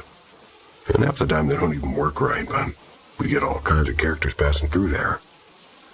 Most of the time it was truckers or folks just needing a bed for a few hours. But there was this older woman who stayed for almost a month straight, and she said that she was just passing through. But honestly, it seemed like she didn't have anywhere else to go. And she was quiet, except she'd mutter stuff under her breath sometimes, like prayers or poetry or just nonsense. Couldn't really tell. She always kept a little candle on her nightstand. Though the motel didn't allow candles, I didn't stop her. I don't know. She had this frail, sad look, and I felt bad. One night, a guy in the room next to hers died. He'd been sick and traveling with oxygen tanks, and we kind of knew it was coming. Paramedics came, took the body out around 3 a.m. After they left, I went back to the office, trying to shake it off. Then the front desk phone started ringing, and no one was out there. When I picked it up, there's no sound, just static. A couple of hours later, the lady comes down for coffee real early. She just keeps staring at his room door, and nobody had told her what happened, and I asked, just kind of casually, "You okay?" And she says real soft, "Those dark men came and carried him away." The way she said it gave me goosebumps. Weeks passed, and she finally checked out. But before she did, she told me she kept seeing silver figures standing around her bed at night. Said they were waiting for her. She wasn't even scared, just kind of tired and like she was ready to go. The weirdest part is I always get a gut feeling that something bad's about to happen in that place. Like I'll walk by a room and a heavy feeling like I already know what's coming. And it's been right more than once. Not saying I'm a psychic or anything, maybe just a coincidence, but when that lady said she saw them waiting for her, I kind of believed her. Still work nights sometimes, and I swear certain rooms feel colder than others. Try not to think about it too much, but yeah, the motel's got its share of ghosts, I think. I have been in your position, sir. And I kind of believe you.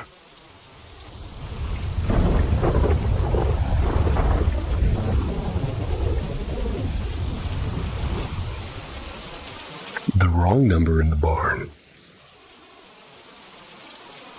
Back in 2018, I'm working at this dairy farm. It's in upstate New York, in the middle of nowhere. A lot of cows and fields, and one gas station that just shut down at 8. Anyway, late afternoon, and I just finished feeding the calves. I'm sitting in the barn with my old flip phone. I remember it was freezing that day. Still had my gloves half on, half off. Wanted to call my cousin because he was supposed to bring me some supplies from town. I never remembered his number. I just always hit recent calls, so I did that, and I scrolled down and hit call. But when the line picked up, it wasn't him. It was this really shaky voice, an old man. He sounded confused, like really confused.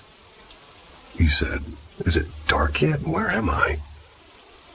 My stomach just dropped. I remember I actually stood up in the barn like I was about to run somewhere. I said my name, and I said that I was trying to call my cousin. The man just kept asking where he was, almost like he was lost. I panicked and hung up and just smacked the red button, and my hands were sweaty even though it was cold. Right away I called my cousin again, and this time from the contact list. Same number. He answered almost perfectly, like, "Hey, what's up?" An old man, no voice, no nothing. I told him what happened, and kind of laughed a bit and thought I was messing with him. I swear on everything I heard that man. There's no way I could have dialed wrong. It's the exact same number. Sometimes when I'm in the barn alone at night, I think about that call, like, who was I talking to? Where was he calling from? Or maybe, where was I calling into? Still gives me the creeps.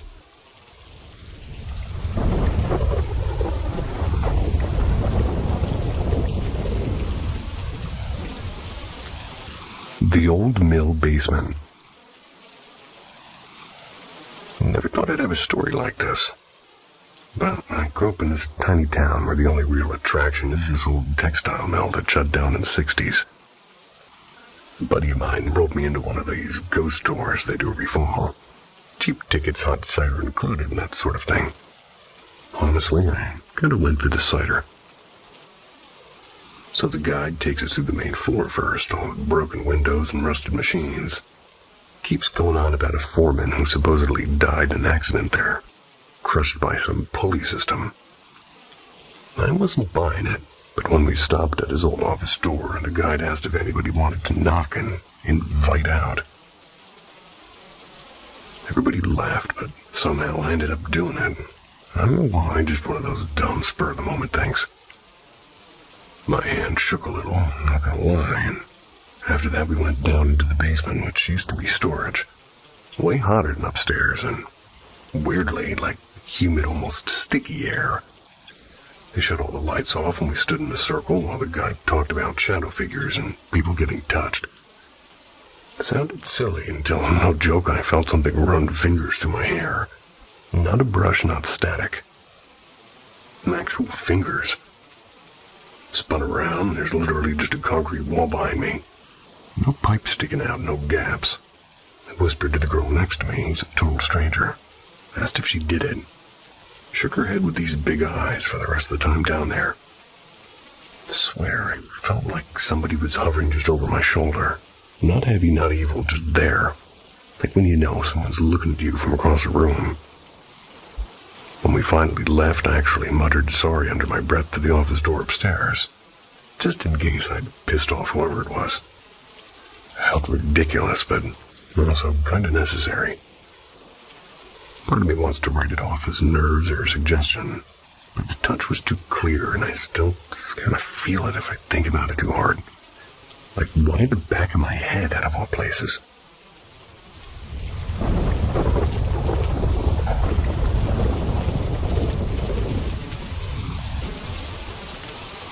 The old cabin and the breathing thing. I was reading a lot of people's other stories on here, and I'm hoping that by telling my own story, at least somebody won't think I'm totally nuts. A few years back, I moved into this old hunting cabin and belonged to my uncle. Middle of nowhere, cheap rent, and thought it'd be peaceful. First week was fine, then one night I woke up to the nastiest smell, like rotting meat mixed with vomit. It was strong enough that it actually yanked me out of sleep. I tore through the place looking for a dead mouse, or maybe food I forgot in the trash. The smell just vanished after like 20 minutes. A couple weeks later, I'm sleeping alone because my girlfriend at the time stayed in town.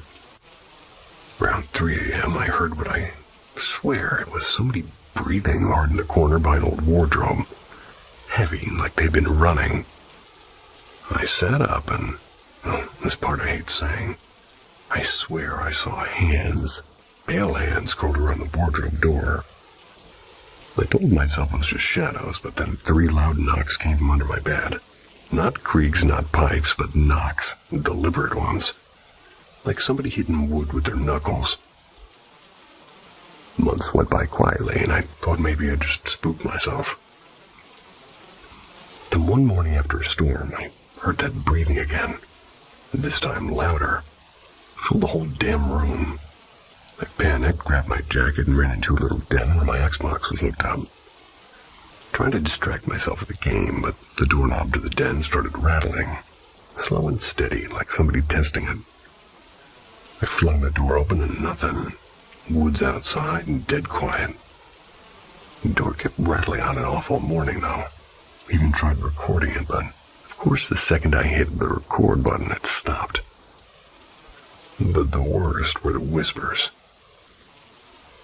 Making coffee, totally sober. Well, that's good. And I heard whispering in the next room. Not one voice, but like a bunch all muttering fast, like a crowd in a church or something. Couldn't make out words, just this weird hissy chant. Lasted maybe 10 seconds and then silence. Never really told my uncle about it. He just laughed when I mentioned the cabin felt off. Said his grandpa had died in that place, but brushed it off like nothing. Kept a little cross by my bed after that, even though I'm not really religious. Could have been stress, could have been my head, and I do still get goosebumps thinking about those hands on the wardrobe door. Moved out after the lease was up. Nothing like that's happened since, but sometimes at night I'll wake up thinking I hear that breathing again.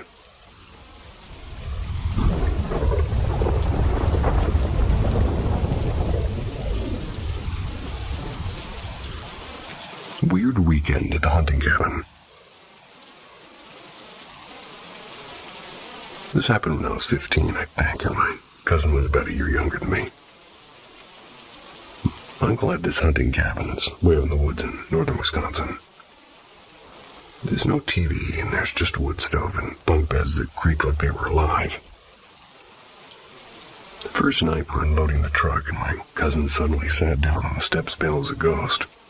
Said he felt like he was about to throw up. And then it passed in like a minute. Around the same time, the dog we brought, usually the chillest golden retriever there is, started barking at the cabin door like somebody was standing right behind it. There's no one there, and there's just trees, and the Second night, it got even weirder. My uncle, my cousin, and I are in the kitchen. We heard 3 knocks on the back wall. Not the door, but the wall, perfectly spaced like 3 knocks. My uncle went outside with a flashlight, stumped around the porch and didn't see a thing, and we kind of laughed it off, but that happened again about 15 minutes later. Same rhythm, same spot. And by the 3rd day, the small bedroom at the end of the hall smelled absolutely rank, like a dead raccoon got stuck in the wall or something. My uncle tore that place apart, flipped the mattress and closets empty, and even checked under the floorboards. There was nothing. The stink just sat heavy in the air, but only in that room. It didn't drift out. It was almost like it belonged there. Later that afternoon, my uncle's buddy came by for beer. When we mentioned the smell, he kind of shrugged and said, "Oh yeah, old man Tiller passed away in that room, back when it was still his cabin." He said it like he was talking about the weather, and the smell vanished that evening. 1 minute gagging, next minute gone. Never came back the whole weekend. I don't know. Maybe something is in the walls. Maybe a story getting in our heads, but I swear I still remember the dog growling at that empty door. And that bark makes my skin crawl every time.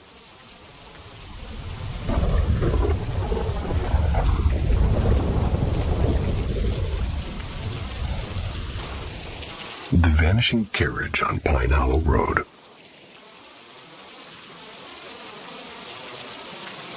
Me and my cousin decided to take our old hound. Took him for like a late evening walk down Pine Hollow Road. The stretch is half paved, half dirt, and runs between a patch of woods and a cornfield. Nobody really uses it much anymore. I grew up around there, but never liked going that way after dark. It's just got that heavy feeling. Anyway, it's one of those muggy August nights where the air sticks to you.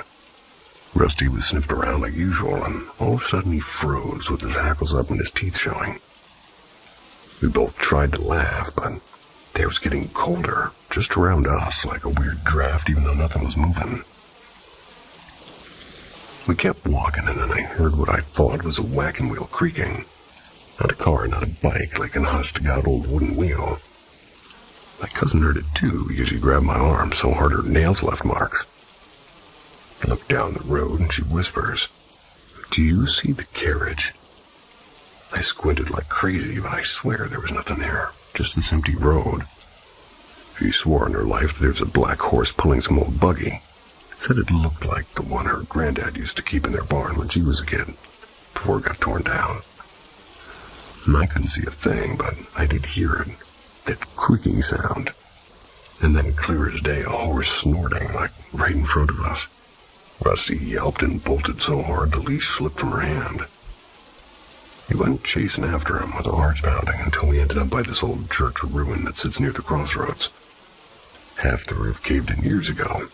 Nobody goes near it.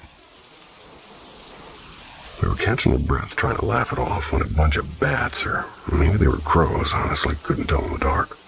They started circling right above the steeple, loud, like they were angry at us for being there. And that was enough for both of us. Cut through the cornfield, stumbled out into the main road, and didn't stop until we got back to the house.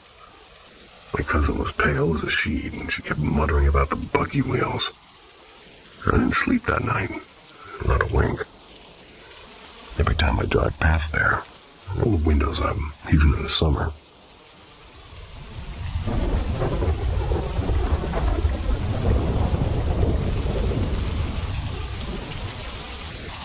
The night my grandpa came back, or something that looked like him. About 6 years ago, back when I was living in my old trailer, I'd just gotten off a late shift at the gas station. Had a shower, made myself a peanut butter sandwich, then crawled into bed.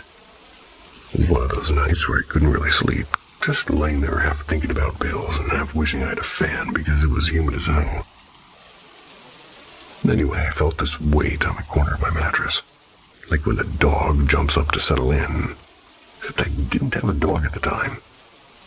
First thought was maybe my cousin dropped by and was screwing with me. But it was like 2 a.m. and I didn't hear the door open, so I just opened my eyes, and honest to God, I thought it was my grandpa sitting there.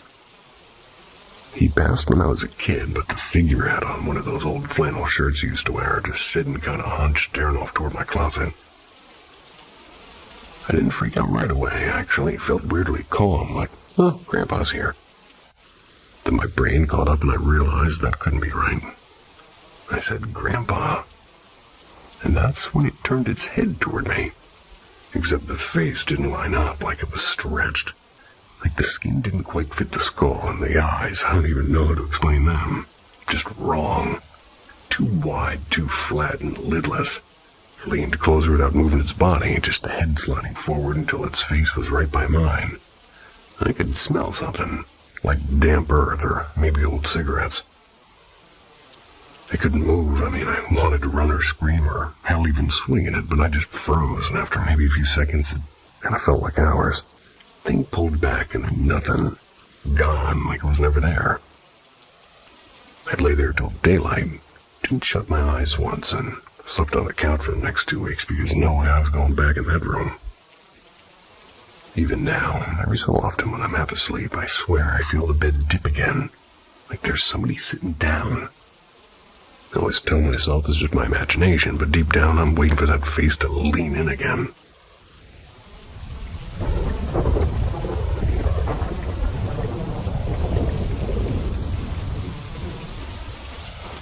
The Man by the Tracks. This was about 2 summers ago, I think. I was working odd jobs in a little town in upstate New York, mostly cleaning houses and sometimes babysitting. I'd gotten into the habit of walking down by the old railway tracks in the morning.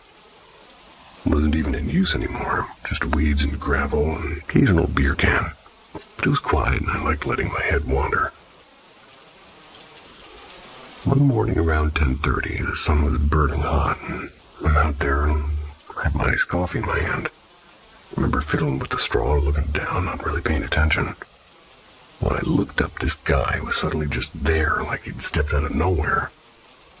He was tall, real tall. At least a head taller than me, and I'm not short, and I'm kind of skinny too. He was dressed so wrong for the place, it made my stomach flip. Full suit, black, maybe gray, with a white shirt buttoned all the way up. Shiny shoes that looked like they'd never touched dirt before. He had one of those leather satchel briefcases, like out of a movie. Nobody dresses like that in town unless it's a funeral, and even then, not really. I swear I hadn't seen him waking up. The tracks are straight and you can see far down, and it's open space. There's nowhere to duck out from. I even checked behind me real quick, thinking maybe I'd zoned out, but nope. When he passed me, gave this weird grin. Not friendly, not creepy exactly, just empty. Like smiling was the thing you were supposed to do, but you didn't know how to make it real. His face was pale, and I can't remember his actual features, like my brain just refused to hold them. I muttered out a hey out of habit, but he didn't answer. Just kept walking slow, swinging that briefcase.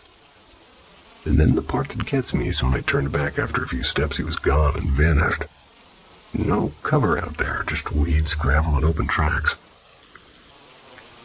I've told myself a million times it's probably just some guy. Maybe a lawyer passing through, or I don't know, someone eccentric. But it doesn't add up. I still walk that path sometimes, and I always look around way too much, like I'll see him again. Well, it's been bugging me ever since then. My mom laughed when I told her. Said maybe I saw a ghost of some businessman who's missed his train a couple 100 years ago. Funny thing is I almost prefer that idea to the thought that he was just a real person out there dressed like that. Nothing wrong with looking sharp, in my opinion.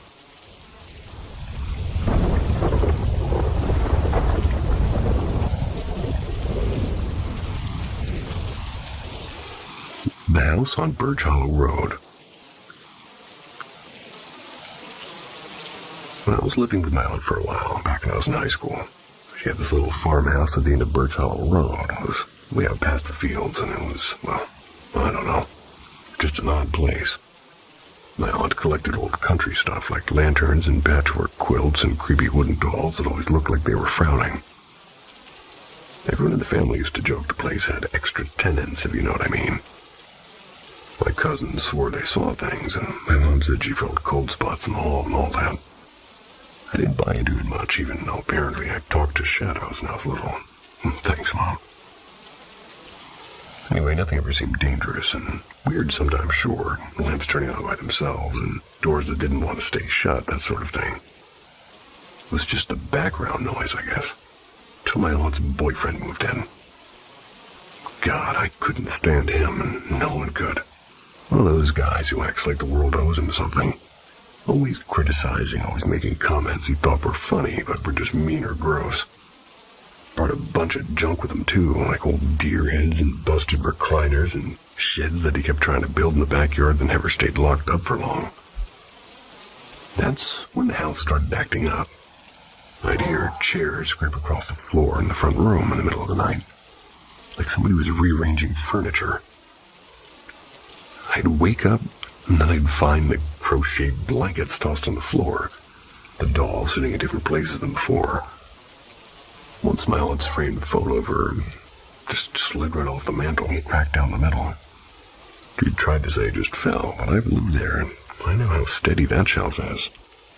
He'd stop around blaming us kids, saying that we were trying to scare him, but honestly, none of us wanted to even go near that front room. The air in there just felt heavier, and he hated it. Like he wouldn't even walk through if he could avoid it. I don't know, man. Maybe the house didn't want him there. But I swear it felt personal. I'm gone from there now. Got my own crappy little rental closer to town, but can't help but wonder if that house was trying to push him out. And if it was, well, part of me hopes it keeps trying.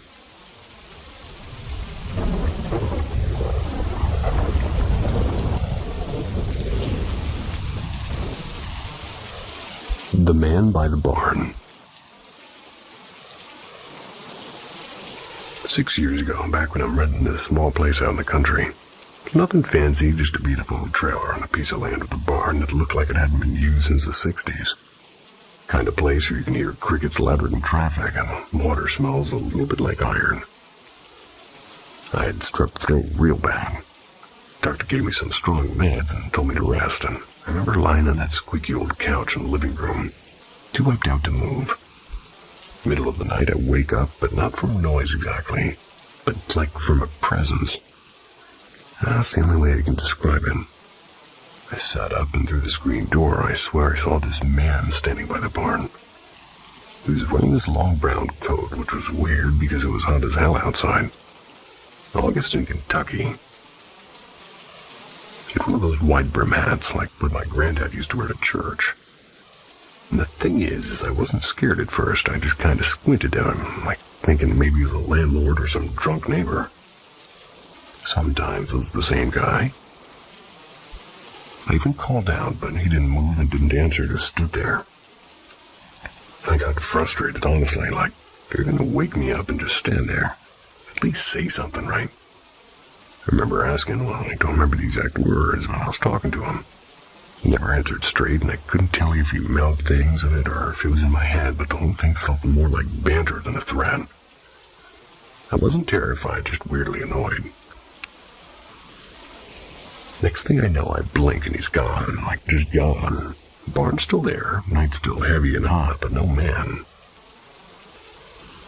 The doctor told me it was the meds. Said hallucinations happen, and yeah, maybe, but here's the thing. I've had fever dreams before, I know what they feel like. And this was not that. This felt solid and real, like if I'd walked outside I could have touched the man. Didn't think much of it until years later, scrolling online, and I stumbled across people talking about the Hat Man. My stomach dropped because that was him. Coat, hat, the whole bit. And only everybody else describes him like he's some nightmare thing, all terror and doom. Mine wasn't like that, just kind of frustrating and annoying and almost playful in a way. Think about it sometimes when I walk past barns or see an old coat at Goodwill. Maybe it was the meds, or did I actually see something people keep whispering about? I don't know, but yeah, that's my story.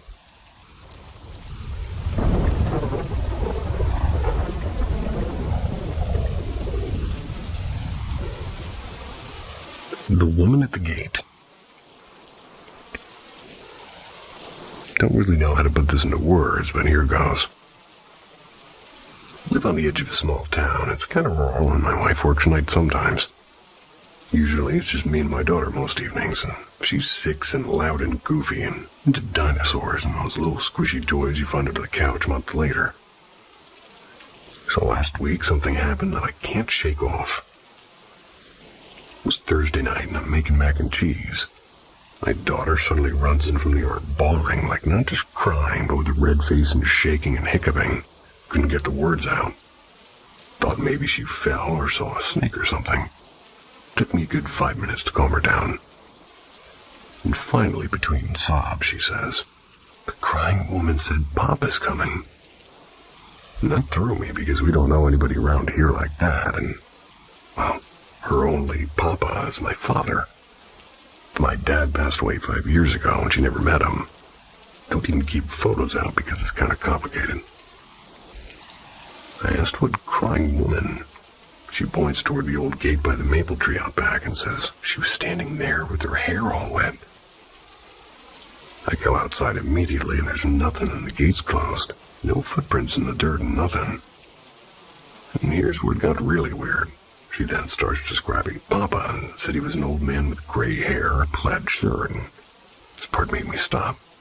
She bats her knee and goes, "He had the hurt on his leg." My dad had a limp from a motorcycle accident, big scar on his right knee. I swear I felt the air go cold when she said that. She has never ever heard that story. I don't even talk about him, not even with my wife much. The next morning my sister calls me out of the blue and tells me Mom was in the ER overnight. She's okay now, but while she was there, apparently she kept asking if Dad was coming, like calling his name over and over, saying that he needed to be with her. Can't explain the timing. I mean, my daughter says this woman told her Papa was coming. And that same night, my mom was in the hospital talking about him like he's still around. Now my kid's acting normal again, playing with her toys like nothing happened. But she still swears she saw that crying woman. Keeps asking if she'll come back. I don't know what to think. Maybe kids just sense things we can't, or maybe it's all coincidence and my brain's connecting dots. But I keep looking at that gate every time I pass the window. Maybe somebody was really standing there and waiting.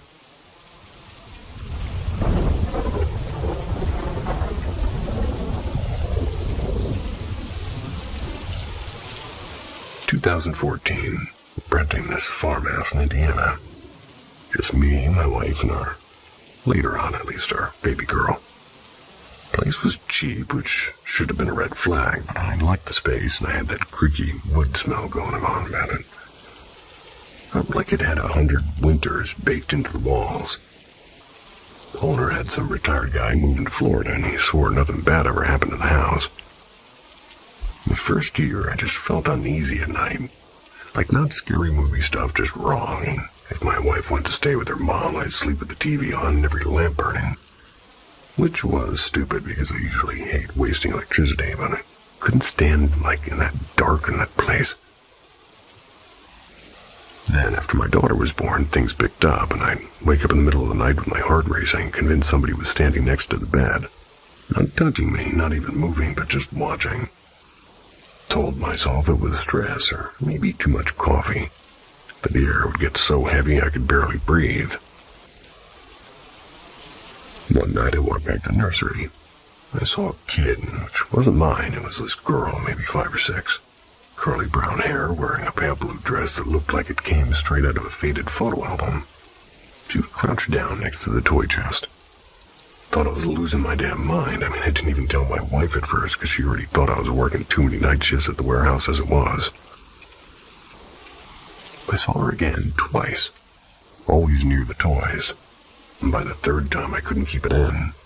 My wife didn't laugh, which almost made it worse, and she started leaving the Bible open in the dresser, reading out loud before bed. And weirdly, things calmed down. Heaviness lifted, and I never saw the girl again.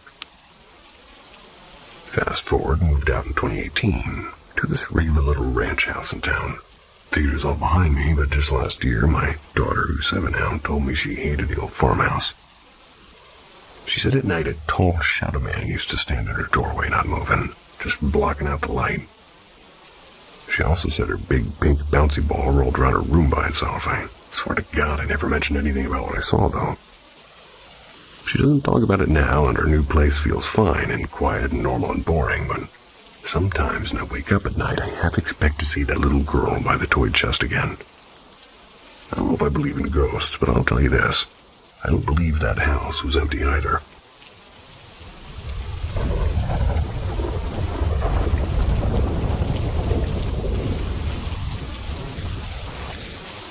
The woman on the bridge. This happened maybe 3 years back. I don't really talk about it much because it still gives me a weird chill when I think about it. I live out in the small town by the river, and there's this old wooden bridge that connects the trail from the library to the fishing docks. I walk my beagle there most evenings, partly for the air and partly just to clear my head after work, and it's quiet, mostly just to hear crickets and the river sloshing around. So one evening, it's late, around 9:30. The sun's already gone. I was halfway across the bridge when this man just appeared. Like not out of thin air, but I swear I didn't see him walking from the other side. 1 second the bridge was empty. Next second he's there walking toward me. Brushed past me, and I mean brushed. My arm felt the sleeve of his coat, and he said something like, "Pardon," under his breath, and didn't even look at me. The dog didn't react at all. My beagle usually barks at literally everything, even kids on bikes. But he didn't sniff, didn't wag, nothing. Kept trotting along like no one was there. And the part that still sticks with me is I couldn't remember his face, like at all. Tried to think about it later that night, even the next morning, but it's just blank. Like I can picture his coat, kind of dark and kind of too heavy for the season. And the sound of his boots on the planks, but his face, nothing, just empty space in my memory. I glanced back. He's at the far end of the bridge, but instead of turning down toward town, he just stopped and stood there in the shadow. I walked faster, pretending not to notice, but when I looked again, he was gone. Could have just been some random guy, sure, and maybe I just didn't see him come up. Maybe my brain glitched on remembering his face.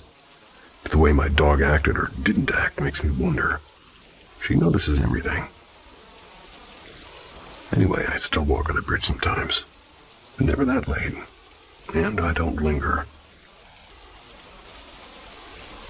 I would prefer to linger, but please enjoy the next voice coming up on after me. See ya.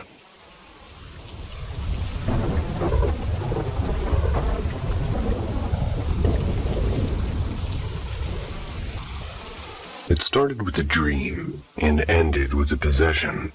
At Paranormal M, we document the line between the mind and the supernatural. Subscribe and decide for yourself what's real. Phantom of the Bluffs.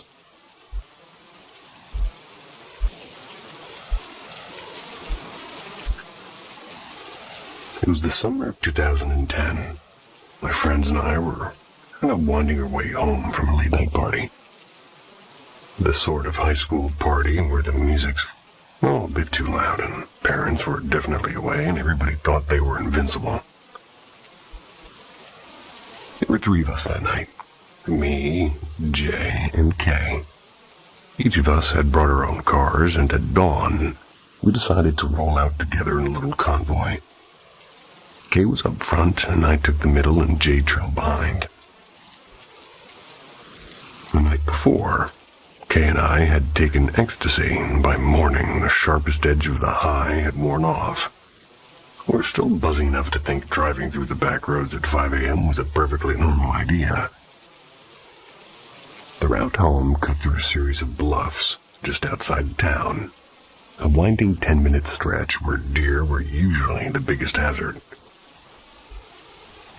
The road was empty, sunlight already spilling over the hills.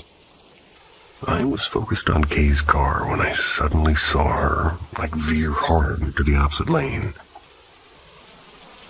My stomach dropped, and then I saw why. Right in the middle of our lane stood an old man. Thin, almost skeletal, gray-haired with a battered shopping cart draped in a blue tarp. He just stood there, staring as we swerved past. My pulse spiked, because who the hell was that? Our town was tiny. Everyone knew everyone. We had, maybe 2 homeless guys at the time, and both of them familiar faces, and this wasn't either of them. When we reached town, we split off our separate ways, and I was still shaking, eager to text the others about the bizarre encounter. But before I could type, Jay messaged, "Why did you and Kate both swerve like that?" I fired back instantly, because the man in the middle of the road, maybe. But Jay's reply froze me. There was no one there. The road's empty, dude. Kate chimed in almost immediately, describing exactly what I had seen. The gaunt old man, the gray clothes, the shopping cart with the blue tarp. We both insisted on it, and Jay insisted just as firmly that there was nothing. She hadn't seen anyone, hadn't even noticed us swerving until it was already over. Now, maybe it was just the ecstasy messing with our heads, but back then, Kay and I often saw shadow figures when coming down from a high. This was different. This wasn't some vague blur on the corner of your eye. It was a man in full detail, clothes, cart and all.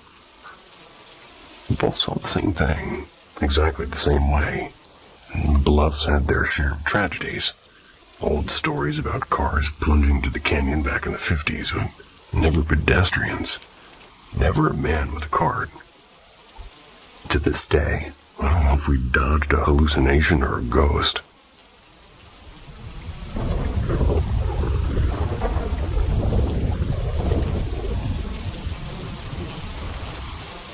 The House That Watches.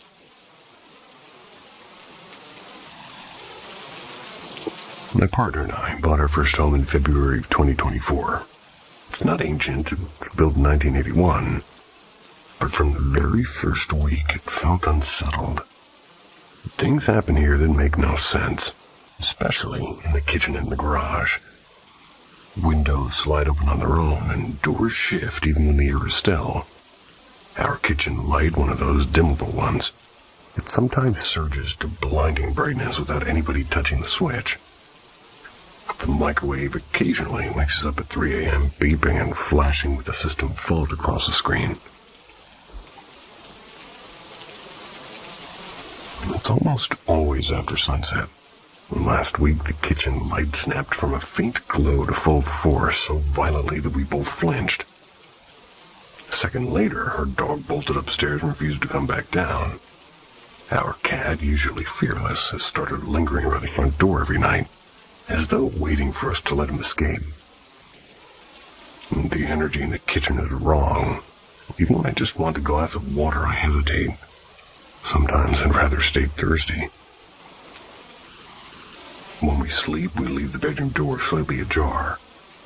Too many nights I've seen what looks like a figure leaning in through the crack, only to vanish when I focus on it. One night in March, our bedroom window flew open while we were asleep. Outside, it was negative 18 degrees centigrade.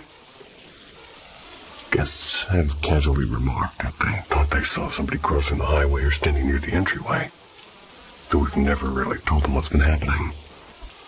And then there's us, both of us. Ever since moving here, a heavy fog has settled over our moods. It didn't hit immediately, but after a couple of months, the weed crept in, and I felt drained every morning, no matter how long I would sleep. Partner says the same. It's as if the house itself feeds on our rest.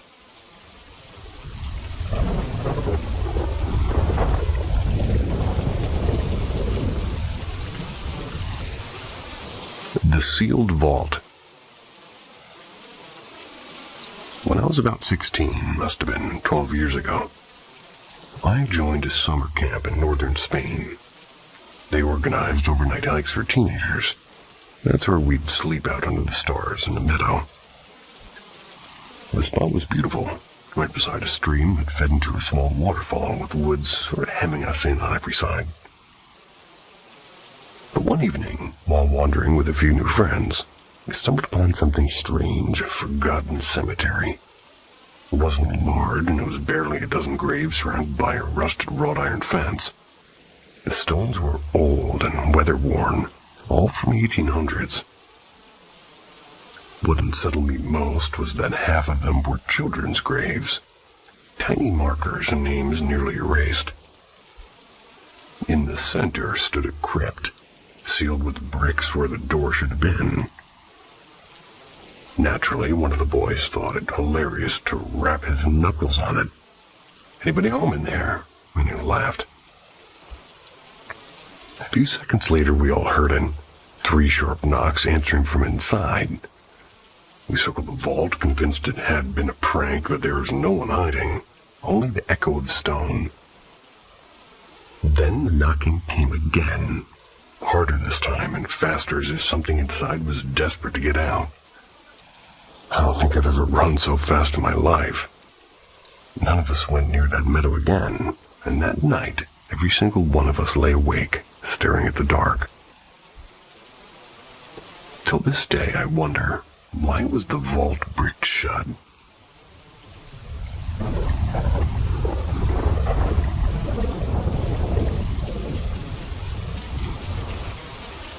The visitor who never knocks.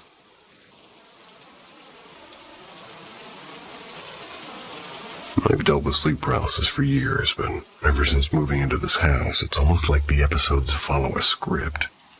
I wake up, frozen on my back, and then I hear the creak of my bedroom door opening.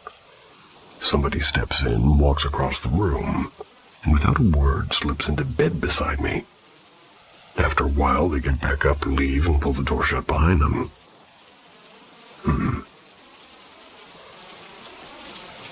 The first time it happened, I was convinced somebody had broken in, but the locks were untouched. Every door still bolted, and besides my 2 dogs who I sleep curled at my feet, they didn't even stir once. If it were real, they would have raised hell, so I told myself it was just another cruel trick of sleep paralysis. But once, after I drifted back to sleep, I dreamed I finally caught the intruder. I chased the figure down the hallway all the way to the basement door where the entrance to the crawl space is. And when I yanked it open, there stood an old woman smiling like she'd been waiting for me. "You forgot to lock it again," she whispered.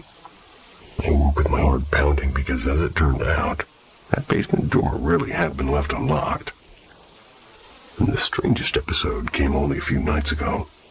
For the first time, I wasn't on my back, I was lying on my side with my arms stretched out. I jolted awake when I felt a hand gripping mine. This time I could actually move, and I watched fully conscious as the shadowy figure rose from the floor beside my bed, walked out through the door. My dog still didn't wake, not even a twitch. I leapt up with my adrenaline surging, tore through the house with my pistol. Every window was latched and every lock in place. Nothing was disturbed. Nothing except for the fact that this was the first time it touched me.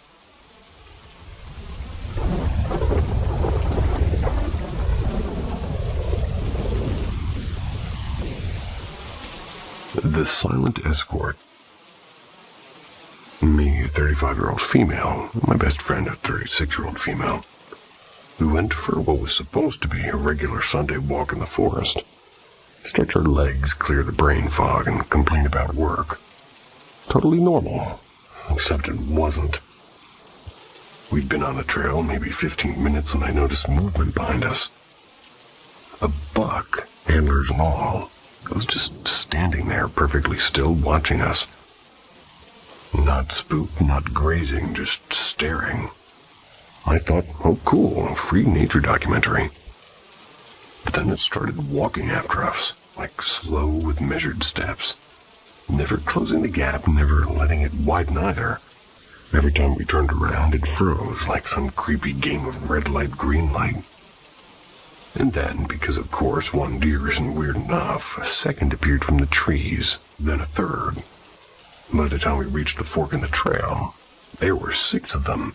6 deer all in this eerie half-circle shadowing us, heads up, ears twitching, eyes fixed.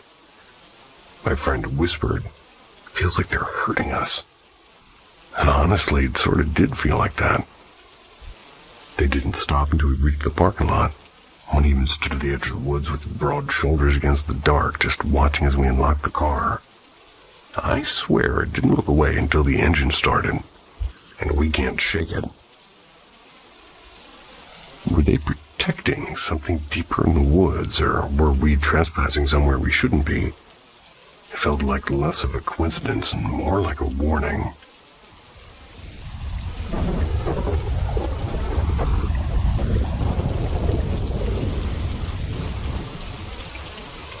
The girl in the mirrors. This happened about 1.5 years ago, and I share an apartment with my sister, though she's usually off traveling, so I often end up living alone.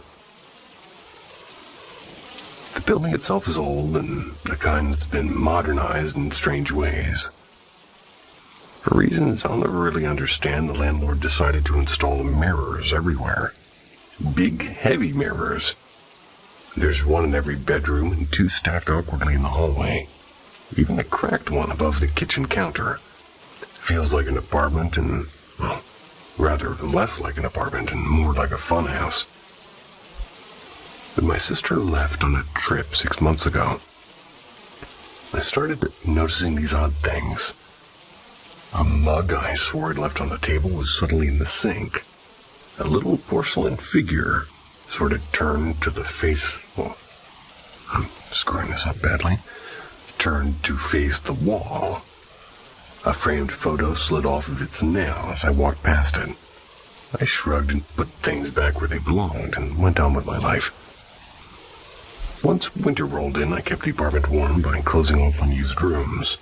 My sister's bedroom, the bathroom, then heading to bed, and that night I dreamed I was in the kitchen. I heard sobbing behind my sister's door. It wasn't her voice, I just knew it belonged to another girl. I woke up to find my closet door, one I'd latched tightly before sleeping, wide open. I'm not easily rattled by ghost stories, so the next morning I half joked out loud. All right, you can stay, but don't mess with my stuff. And after that, I started calling her mirror roomie. Whenever I lost my keys or couldn't find my phone, I muttered, "Roomie, where'd you put it this time?" It became a running gag between me and the empty apartment. The dreams, though, they got stranger. I'd see an old rotary phone ringing and feel dread about answering. Or I would sense someone standing by my bed, but never actually seeing their face. The few times I woke convinced that there was somebody sleeping next to me. The final dream was the worst. I was in my room. It was late at night, and in the mirror I saw a blur of white. A dress moving fast.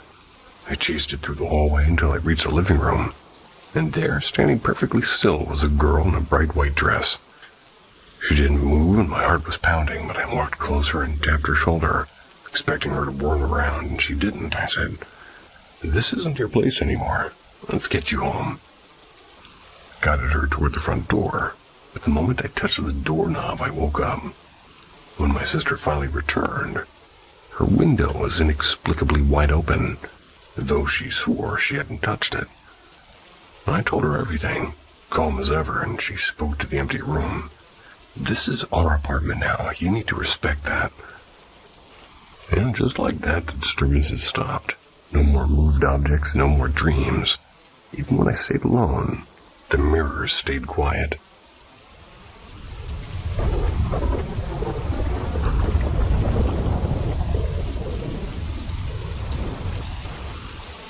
Echoes at the ship's edge. For as long as I can remember, I've been weirdly tuned into the energy of places. Some rooms feel light and harmless, while others hit me like walking into a wall. Thick and heavy and impossible to ignore. Usually the shift is abrupt, like a door slamming shut behind me. A couple of weeks ago, I finally visited the RMS Queen Mary. I was thrilled, and I was in a great mood with good company. Plenty of laughs. Most of the ship carried that eerie museum-like heaviness I expected, but nothing alarming. Then our guide steered us into a dimly lit lounge near the forward section, and that's when things turned strange. It wasn't fear I felt, it was sorrow. Not my own, but as if my body suddenly remembered a tragedy my mind knew nothing about. My chest sank and my throat tightened, and it was hard to breathe, yet mentally I was fine. I live with anxiety and depression, so I know my usual patterns. But this was different. It felt borrowed, like grief that didn't belong to me. The guide then explained this was the very part of the ship where the Queen Mary collided with another vessel, sending hundreds of men to their deaths. And as we moved closer to the bow, the pressure in the air only deepened. My jaw shook uncontrollably, my eyes blurred with tears, and my hand trembled even though my thoughts were perfectly clear. It was as if my body was carrying the weight of ghosts. And then, just as suddenly, it ended. I stepped out of that space and the heaviness lifted, and sunshine through a cloud and normal again. I've always been told I'm overly sensitive, maybe even empathetic, but this was unlike anything I've ever experienced. And I've sensed anger in the room before, or the prickling like you're being watched kind of presence. But this was raw and physical sorrow. So I have to wonder, can a place hold on to grief, and if so, did I stumble into the echo of all of that loss?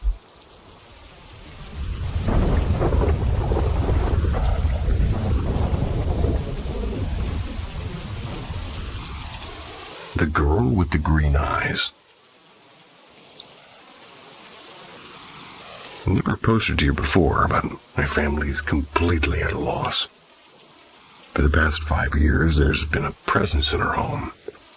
We call her the little girl, though what she is doesn't really feel like a child.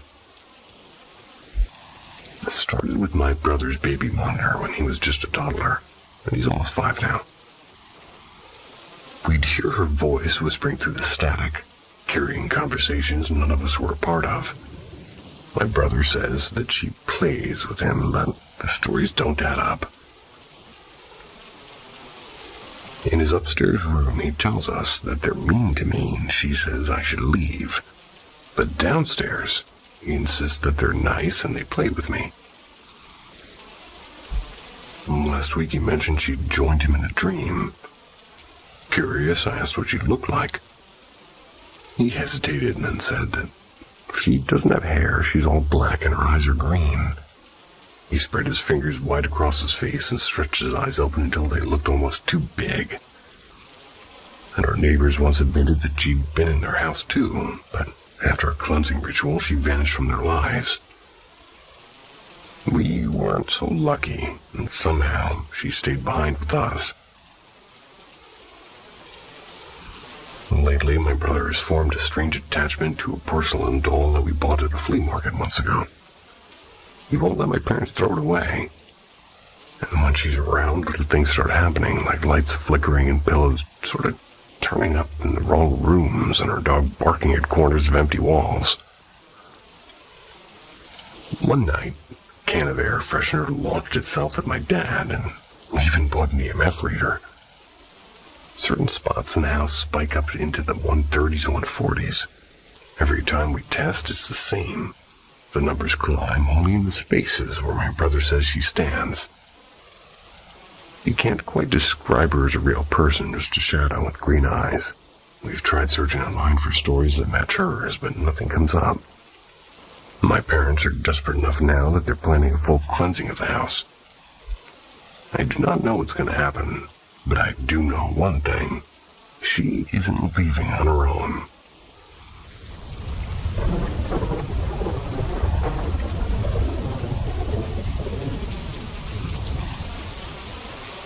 Whispers in the wrong places. I've had 3 run-ins with something I can't explain. Paranormal, maybe skinwalker, maybe worse. I don't think it's random. It doesn't haunt me exactly, but it sticks in my head like a splinter. Here's what went down. Encounter 1. I was walking back one night, of going through the housing complex where I used to stay in foster care. The place was all cracked pavement with broken lights and kind of quiet. Kind of feels like it's listening. A stray dog trotted behind me, thin and scrappy, and I slowed thinking to pet it.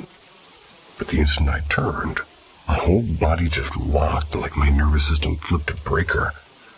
I couldn't even breathe and every cell screamed run, so I just bolted and the dog kept pace, trotting to the porch as I fumbled with my keys. Once I got inside, it sat by the steps. Hours later, I heard it scratching at the siding and just whining under my bedroom window until morning. Encounter 2. Camping with my ex, while the night was calm. We're about to roast marshmallows when he froze and his eyes locked past me. Air went cold like we'd opened a freezer door. A bear stood just beyond the firelight. I dove into the RV and slammed the door shut. He whispered that it didn't look right and said the bear's face was missing, like nothing was there, and next morning no tracks, no overturned food, not even a paw print. Worse still, as Mom jolted awake in the night screaming, convinced she dreamed we were dead in the woods. Encounter 3. Same ex, different trip. We wandered into this clearing near the dunes. A place that should have felt open but felt trapped. 6 deer stood in the distance. Statuesque, not grazing, just staring. And in the middle of them a raccoon sat upright watching too. Highway noise nearby vanished and even the waves went mute. No sounds at all, just eyes, and we backed out fast. On the trail back there was a pile of trash and fresh animal bones scattered across the sand. I swear they weren't there when we first walked through.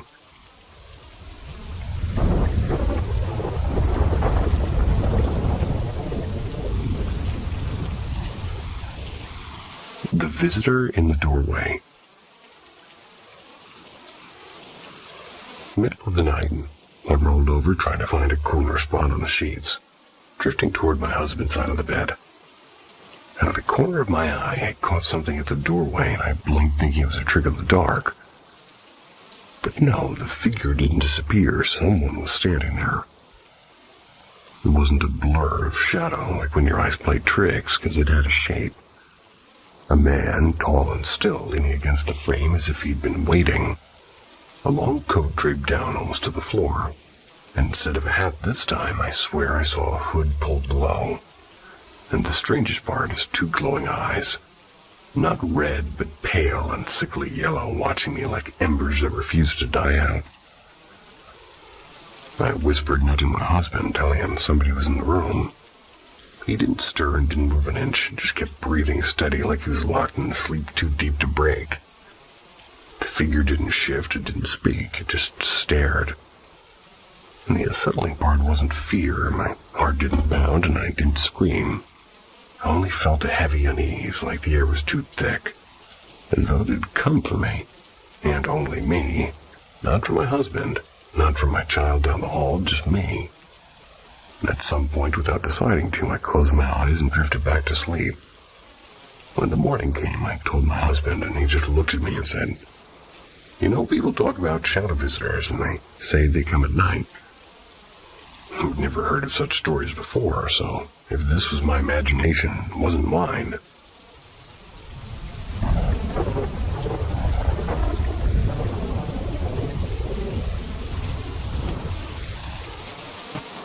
The scent that walked beside me.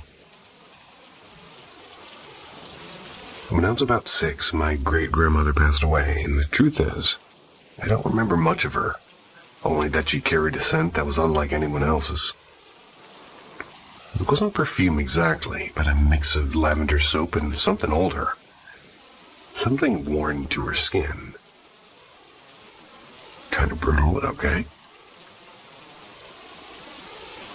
Years later, during a move, I opened a cedar chest filled with her scarves and her handkerchiefs. That same scent rushed out and hit me so hard I cried, and felt like she had stepped out into the room just for a second. I sealed the scarves in a canvas bag, almost like I was trapping the memory itself. This part will matter later. Last week during my usual late-night walk, I suddenly caught that smell again. Came out of nowhere, wrapping around me in the dark, and my chest tightened and I thought I might collapse. For 2 blocks, it clung to me like invisible company. But when I reached the streetlight outside the pharmacy, it vanished. Nothing else I've ever known has smelled like her, and I rushed home and told my mom. We went straight for the bag of scarves. The drawstring had somehow come loose, and the scent was faint and almost gone. My mom swore she could still detect it, but to me it was empty air. The next night it returned, same place, same 2 blocks. Then gone at the pharmacy. And after that, nothing but silence. Just me in the night again. I can't explain it, and I kept wondering if she was watching me. Especially now, since I was recently diagnosed with a chronic illness. My doctor warns me about pushing too hard during humid nights. Yet those were the nights I walked anyway. Maybe the scent was her way of keeping me company, or warning me, or both. I don't know, I just wanted to share this in case somebody else had a similar moment like that. Where a loved one finds their way back, not in a body, not in a vision, but in the strange persistence of a smell that belongs only to them. She wasn't in my life for long, but her presence lingers. Sometimes on the wind and sometimes in memory, and always in me.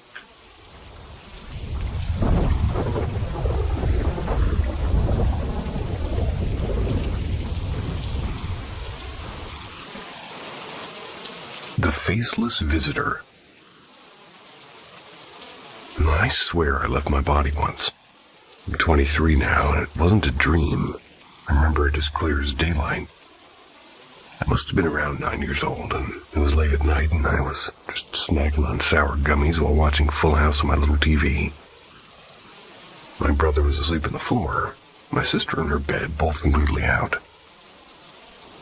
My room was arranged kind of oddly. The door was on the far end of the wall, and my bed was pushed right up against the same wall.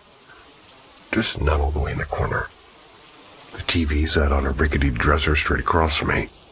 The glow from the screen spilled into the hallway, just enough to outline the first few feet, while the rest of the hall dissolved into pitch blackness. And then it happened. My body froze like sleep paralysis, but worse. My eyes slammed shut and I couldn't move them. I couldn't twitch a finger and I couldn't breathe. Not one single inhale. My brain, though wide awake, registered everything in terrifying clarity. And then suddenly I wasn't in bed anymore.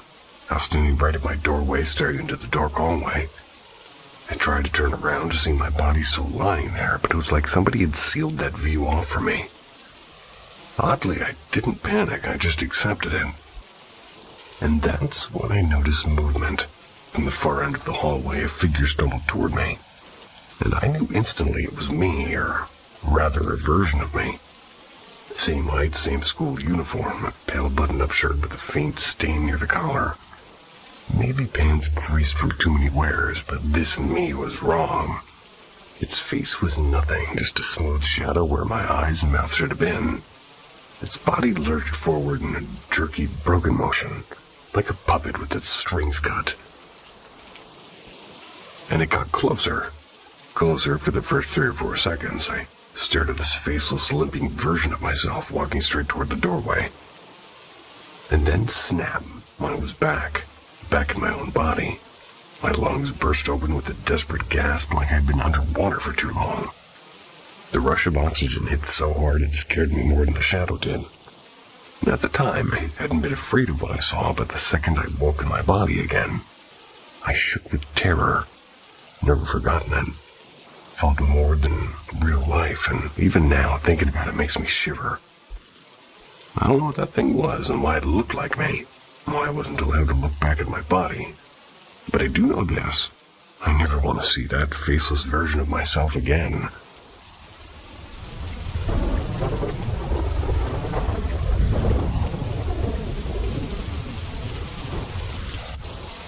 The house that wouldn't let go. Back in 2020, I made this kind of mistake you only make once. A woman I knew more of a passing acquaintance than a friend just had left rehab. I let her crash at my place for a while, and I told myself I was doing a good thing. One evening, I'm stirring a pot of pasta sauce in the kitchen, the smell of garlic heavy in the air. She was in the living room with her phone pressed to her ear, and it went too quiet. I turned around and she wasn't breathing. Her skin had taken on this awful grayish blue like wet concrete.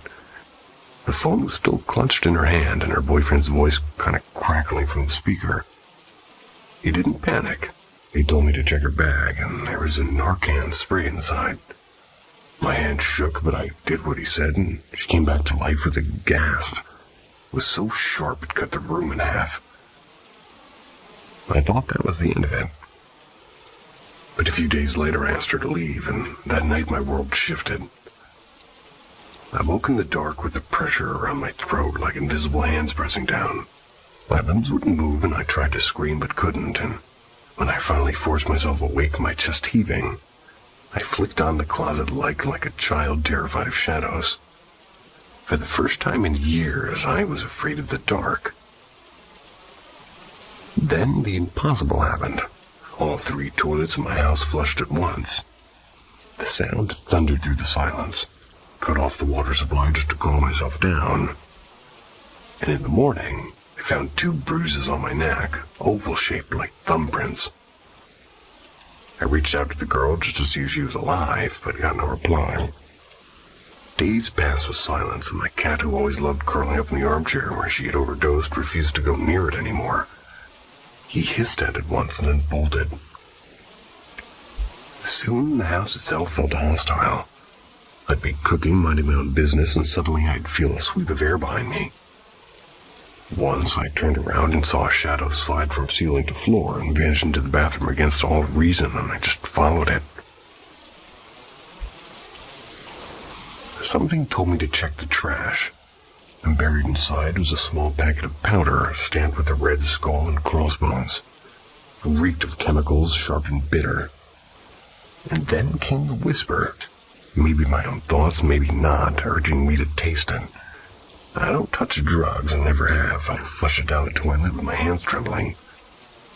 After that, the pipes wouldn't stop groaning and toilets ran endlessly as if the house itself was leaking. When my daughter came to visit, I said nothing. But after an hour, she frowned and said, "I don't like the energy here." Gave the armchair away for free on Craigslist. The moment it left, the air felt lighter and almost normal. But only almost, because I moved into a new place hoping to start fresh. And for a while it worked. Till the nightmares followed me. My cat would sit in my bedroom staring at the corner above the door and blinking. And one night I slipped into a lucid dream, so vivid I swore I was awake. The cats were yowling under the bed, but when I bent down to look, it wasn't them. A figure was crouched there, a girl with stringy black hair and eyes bulging and a mouth that stretched impossibly wide as she hissed.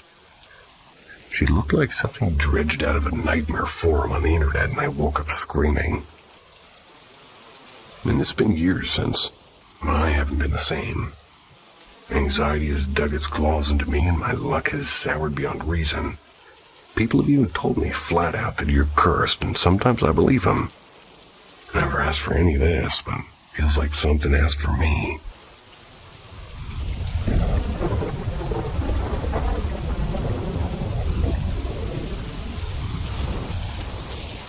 The Shattered Night at Grandma's. So last week, my mom sent me a bunch of photos from my grandmother's house, and honestly, they looked like a tornado had run through the place. Lamps tipped over, glass cracked, and bookshelves emptied like somebody had been shaking the walls. At first, I thought maybe a raccoon or something broke in, but then came the call. And this all went down around 2:45 in the morning, according to my uncle who was there. Things started flying off on their own. The kitchen trash can rolled across the floor and chairs tipped over like dominoes. And even after they set them back upright, boom, they fell again. Medicine bottles popped open, silverware spilled into the tile. And they stepped into the garage. The door was sliding up and down like it was alive. They dialed the cops, of course, but when officers showed up, there was nobody inside. Every door was locked from the inside. My dad later noticed that a strip of siding had peeled off near the back porch, right outside the worst-hit room. And the eerie part was everybody swore they heard faint knocking upstairs, but when they went to go check, the whole floor was empty. And the detail that still makes my stomach twist. Inside my grandma's wallet was a family photo, and it was torn nearly in half. It was a picture of me, not anyone else, just me. And I live almost 2 hours away, and to this day, none of us have a real explanation for what happened in that house.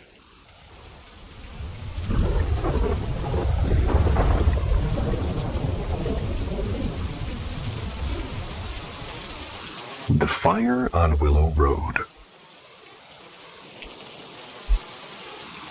Growing up in the backwoods of the South, my friends and I had a knack for drifting toward the places we were told to avoid. And there was one in particular, a forgotten stretch called Willow Road. It held a weather-beaten church, a handful of collapsed barns, and a house that none of us ever dared step inside. That house sat crooked on its foundation, its porch splintered and windows black as if scorched. But when the wind would blow through, the place seemed like it was breathing. We'd hang around there in the sticky afternoons, kicking up dust, tossing bottle caps, and daring each other to walk closer. But as sure as the sun began to sink, we'd scatter back home before the shadows grew long. One evening, though, we lingered, and the air was heavy, and it was orange with sunset. We stuck together, not bold enough to split off like usual as we crept past the house, but this thing made us stop cold, because on the porch, in the dim light, a figure sat stiff as stone. A woman, or what we thought was a woman, in a rocking chair that didn't rock. And then out of nowhere, a sudden flare of fire blazed inside the house, gone in an instant. Whether it was real or some sort of trick of her fear, I'll never know. We bolted like hellhounds were after us. The next day, one of our crew didn't show up to school. When we finally found him, he looked hollowed out and pale. He swore he was fine, just helping this old man cut timber. But when we pressed him, he kind of cracked. He told us of a dream, or maybe a nightmare, where the same old woman appeared in rags, holding a human skull, tossing it into a pit of fire. Then she turned and pointed at him, and he saw us too, watching from a void of pitch darkness. And that image burned into us.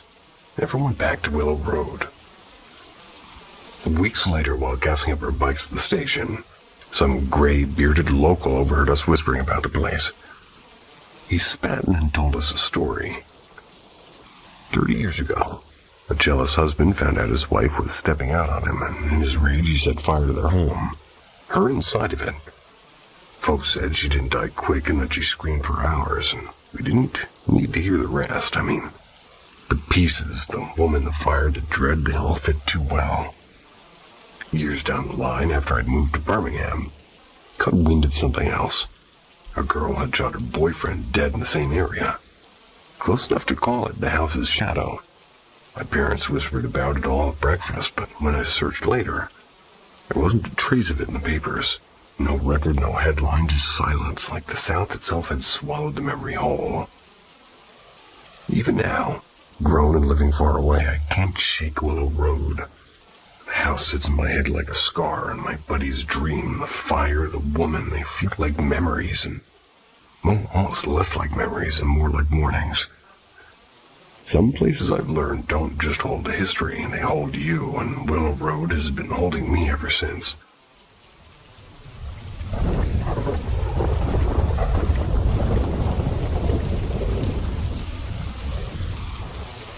The Visitor in the Hallway.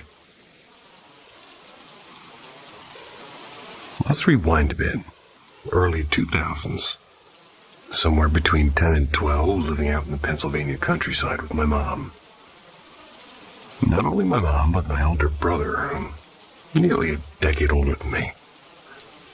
3 cats too, and technically 4, but one of them preferred to act like a ghost anyway. The house was brand new, built in 2002. We were the very first ones to move in, and it was cozy and modern and perfectly ordinary. Except it wasn't. See, I could never sleep in my own room. Something about it felt wrong. Not scary exactly, but like a smile that lingers a little too long. So most nights I'd crash in the master bedroom with my mom, each of us in our own bed. The room was connected to a walk-in closet, and this part matters. A trap door to the attic that no one's ever touched. It's one of those pretend it doesn't exist places. One night, Mom and I turned in while my brother and his friend stayed up playing Halo downstairs.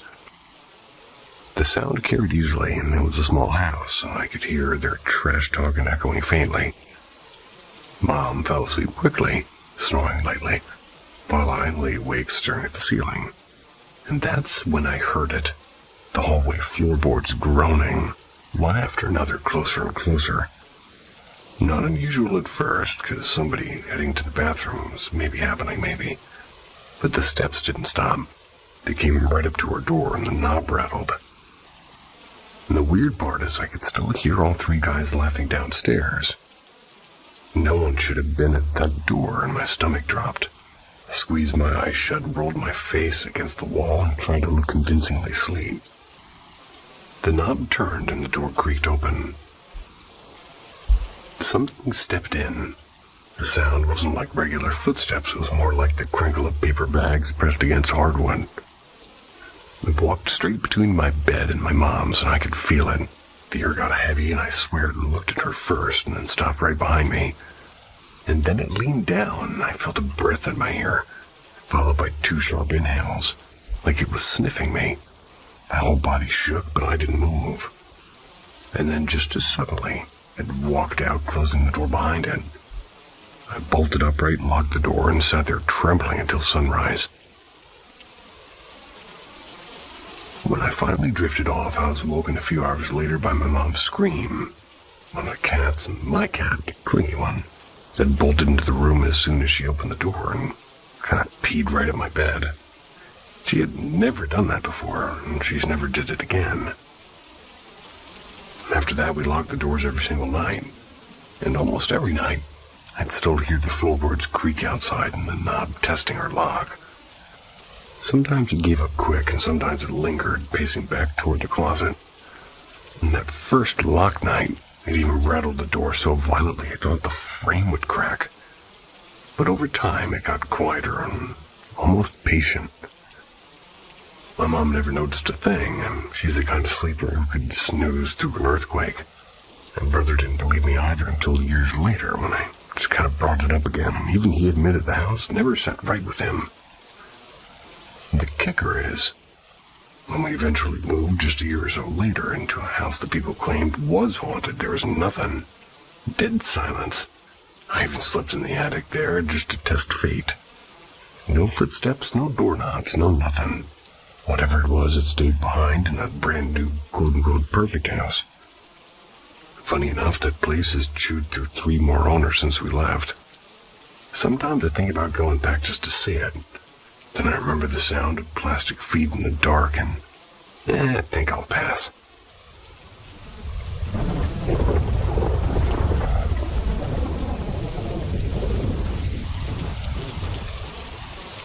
The Vanishing Hour. This might sound unbelievable, but it happened the day before yesterday, on my 17th birthday of all days. My friend, a 17-year-old male, and I had gone out of town for a mountain bike race. These weekends always run the same way. Saturday's practice, Sunday's the real deal. And after our practice runs, we figured ice cream would be a good victory lap. I was halfway through a chocolate cone when I kind of heard nature calling. The shop didn't have a restroom, so I told my friend I'd check the hotel next door. He tagged along, and it was around 6 p.m. and the sun just started to fade. The lobby was wrong when we stepped into it. The air smelled of mildew and old upholstery, like a place sealed off too long. Not a soul in sight, no receptionist, no guests. Just silence broken by 2 things. The uneven buzz of the fluorescent lights and the golden waving cat statue at the counter. Its paw clicked up and down, echoing through the emptiness, and that sound got underneath my skin. Told my friend I'd find the bathroom myself. He sank into the couch near the door, scrolling his phone, and I followed a flickering restroom sign down the hallway. But at the end, there weren't any bathrooms, just an empty ballroom, and it looked like a party had been staged and then kind of erased mid-scene. Stands and cables and an abandoned mic sat on stage, humming faintly, even though no speakers were visible, at least to me. Colored lights splashed across the dance floor, but there were no bulbs, no projectors, and the disco ball hung motionless, scattering reflections that seemed disconnected from reality. I turned to leave, but another doorway caught my eye. An Indian restaurant, or what used to be one. The red carpet crunched like brittle paper underneath my sneakers. The neon signs sputtered over the bar, and dust drifted through the air, glowing golden in the dim light. And then came the music, warped, faint, but like a sitar playing on a broken record player. The booths lined the walls, but the center was bare and empty. And that's when I noticed a glowing sign that I swear I hadn't seen there before. Restrooms this way. Inside the restroom was pitiful. Dim bulb, cracked mirror, rusted paper towel dispenser. I washed my hands, shoved the door open, and the world changed. Suddenly the smell of curry hit me, fresh and hot, and voices filled the air, and laughter and clinking plates and forks against porcelain. I froze, and the dead restaurant I had walked into was gone.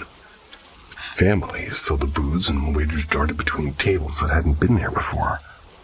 Children laughed over naan, and the bar bustled with noise and men talking over one another and beers foaming in their hands. Bright light filled every corner. My chest tightened. Back into the hallway, hard pounding, and I looked again, and everything was alive, warm. No dust, no silence. Then my phone buzzed. A text from my friend. "Dude, where are you? I'm seriously about to leave." I ran back when I stepped into the lobby. The outside world had shifted. It was pitch black beyond the glass doors. My friend was still by the couch, but he looked pale and trembling. "Where the hell did you go?" he stammered. "I called you like 10 times, and you didn't answer. I went in there, and you weren't anywhere. You just vanished." Pulled out my phone, and it was nearly 9 p.m. I swear I'd been gone maybe 10 minutes. And the lobby, it was suddenly alive too, the TV blaring news and a clerk at the desk smiling. Travelers with rolling suitcases crossing behind us like nothing was strange. We left without a word, but as I glanced back through the glass doors, my stomach flipped. The golden waving cat was gone, and that night, lying in bed in our own hotel, I couldn't shake it. The smell of curry clung to my nose, and the warped music hummed to my ears, and the sound of clinking plates replayed in my head. I don't know where I went, or how I almost lost 3 hours, but I do know this. I never step into an empty hotel lobby again.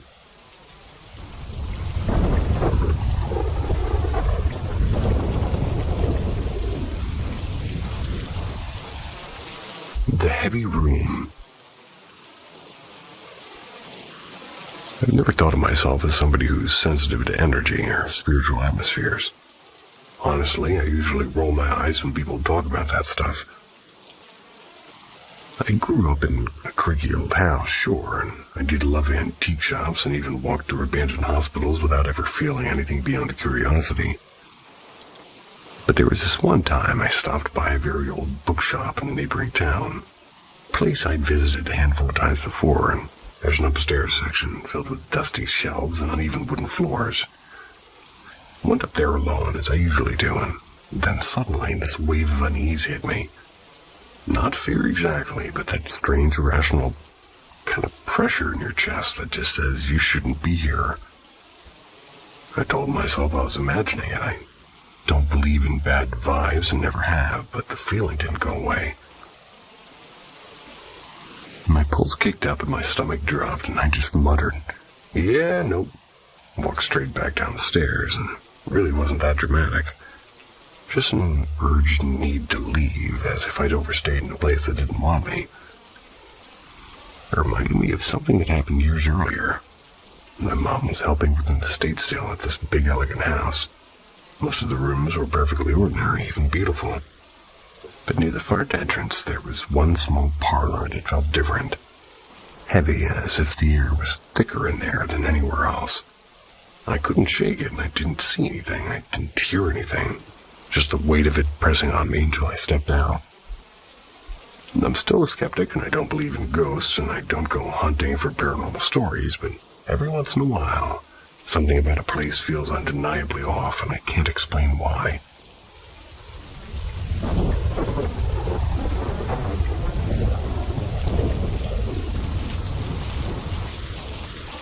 The man at the glass doors.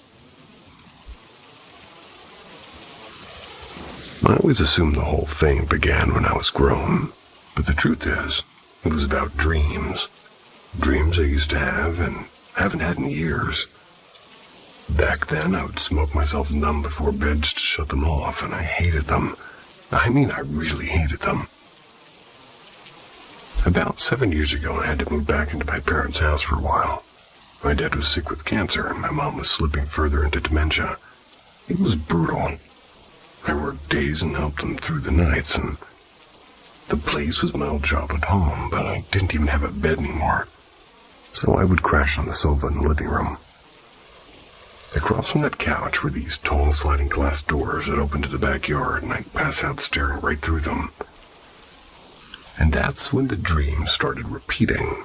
Every month or two, I'd see men out there, wandering in the dark, headlights flicking on and cars rolling across the lawn. In the dream, I'd launch myself off the couch, ready to throw down. But later, it stopped being groups of men and became just one figure, an old man waiting at the doors in daylight. I had those dreams until shortly after Mom passed in 2022. Dad was already gone by then. Last dream ended with me finally grabbing the man and realizing it was me. Since then, nothing. Not a single dream like that. Getting married and told my fiancée about it, and she agreed it was creepy as hell. But talking about it stirred up something older. The dreams I used to have when I was a kid, like 8 or 9 years old maybe. And even now, thinking about it makes me shiver. Back then, I'd lie in bed staring out my window. Our house wasn't at the corner of the block, and I swore there was something waiting at the streetlight. Like a figure pitch black, and I called it the witch. Some nights, I don't know if I was awake or dreaming, but I'd sneak downstairs and go outside to chase it. Just like with the old man years later when I was little. Fight or flight wasn't even the debate. I was always in fight. But every time I reached that corner, there was nothing, just silence. Then I'd climb back upstairs to bed, heart pounding, unsure if I'd been dreaming the whole thing. And even now, I still don't know.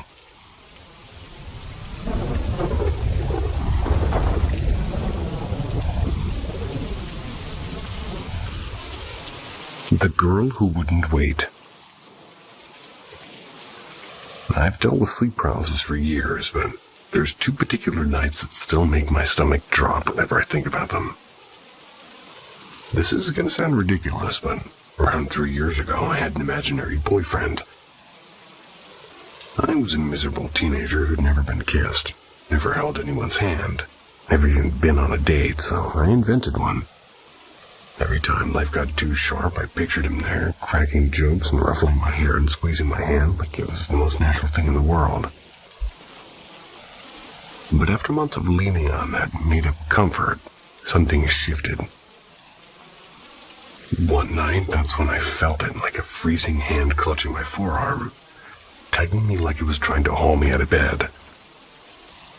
And with its other hand, it shook the mattress so hard I thought the legs would splinter, and God help me, I heard his voice.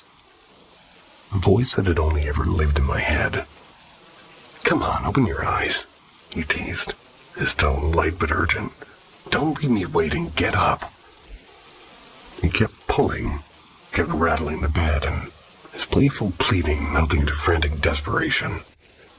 Something in me, some animal instinct, refused to look, and I clamped my eyes shut until the shaking stopped and the world blurred into sleep. I awoke in the morning. I was drenched in sweat and gasping for air. A few nights later, it happened again. Except this time, the voice wasn't his. It was his younger brother's, and I said, "Wake up, Dad's gonna be furious if you don't get up." And he snapped, yanking me by the shoulders while the invisible hands tore at my wrist. The voice grew louder and sharper until it was nearly screaming into my ear, and I did what I did before. I refused. I kept my eyes locked shut until sleep dragged me down. Till this day, I can't explain how something I created in my own head, someone who never existed, managed to touch me and to speak with a voice that wasn't mine. Worst of all, I still don't know if he's waiting for me to finally open my eyes.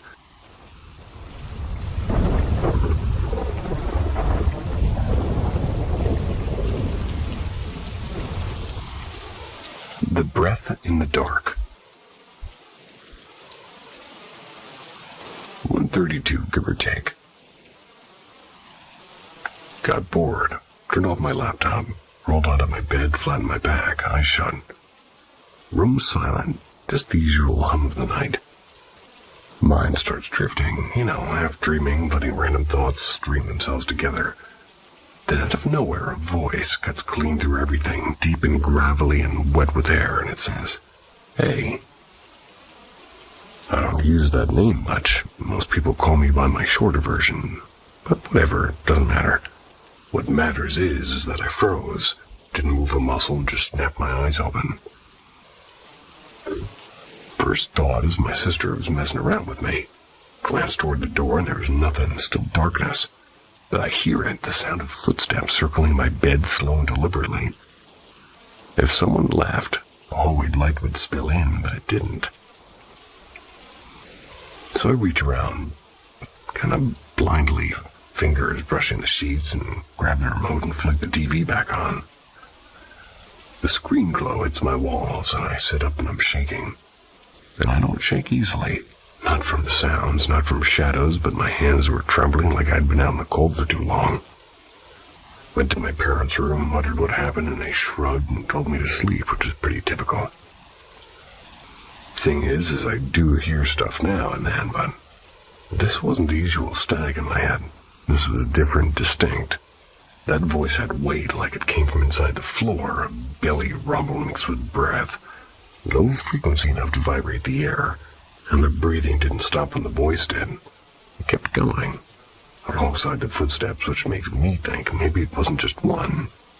And honestly, if this turns out to be paranormal, I wouldn't even be surprised at this point.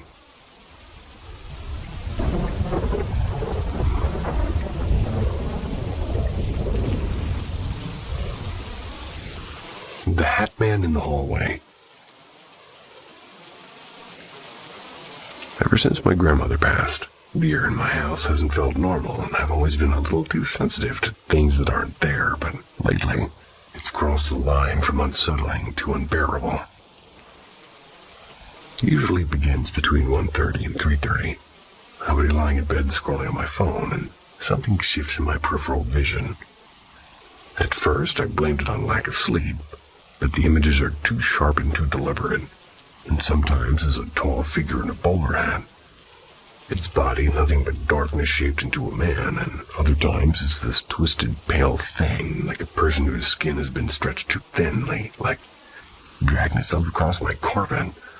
The second I lock eyes with it, it'll be gone, and the strangest part is I'll suddenly smell my grandmother's rose-scented hand cream, strong enough to make me gag, even though nothing of hers remains in the room. The hallway's the worst. No matter if it's 12 a.m. or 4 a.m. When I walk down it, icy air presses against the back of my neck.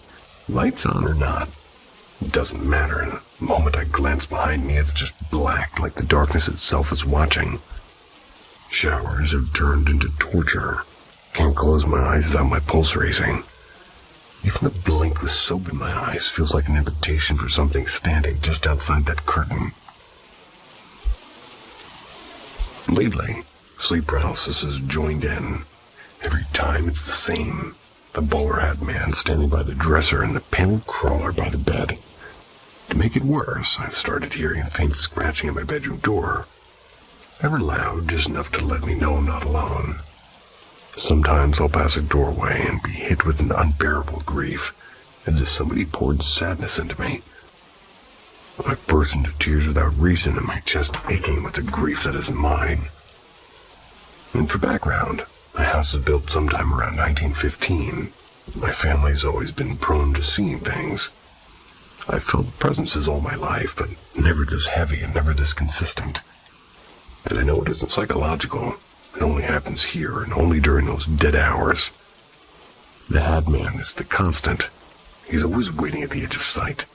The moment I acknowledge him, he vanishes. I don't know if this is grief-taken form or something bound to the house, or something that followed me after my grandmother's death, but it's growing, and I'm terrified of what happens when it decides to stop hiding.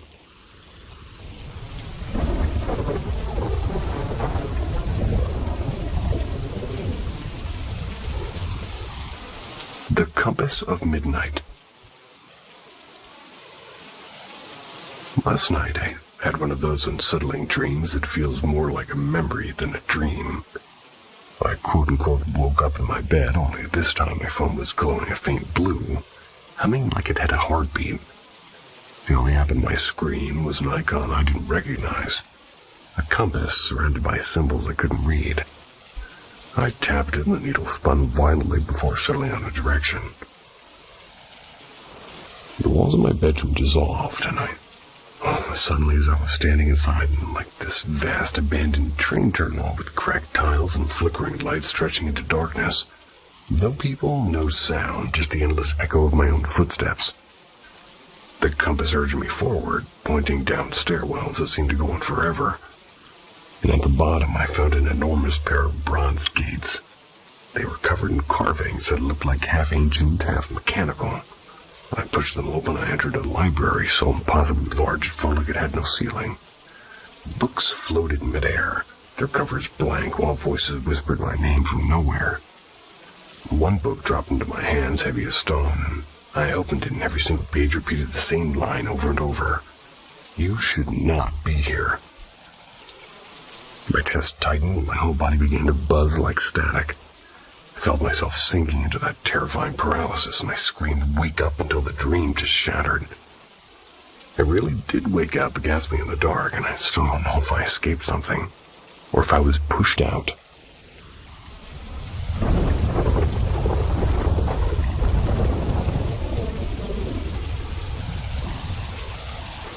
The Man at 213.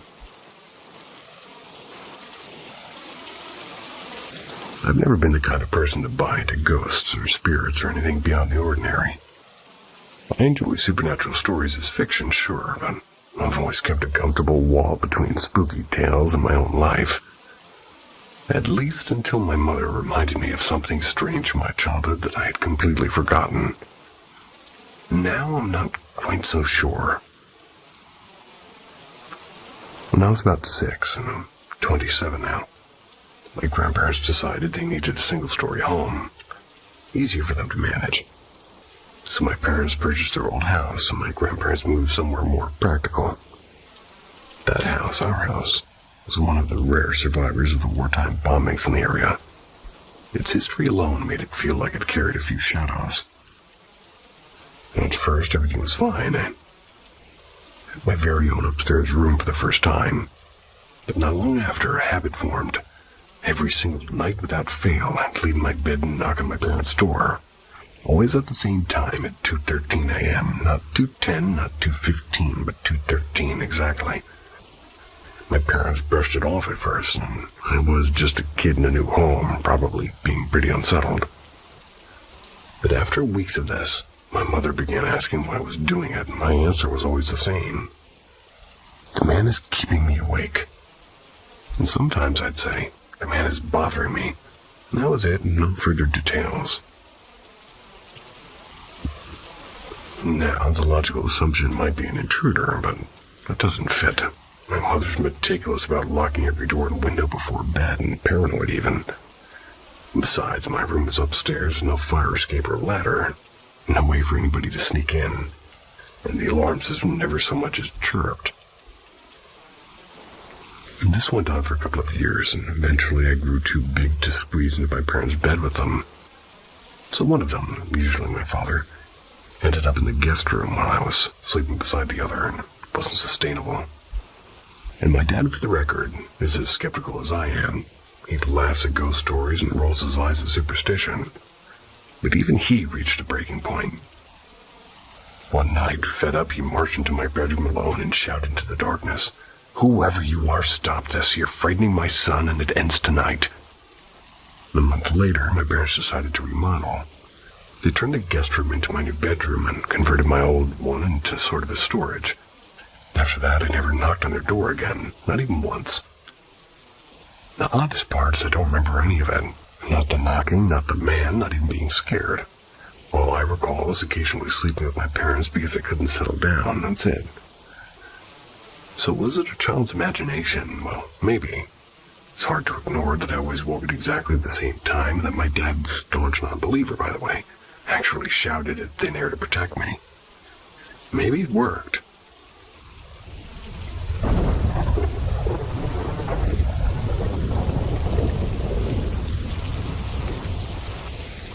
The Cloaked Watcher. This is still hard to say out loud. Even now, if I think about that night too long, I get goosebumps and my chest tightens. And I was 10 when it happened, and it branded itself pretty much into me like it was on fire. It took place in my great-grandmother's house. I never knew her, and she died years before I was born, but everyone in the family swore she wasn't like other people. My mom used to whisper about her strange books, the candle full of jars of herbs and bones that she kept hidden. Nobody ever touched her old sewing room, and the door has been locked for decades now. When my mom was a kid, she swore she heard chanting from behind that door, even when my great-grandmother was gone. Sometimes the door would rattle at night like something wanted out, and she always told us that that house wasn't just a house, but it was a container. Skip forward to that summer night, staying over with my dad at my grandparents' place. My grandpa was still alive then, but he wasn't really present anymore, just drifting and staring into corners like he was half in another world. It was maybe 1:45 in the a.m. We had just finished watching some old action movie in the living room, but my dad told me to get some sleep, and I really wasn't tired, but I went anyway. Halfway down the hallway, I froze, and my whole body was locked up before I even knew why, and that's when I saw it. A towering figure, must have been 7, maybe 8 feet tall, and it slipped past me. It didn't walk, not really. It kind of more like glided, with its cloak dragged along the ground in heavy folds, swallowing all the light in the process. No face, no hands, just a moving shadow draped in layers of black. Came from the back hallway, where my great-grandmother's locked room was, passing right in front of me, and drifted toward the porch door. I couldn't move, and my pulse hammered so violently I thought I'd collapse. I tried to reason with myself, maybe it was my dad, but I could still hear him just shifting at the couch behind me. My grandpa couldn't even stand without help, and my grandma was asleep upstairs.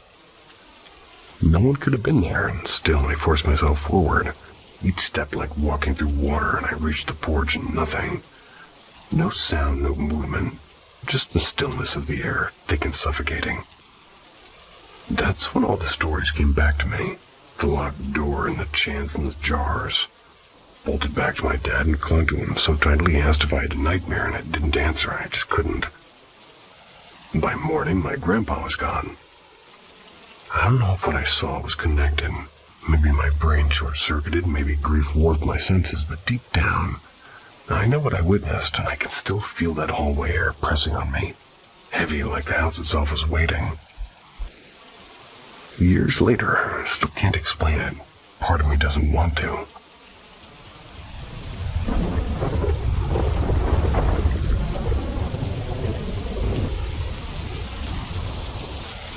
The Wet Footsteps. So this went down last night, around 3:30 in the morning. My cousin, who's 29, swears he heard heavy, wet footsteps, just like a couple of meters behind his bed, and everybody else, me, my grandparents, and my uncle, sleep upstairs on the second floor. He's the only one who sleeps downstairs. For context, I'm from Lithuania. My family is pretty religious. He said he woke up to the sound of somebody walking, not shuffling, not creaking, but actual footsteps. They turned on the lights, opened his door, and nothing. The noise stopped dead and the hallway was empty. At first, I thought maybe a rat or something, and it was very clear, and it sounded like a grown man, like 90 to 100 kilos, like slapping around in dripping wet slippers. Pretty creepy. He went to the bathroom, came back, and somehow managed to fall back asleep. I want to say it was a dream, or maybe he exaggerated, but the way he described it, all the little details, it sounded too real, and he insists he knows exactly what he heard. And the thing is when he told his mom, she said the exact same thing happened to her years ago. Not just her, but my uncle's ex-girlfriend too. About 10 years back, they're staying at the same room. Both of them heard somebody heavily, like walking up and down these stairs, then actually rattling the doorknob, same weight, same time of night, around 3 or 4 a.m. Me and my dad have also slept in that room a few times, and every single time there's this pressure, like the air's heavier. Not scary exactly, but unsettling. My grandma once brought a mass for her brother. Bought a mass. My grandma once bought a mass for her brother, who drowned decades ago. After that, all the noises stopped, and for years nothing, but now it's back, and honestly, none of us are too comfortable with that.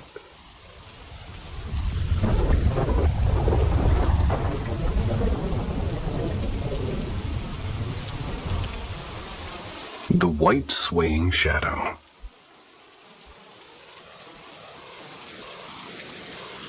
This isn't my own encounter, but something my mother shared with me. She's 41 now, and for nearly 2 decades she worked as a geriatric nurse in a nursing home. Back in 2015, her father died of lung cancer. She had no intention of attending his funeral. Her stepmother and stepsister would be there, and they had made her life miserable ever since her father remarried. But before the funeral, during one of her late shifts, something happened. That night, she was the only nurse on a unit with more than 30 residents. The first thing was small and almost laughable, and the hydration schedules, well, the chart showed with each resident what they needed to drink, and they were scattered on the floor in the kitchen. The windows were open and no breeze, and no resident nearby. She just shook her head and muttered, "Weird, but fine." Then came the second thing. She heard one of the heavy wooden doors moving. Not slamming, not creaking, but nudging back and forth. It was as if somebody pressed it open and then let it fall shut again and again. The metallic click of the lock echoed against the frame, and she checked with no draft from open window, nothing that could explain it. And then came the moment she swears she'll never forget. There was a small courtyard outside, accessible by a door with a glass panel. She had just shut that door when she caught sight of something behind her. A pale white shape, solid, not glowing, swayed side to side, gliding across her vision. It didn't move like a person walking. It seemed to float, and the height and the outline, even the hair, looked like her father. He had always worn his hair a little long and had that detail froze her sort of in place. Terrified, she bolted across the unit to find her coworker. Oddly enough, after she gave in and went to the funeral, the strange activity stopped, almost as if he just wanted her to say goodbye properly. And to this day, she sometimes catches his cologne in the air. No source, no bottle around. Just that sudden sharp note of perfume, and I can confirm it too. It's creepy.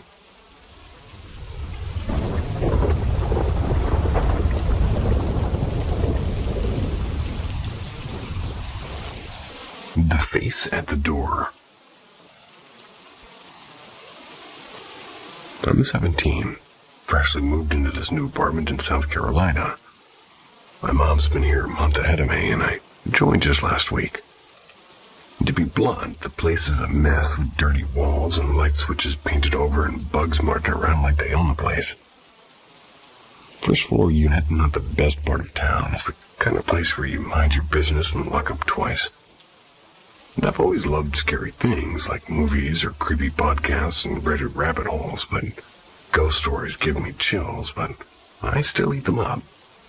The problem is I scare too easily, and lately I think the apartment is playing with that weakness. I have a 1-year-old cat named Milo. Usually calm, but since we moved in, he's turned into a professional scaredy cat. When someone unlocks the front door, he bolts, and that's normal, but now he hides underneath the bed and sometimes even burrows into my blanket pile like he's expecting a war. And at night, instead of hanging out near his food, he lurks in the kitchen shadows, staring into corners like he sees something I don't.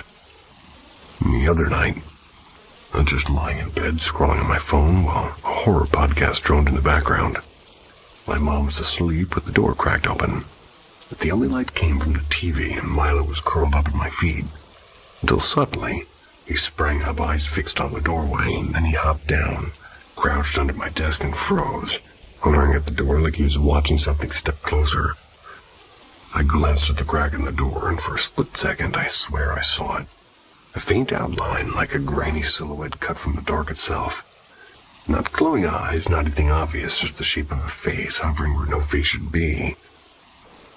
My chest went cold, and I called for my mom, choking back tears. I've never cried over being scared before, not like this. She came in and took me seriously, searched the apartment together. It's small, so it didn't take long, but when we reached the dining room, she noticed the back door unlocked, and neither of us had touched it. That unsettled me more than the shadow. She didn't stay the night in my room, but I lay awake, praying and feeling that thick, heavy energy pressing in. Like, was it paranoia, or did something else move in with us? I don't know if the apartment is haunted, but I know Milo sees something I can't. And that's what terrifies me.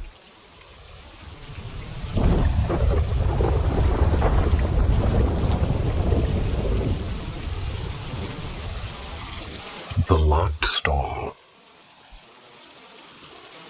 Started on a Tuesday morning, when me and 3 friends decided we just couldn't deal with the first period.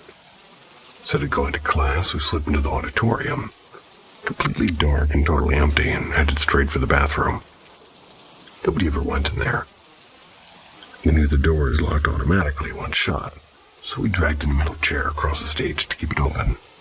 And inside the bathroom, we crammed into the biggest stall and sat in the cold tile and started whispering. That's when one of my friends casually dropped. You know, yesterday we talked to a dead girl in here. I froze and I said, what do you mean? She said that the day before, she and another friend were hiding in the same bathroom when a girl came in, complaining about how much she hated the auditorium, how it was always crowded and too loud, and they watched her walk into a stall and lock it and then never come out, and she just vanished. 30 minutes later, we heard it and the scrape of our chair moving, followed by the heavy slam of the bathroom door locking shut. My stomach flipped and we thought a teacher had found us. Then the door creaked open, slow and loudly. We heard footsteps coming closer, and they were too steady and too deliberate. 2 voices began to whisper, not loud enough to understand, but close enough that every hair of my arm stood up, and then a flush and a crying. A girl's sobs echoing through the bathroom. I thought maybe I was imagining it until my friend whispered, "You hear that too, right?" Another friend peeked under the stall and shook her head violently. No one was there. I tried to record it. My phone screen froze like it had locked itself. And just when it did unfreeze, the sounds from the auditorium began, like dozens of voices, muffled but urgent, as if the whole crowd had gathered. Music, too, faint but real. None of us wanted to open the stall, and we sat there, barely breathing, and as sneakers squeaked back and forth across the floor, shadows moved, but no legs appeared under the stalls. When the bell rang finally, we bolted, and the chair we'd left was gone. Always silent. We didn't look back, we just sprinted for the other doors and then outside. I made it to a second period, but I couldn't focus, and to this day, bathroom stalls make me nervous. Not because of what's inside, but because of who might never leave them.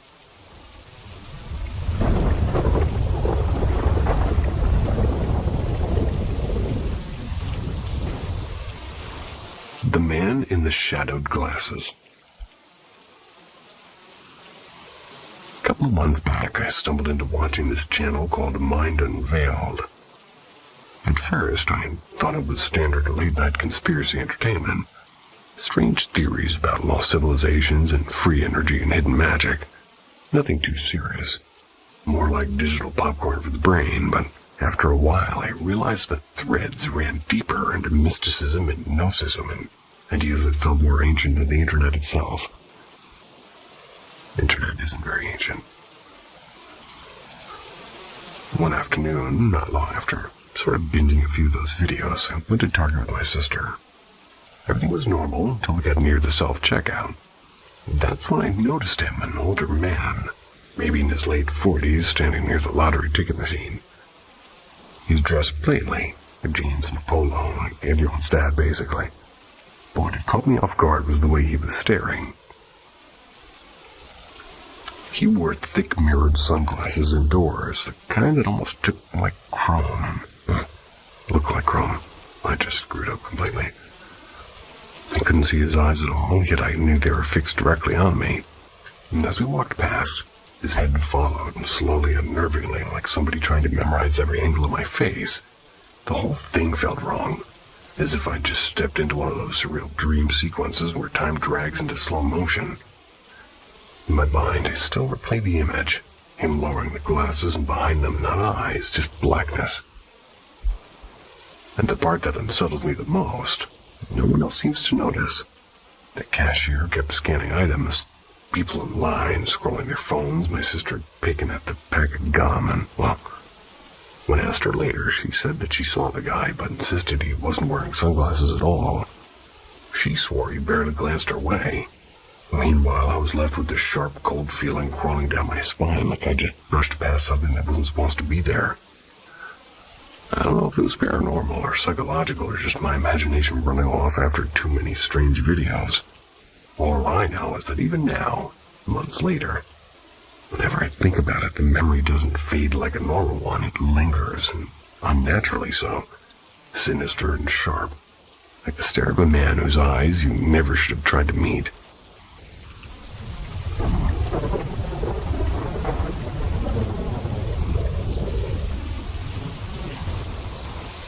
The House of Echoes. Either we've got a mimic living in our house, or something is tagging along with me. Didn't even know that was a thing, but here we are.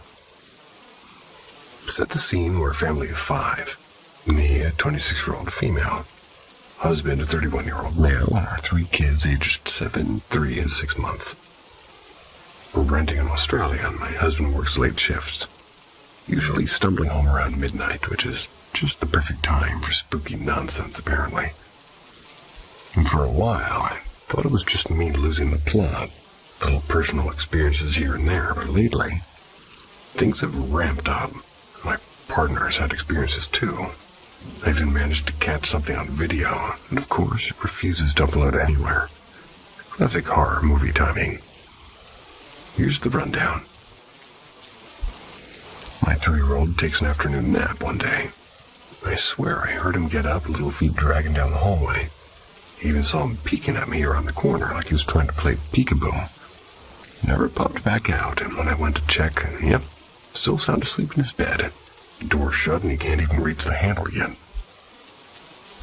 Another night I had him in bed with me, trying to settle him, and out of nowhere, his monitor lit up with the sound of him crying. But he was right there breathing beside me.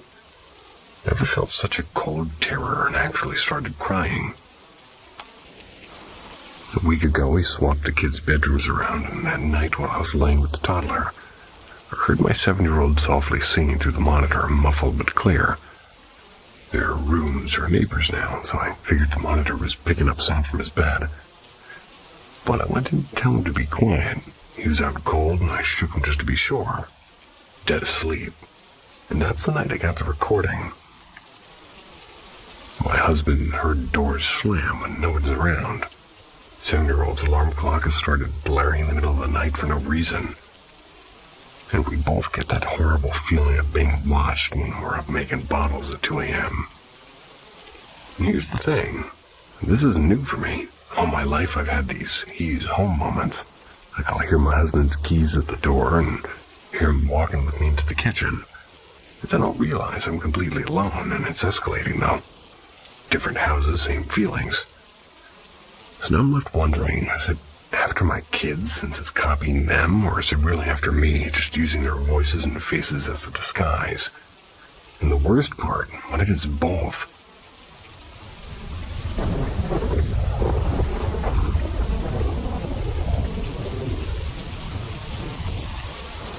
The return of Clara.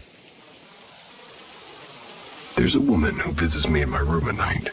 Her skin is pale, almost the color of ash, and her hair hangs in a long, damp strand as if she just stepped out of a lake, and she wears a faded blue dress that looks like it belonged to somebody a century ago. Stitched lace on the sleeves, frayed at the edges. She always appears in the same corner near my window, never anywhere else. When she shows up, it's like the air thickens and my body won't respond, like I've been nailed to the bed frame. I don't know if it's her paralyzing me, or if she's just pulling the energy out of me until I can't move. But the strange thing is even when she isn't there, I can feel her. Not paralyzing me, but I'm watching somehow. My room is usually bright at night, warm lamps and soft light. I don't scare easily, so no, I don't think I'm paranoid. The first time she came was 3 years ago. I had just shut off the bathroom light when I felt her right behind me in the hallway, and I froze. I couldn't move. I couldn't even blink for maybe 4 minutes. Until a week later, she returned. Same place, same paralysis. And then, nothing. For 3 whole years, she vanished. Until now. She hasn't appeared in front of me lately, but her presence is back. A month ago, I found myself locked in the bathroom across from my room. The door only locks from the inside, and I never lock it. Unless I did without realizing, which is unlikely. 2 weeks later, I heard 3 loud knocks against the wall beside my bed, sharp and deliberate knocks. Too loud to ignore, and last night I dreamt of her. She stood at the foot of my bed and whispered her name, and she said, "I'm Clara." I don't know a Clara. No one by that name has ever lived here, as far as I know. No death records in this house either. But she's here, and for reasons I can't explain, she refuses to leave my room. That was the name of my old bearded dragon.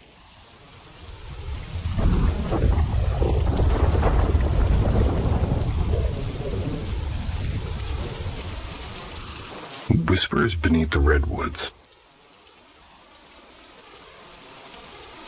Last night, something unusual happened that I can't quite shake, and I'm wondering if anybody else has had odd encounters at the Cathedral Grove, or might know what it could have been. My sister and I were heading back to the Courtenay after spending the day wandering Tofino's beaches. On a whim, we pulled into Cathedral Grove just past midnight. We didn't go into the trails, just parked and stood near the towering silhouette of the Douglas firs. Even by daylight, those trees feel like guardians from like another age, but at night, the stillness was so complete it felt unnatural, as if the forest itself was holding its breath. The air grew heavy, almost charged, and the silence pressed against us. And then out of nowhere, a sharp metallic ringing echoed through the dark, like 2 iron rods being struck together. Moments later, a deep crackling voice, wood splitting, and maybe a heavy stone tossed against another came from further in. My sister grabbed my arm, and without even discussing it, we both knew we weren't welcome there. We both backed into the car and drove until the shadows of the forest were far behind us. The logical explanation is, of course, it's an animal. That's the safe, comfortable answer. But the feeling was too intentional, as though something unseen taken notice of us and wanted us gone. I've tried searching online, but I haven't found much about strange happenings at the Cathedral Grove. Has anybody heard stories or folklore or local tales about spirits or guardians of that forest? Because standing there, it didn't feel like we were surrounded by trees. It felt like we were trespassing in someone else's domain.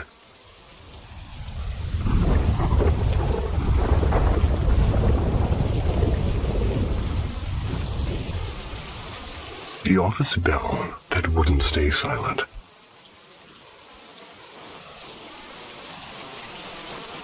Something odd has been happening at my mom's office, and honestly, it has me rattled because it defies any logical explanation. There's an electric bell in her office. Harmless enough, right? Except it rings on its own. At first, the staff thought it was a wiring issue, so they replaced the bell. Well, problem solved. Well, not at all. The new one is just as haunted as the old one. The strangest part is the timing. It doesn't just ring at random and often goes off in the evenings, just as everyone is wrapping up for the day. Even creepier, it sometimes rings precisely when people talk about it. Almost like it's eavesdropping and wants to join the conversation. Then there's the matter of the air conditioner. The office boy swears he switches it off every night. Yet more than once it's been found humming quietly the next morning. Once he's even claimed he saw a swiveled chair roll slightly forward by itself, and he went to check on the AC, so... Yesterday, my mom decided to push things further. Instead of ignoring it, she tried to communicate. Standing quietly in the office, she closed her eyes and asked questions in her mind. Do you need something from me? Are you trapped? Are you male or female? Do you want release from this place? She asked for answers through the bell. 2 rings for yes, 5 quick rings for no. And the terrifying part is the bell obeyed perfectly. 2 slow rings for yes, 5 rapid ones for no. And she asked about 6 questions, and each time the responses matched her instructions. Now she's convinced that some lost spirit is trying to reach out, hoping for some kind of help, I guess. I'm doing my best to stay rational, but it's hard not to be unsettled, especially since she's in India, dealing with this firsthand while I'm stuck here in Germany, helplessly worrying from afar. See ya.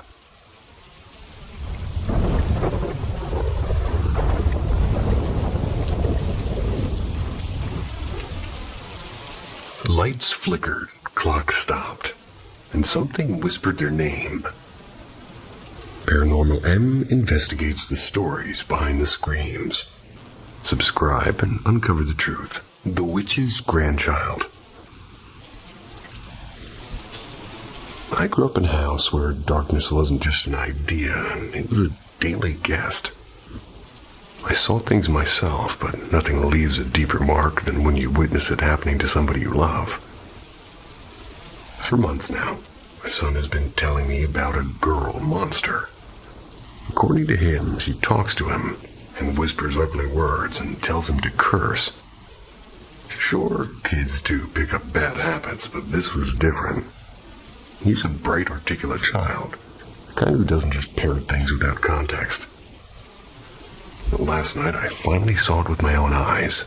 He was standing in the hallway, moving backwards into the room with his little hand suddenly covering his face. With his eyes hidden, his voice shook. Mom, I'm scared. I'm really scared. I caught it all on video. Him backing away and trembling like he was cornered by something only he could see. And today it happened again, only this time he didn't know I was watching. He backed up and paused and peeked through his fingers, then darted away as if fleeing from some unseen figure. He didn't say a word, he just carried on, pretending like nothing happened. And that's what unsettles me the most. He isn't the type to act out, to create drama. He's thoughtful and steady and never shown concerning behavior before. I know children have imaginary friends, but sometimes about this it feels darker. My own past doesn't help ease my mind either. My mother's side of the family, all being 6 sisters, all dabbling in witchcraft. I saw things I'll never forget. My mother took her life when I was 13, and ever since I've carried the fear that whatever haunted her might trickle down into my life, or into my children's lives. Am I imagining connections where there are none, or is this something real and something spiritual, creeping into the edges of my son's world? I don't know who to ask. My husband's family is deeply Christian, and if I spoke a word of this, they'd panic. My husband himself has seen things, but he's undecided. caught between belief and denial, and as for me, I'm left with a choice. Dismiss it as a childhood imagination or acknowledge the shadow in the room that only my son seems to see.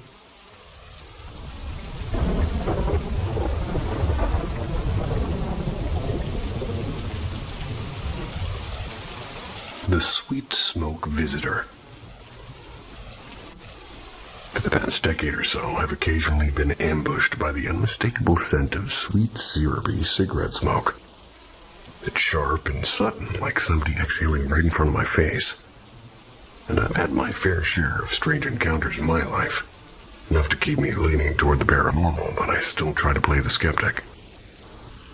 I've asked myself all the logical questions.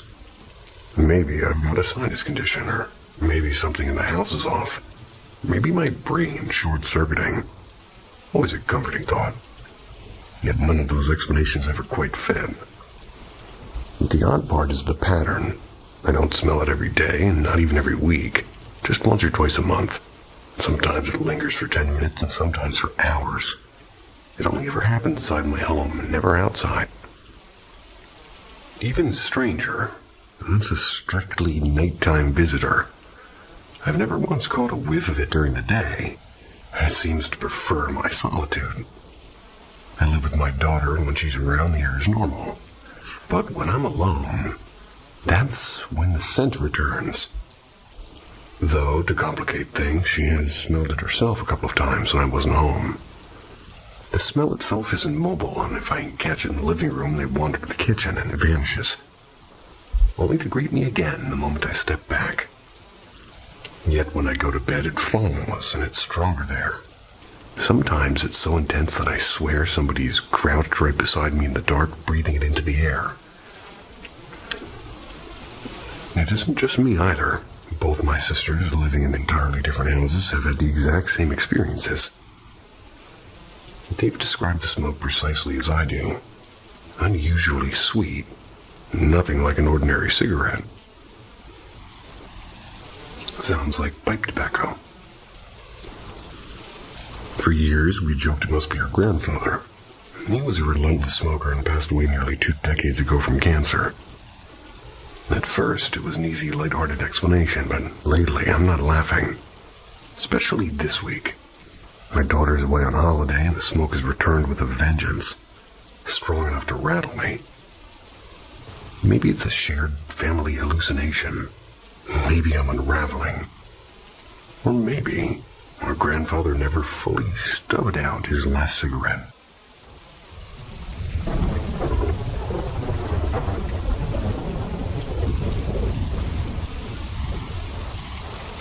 The house that wouldn't stay quiet. When I was about 8 or 9, I lived in a small bungalow with my grandparents. My dad had his own place in the basement. He'd fix it up himself so he could have a bit of space away from the rest of us. The first shadow. My bedroom had the basics: a twin bed, a fish tank on top of a dresser at the end, and a closet that really never stayed shut. I'd always kept the tank light glowing because, well, I was pretty terrified of the dark at the time. One night I woke up to this low, muffled thumping sound, like distant drums. I thought maybe Dad had the TV going downstairs, but his room wasn't even under mine. More likely the furnace. Never usually made that noise. As I blinked awake, I noticed the light in the room looked dimmer, like something was blocking it. I lifted my head and I saw a tall, dark figure standing between me and the fish tank. At first, I figured it was Dad, coming up to turn the light off like he usually did once I was asleep. Half asleep, I mumbled something at the figure, and that's when it sank literally down to the floor and just melted away. I shot upright, I peered over the edge of the bed, and there was nothing. There was no one, just me. The water in the tank was bubbling like nothing had happened.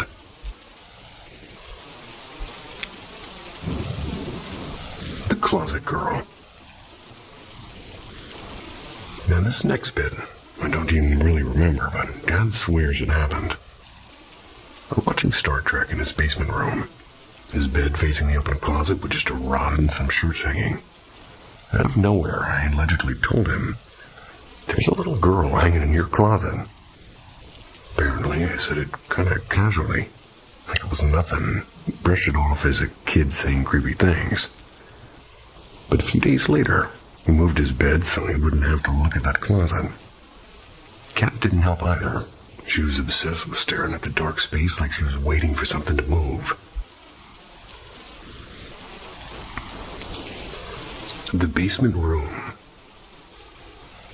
We also had an quote-unquote entertainment room down there. Like, there's some Wii and some toys and the usual. I hated going in unless somebody was with me. The chalkboard on the wall would sometimes have new writing on it, even though I don't remember ever touching it. The air always felt heavy and like someone was behind me. And sometimes I swore I could feel breath on my neck. I ended up abandoning the room altogether.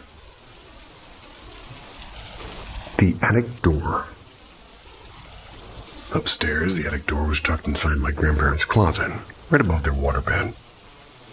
I loved sprawling on that bed to watch cartoons, but the sliding closet doors, they would sometimes creak open on their own, just a few inches, slow and deliberately. Eventually, I started dragging a cat in with me every time. I was convinced that I couldn't be heard as long as I had one for company. Nights of noise. My own closet door was the worst. It had a knob, but it still creaked open at night. Never during the day, and then there were the footsteps in the hallway. Always when everybody else was supposed to be sleeping. I kept my door open because I was afraid of it opening itself, and I could see straight down the hall and nothing ever appeared. But the footsteps never failed to come. Bad history. Dad used to tell me other creepy stories about the basement, but I've forgotten most of them. Still, he swears to this day that house was off, and later we learned the previous owner had been a foster parent with a bad reputation. Nobody died there, but the walls felt like they're absorbed in all this mystery.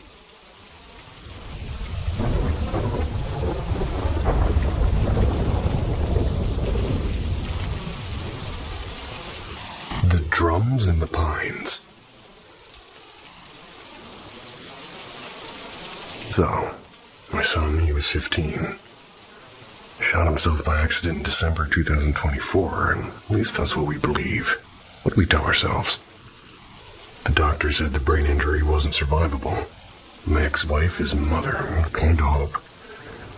She asked that he be kept alive with machines and medicine and wires and all the scaffolding of modern science that holds a body long after the soul is flown. We took turns in the ICU, one each night. But on my first solo night, something happened. I had just hung up the phone with my wife, so she didn't let her daughter, my son's half-sister, 8 years old, she could say goodnight to him. Her voice cracked when I said I love you, the way kids do when they don't understand forever but sense it anyways. My wife said the same and went to bed. And I was left in the dim hum of the machines. Then came the urge. Not gentle, not subtle, an overwhelming push to talk to him. I poured it all out, every word I'd never said and every apology. Every scrap of pride, and in that flood I felt peace. Enough to sleep, if only for a little while. The next morning I knew he was gone, and later my wife told me that around the same hour I was talking to him, she heard something strange back home in the woods. What she described as drums and chanting. She swore it sounded Native American, and we lived deep in the South in pine country, where Civil War ghosts are old news and strange sounds are half expected. But to my knowledge, our land was never native ground. Though yes, there's old tribal territory about an hour away. On December 9th at 6:30 in the morning, they took him off the ventilator and that was it. And since then, little things happen.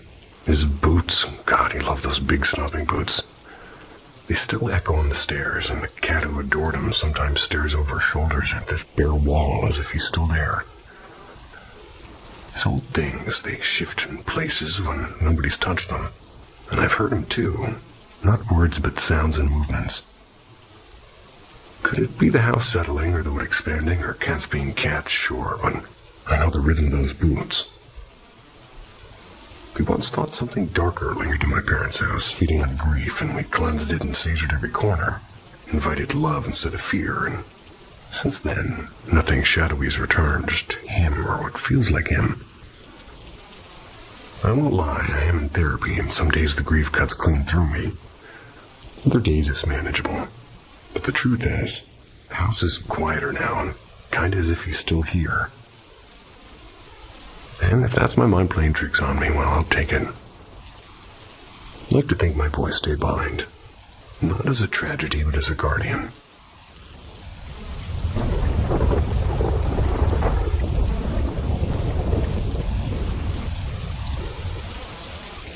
The figure in the hallway. This happened about 15 years ago. And even now, whenever I talk about it, the hairs of my arms still stand up. This is the first time I've actually written it out. I've always wondered if anybody else had gone through something like this, and if so, what they made of it. To keep myself sane, I had to convince myself that what I saw was me from some other version of reality. As weird as that sounds, it was easier than believing something else was lurking there with me. At the time, I'm living in this sprawling old house. It's over a century old, with a long, straight hallway that seemed to stretch on forever. The rooms peeling off on both sides like a train car. My room was near the front, and my roommate's right across, and then further down came the kitchen, a living room and a bathroom, and finally a converted music room at the very back. That music room was packed with equipment and amps and drums and cables and guitars and all of it. My roommate's band practiced there weekly, and it's always had this leftover hum in the air, as if the walls remembered the noise. I also kept a small fish tank in there with 2 red-eared sliders I'd raised since they were tiny. One night, close to midnight, I was getting ready to crash, and I was alone and completely sober. Just about to step into my room when I realized the aquarium light was still on. The turtles needed darkness, so I sighed and turned back, and I started that long trek down the hallway. My dog, a 9-year-old shepherd mix, trotted faithfully at my side. When I reached the tank, I flipped the light off, and instantly the room was swallowed in darkness. So total that it felt solid. I paused, shifting my weight, about to step when I froze, and there, and just right in front of me, stood a figure. Human-sized, human-shaped. But no details, just a silhouette carved out of the dark, somehow less dark than everything else around it. It reacted the same moment I did, startled, jerking back and taking 2 large steps to the side until it pressed itself against the wall, bracing with its arms as if I had frightened it. My dog leaned into my leg harder than she ever had before or since. A low growl vibrating from her throat, not loud, barely audible, but steady and unbroken. I couldn't move. I just stood there staring at the shadowy outline. It was my height and my build, and every bit as real as I am. Time stretched, like 30 seconds, like a minute. Long enough for my eyes to start adjusting. Then the figure started to blur and fade into the black, but never truly disappear. Finally, I backed away with my dog glued to me. Her weight against my leg the whole walk back down the hallway. I didn't turn on a single light until I was safely in my room, door shut, dresser shoved against it. Told myself it wasn't really there, just to trigger the dark. But I knew what I saw. That night I sat on my bed shaking, letting my dog with one hand while the other clenched the blanket. Kept the light on for the night afterwards. Nearly 30, and I'd never been afraid of the dark before, but that changed. Next day I asked my roommate to meet me outside the house before I told him, and when I did, his face went pale. He said he'd had strange experiences too, like knocks and whispers from the amps when nobody was in the room, but he'd never seen a shadow figure. Lucky him.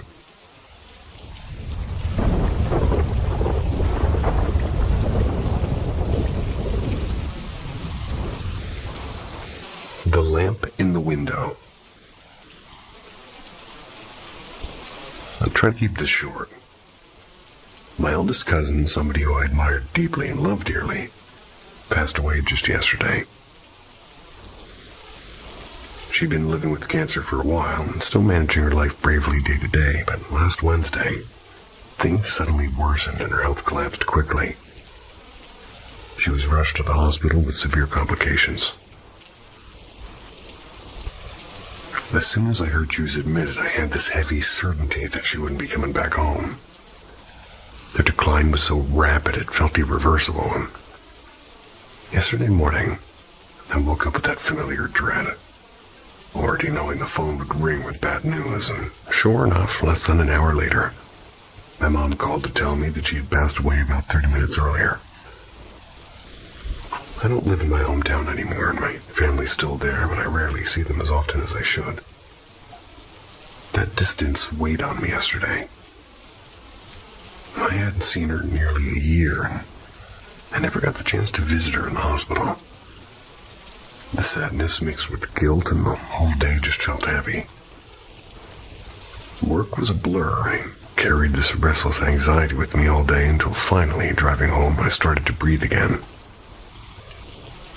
The 25-minute drive is usually my reset button, but when I pulled up in front of my house, something stopped me cold. I stepped out of the car, and I noticed through the window of my home office that one of my lamps was glowing. I hadn't been in that room since last week, and I was absolutely sure I hadn't left that light on. I went inside carefully, half wondering if somebody was in the house. But everything was locked and nothing was disturbed, just the lamp burning quietly. I know for a fact it wasn't on when I left that morning. I even remember locking up after a couple of friends visited the night before, passing right by the dark office.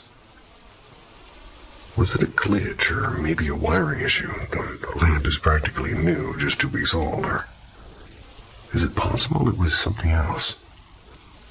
I don't know what I believed with the thought that it could be her sending me a small, kind sign. Well, maybe that she's okay now. It gave me more peace than a logical explanation ever could.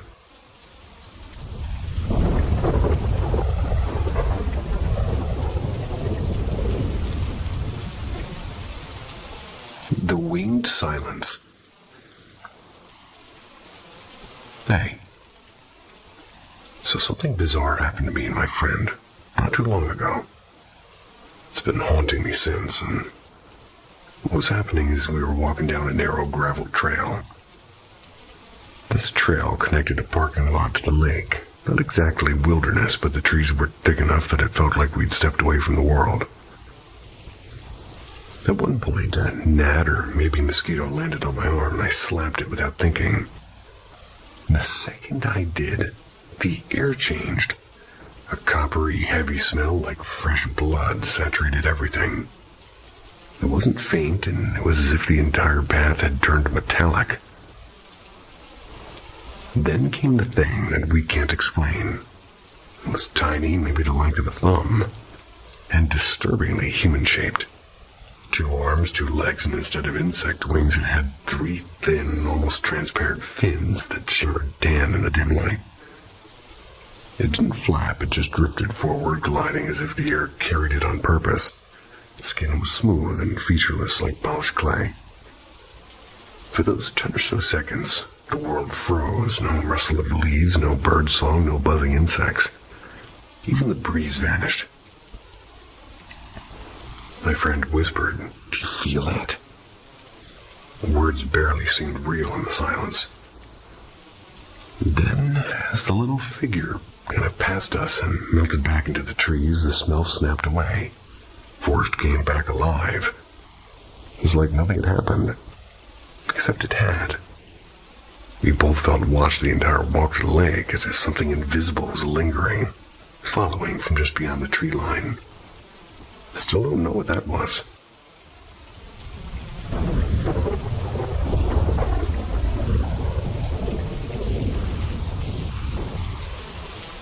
The feather that found me.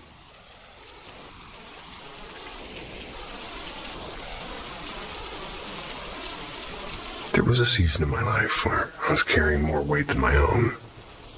A close friend was locked in a bitter custody fight for his young son, and I found myself dragged along emotionally, watching helplessly from the sidelines. The frustration and sorrow were heavy that I just turned, as I often do, toward prayer, whatever thin threads of faith I could hold on to. Around that same time, I began to notice a strange pattern. The numbers 22 and 222 kept showing up on clocks and receipts and even license plates. I'd seen repeating numbers before, but never with this kind of persistence, and finally, in a late-night haze of exhaustion, I searched online. And what I discovered jolted me. Dozens of sources claim that the number 222 is a sign from angels and a reassurance that you're not alone, that help is already nearby. Reading that in the middle of my turmoil felt less like coincidence and more like a lifeline. One article suggested something simple. If you doubt the presence of your angels, ask for a sign. A feather is one of the clearest. It even went further. Say it out loud. Angels help me find a feather, and they'll answer. So I tried, and I stepped out behind the cafe where I worked part-time and whispered, and kind of almost embarrassed. I said, angels help me find a feather, and I scoured the sidewalk and peeked into the hedges. Even tilted my head back to watch the sky, and there was nothing. 10 minutes passed, and then 15, and my hope began to sag. No feather, no sign, just me staring at the cracks in the pavement, wondering if I was losing my grip. Went back inside, shoulders low. I was blinking back tears, and the only other person working that shift was a woman named Claire. She knew nothing about the custody battle, and nothing about the numbers, and nothing about the prayer I just offered. Not 2 minutes later, she suddenly paused mid-sentence and laughed nervously. You got something floating above you. She reached out and, to my astonishment, plucked a tiny gray feather from the air, one that had been circling me in the draft of the ceiling vent. I just stared and I broke, and tears poured down my face right there beside the espresso machine, while Claire stood awkwardly holding the feather, half convinced I'd lost my mind.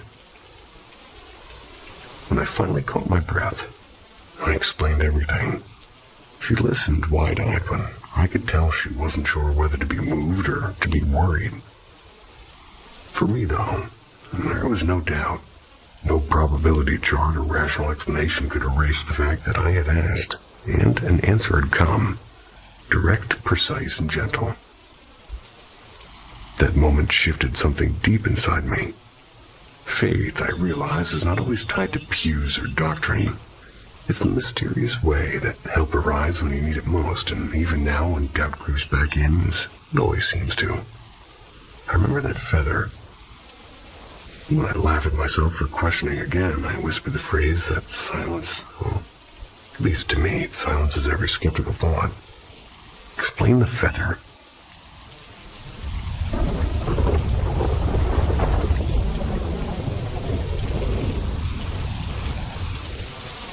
She knelt in silence. So me and my family were on this road trip, and we ended up stopping in this random little town in the middle of nowhere. It was late and everyone was exhausted, so we grabbed the first hotel we could find.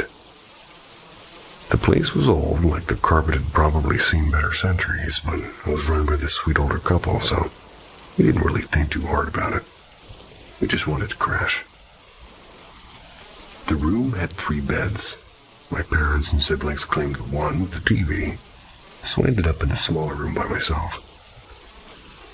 I remember lying there scrolling through TikTok because, of course, I can't sleep like a normal person. And then I started feeling this strange cold draft on the back of my hand. At first, I thought maybe the AC kicked on, but nope, the air almost felt deliberate, like somebody had just breathed on me. I tried to shake it off, but curiosity won. I lifted my phone a little to look around, and that's when I saw her. Across the room, kneeling in front of the big mirror by the dresser, was a woman. Long dark hair, pale skin, and her eyes were shut like she was meditating, or maybe just waiting. I froze, my stomach dropped, and my brain went straight into horror movie logic. Hide under the blankets and pretend nothing exists. Which is exactly what I did. When I finally worked up the courage to peek again, she was gone, no sound, no trace. Was I just overtired? Probably, but even now, I can still remember how sharp that cold air felt against my hand.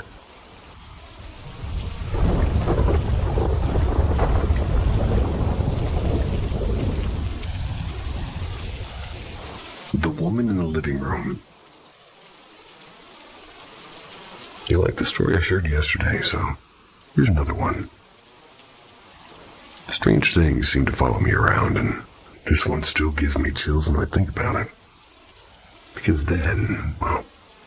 of weird little happenings in the house, and because I was just plain scared.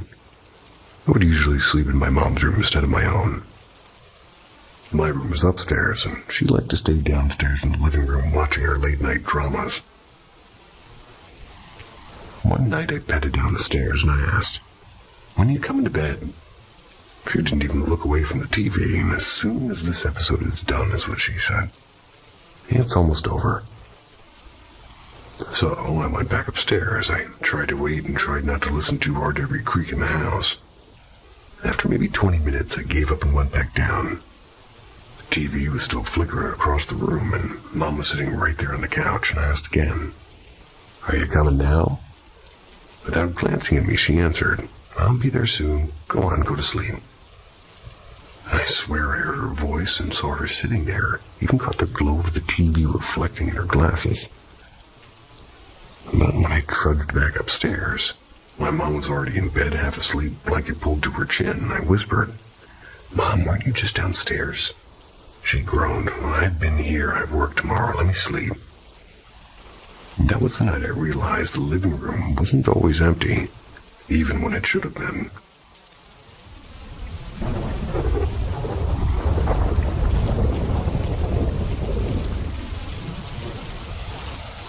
The Sideways Hunter. I once stumbled across a strange old book from the 1970s.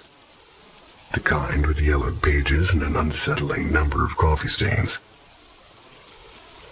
Buried inside of it was a chapter on forgotten myths, and one particular tale still lingers in my head.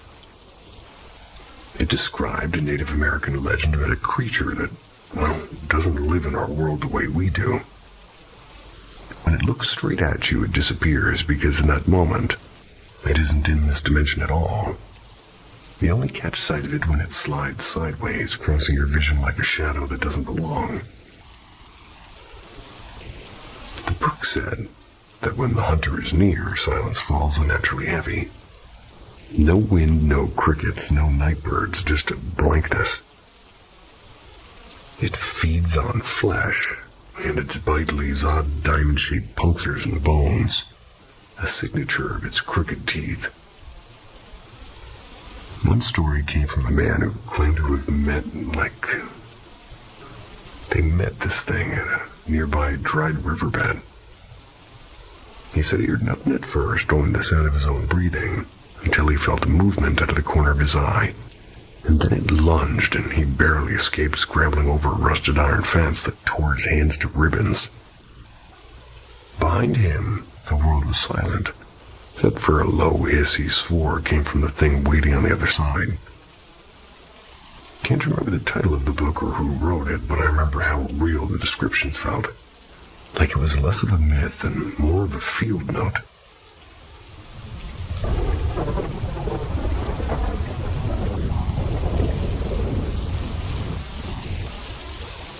The shadow that won't let go. For nearly a decade now, I've been tormented by something I never asked for. An entity that latched onto me like a parasite and refuses to let go. I used to laugh at the idea of hauntings, but that laughter stopped the moment this thing made itself known. It took me 3 relocations and countless sleepless nights to finally accept. This is not my imagination. This is something real. In For the first few years, its specialty was sound. Bangs and scratches and whispers, always just beyond the reach of logic. At first, I blamed the neighbors, then faulty pipes, and then maybe even my own hearing. But when I moved again and again, the noises followed. I knew I couldn't keep making excuses. And worse, the sounds often seemed to answer me, as if it were mocking me. I bought signal detectors, tore into drywall, and even dismantled a radiator once, thinking some hidden device was planted there. There was nothing, absolutely nothing. And I've got hard drives filled with recordings and hundreds of clips of deliberate knocks. And oftentimes, perfectly with me speaking or gesturing to the camera. I can predict it now, almost like I can feel it waiting. And that's how I know this isn't some random house creak. It's intelligent and it's deliberate. At night, it was merciless. First 2 years, every time I tried to sleep, it would rap directly behind the headboard. 3 taps, just as I closed my eyes. If I ignored it, it got louder and more insistent. Sleep became a negotiation with madness. That particular trick was mostly stopped because it found worse ways to torture me. About 3 years ago, the entity learned a new game. Itching. Not just a mild irritation, but a full-body wildfire underneath the skin. Always I lay down. Always when I'm the most vulnerable. No rash, no eyes, no medical explanations. Just this sensation that I'd rolled in glass dust and poison oak combined. And every time the itching started, the knocking stopped. Like it could only focus on one torment at a time. Then came the gut attacks. About 8 months back, it escalated again, and now instead of scratching my skin raw, it clamped something inside me and knocked deep and twisting. Makes sleeping impossible. It's agony without a wound, suffering without cause, and once again, when this takes over, the other tortures vanish, as if it pours all of its will into this one thing. Sleep is a stranger to me now. My health and my sanity and my life, they're all unraveling. I've hired mediums, I've brought in priests, and I've had cleansings done more than once. Worthless. Sage, salt, crystals, well, they may as well be confetti. Whatever this is, it's stronger and older and hungrier than any of that. And no, I don't believe this is some restless human ghost. Whatever humanity it once had, if any, has been burned away. And what I feel from it is pure venom, an endless, patient hatred, and it delights in nothing but my pain.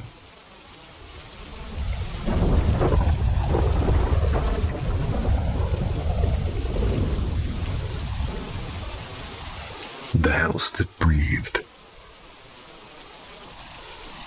So, cards on the table. I'm a religious man. I believe in angels and I believe in demons. But ghosts, human-shaped leftovers of the dead, souls caught in limbo. That's the part I've always rolled my eyes at.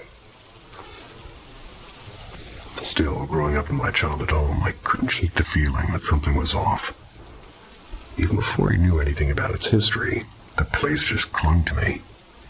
It doesn't matter if my family was around or not, I never once felt like I was alone in that house. Take this for example. I'd be upstairs in my room, door cracked open, playing video games. The dogs would be penned up in the kitchen with the baby gate. I did that because 1, the back door was right there, and 2, they weren't exactly house-trained. Easy system. If they barked, I'd just let them out. Except sometimes, before they barked, I'd hear something else. Footsteps coming up the stairs, slow and heavy. Sometimes a call from down the hall, the kind my dad used to make after too many cigarettes. Sometimes it wasn't footsteps or coughing, though. Sometimes it was my mom's voice calling my name from downstairs, except no one was home. The air in that house was thick, Like it carried weight, and I'd catch movement in the corner of my vision while watching TV, and figures brushing past doorways and shadows slipping by. And at night, that's when the real fun began. Night terrors like clockwork. Every now and then, sleep paralysis, lying frozen in bed and feeling like something was standing right there at the edge of the mattress, breathing. When my dad landed a promotion, we packed up and moved out of state, and the new place is a whole different world. No heavy air, no phantom footsteps, no voices calling me from empty rooms. And the night terrors, gone, just like that. Sometimes I wonder, did we leave the house, or did the house finally just let us go?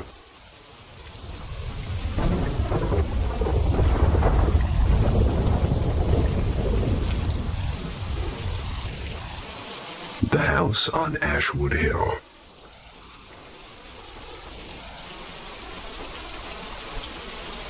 I was barely 6 years old, but these memories are carved into me like scars. My hometown had just been ripped apart by a tornado, an angry beast that tore straight across our neighborhood. I could still hear it, that roaring freight train sound as it hovered above us. My mother whispering desperate prayers while shingles flew past the window. The neighbor's roof was peeled off like paper. Another man wasn't so lucky. The gas lines blew. His house went up in fire. We evacuated under the belief that our whole world might burst into flames at any second. 1 week later, when the smoke and the chaos had calmed, my mother took me along to look at houses. Her car was gone, smashed to pieces in the storm, so we rode in my stepfather's old Chevy Tahoe. I sat in the back with a little Tupperware of lukewarm chicken nuggets and a bag of Funyuns. I begged for them at a gas station. That's when we pulled up Ashwood Hill. At the top, half hidden by trees, was a 2-story wooden house with a broken garage off to the side. And even from the driveway, you could see it wasn't just storm damage. It looked like the house itself had been rotting for decades. A massive hole was carved in part of the roof, running down like a wound from the top floor to the first. Mom parked and told me I could come explore if I wanted to. Normally I'd leap at the chance. I was always a curious little kid, but the second I opened the car door, the world stopped. The leaves on the ground were frozen in place. Not a single gust of wind to stir them. No birds, no crickets, and the silence was so thick it pressed against my ears. I set my feet on the grass. I felt something cold.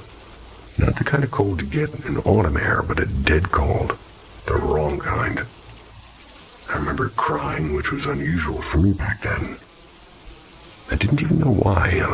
I just knew everything about this place was wrong. Still, I tried to follow after my mom. My little sneakers crunched leaves as I forced one foot in front of the other.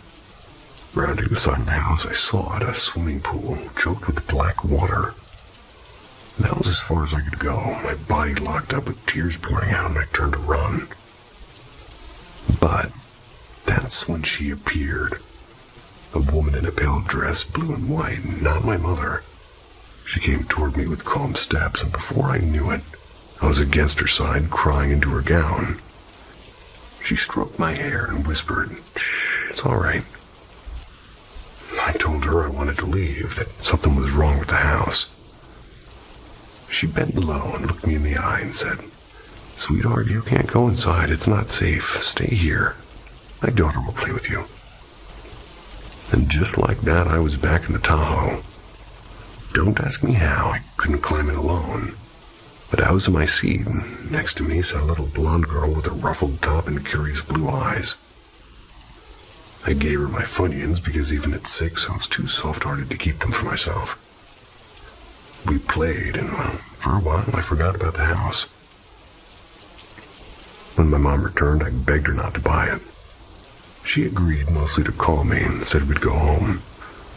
I pointed to the seat beside me and said, "What about my new friend?" Mom looked at me puzzled. The girl was gone, but the seat still buckled. Till this day, I dream about that house on Ashwood Hill, and in my dreams, I try to go inside, but the woman always finds me. She wraps her arms around my waist and pulls me back to the car and whispers the same words every time. You can't go in there.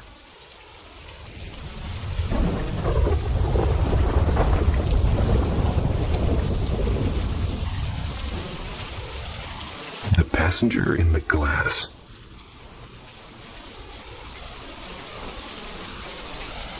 I've always been attuned to things I shouldn't be. Emotions and presences and whispers of something not quite human. When I was young, something seemed to fasten itself to me. Whatever it was, it carried malice.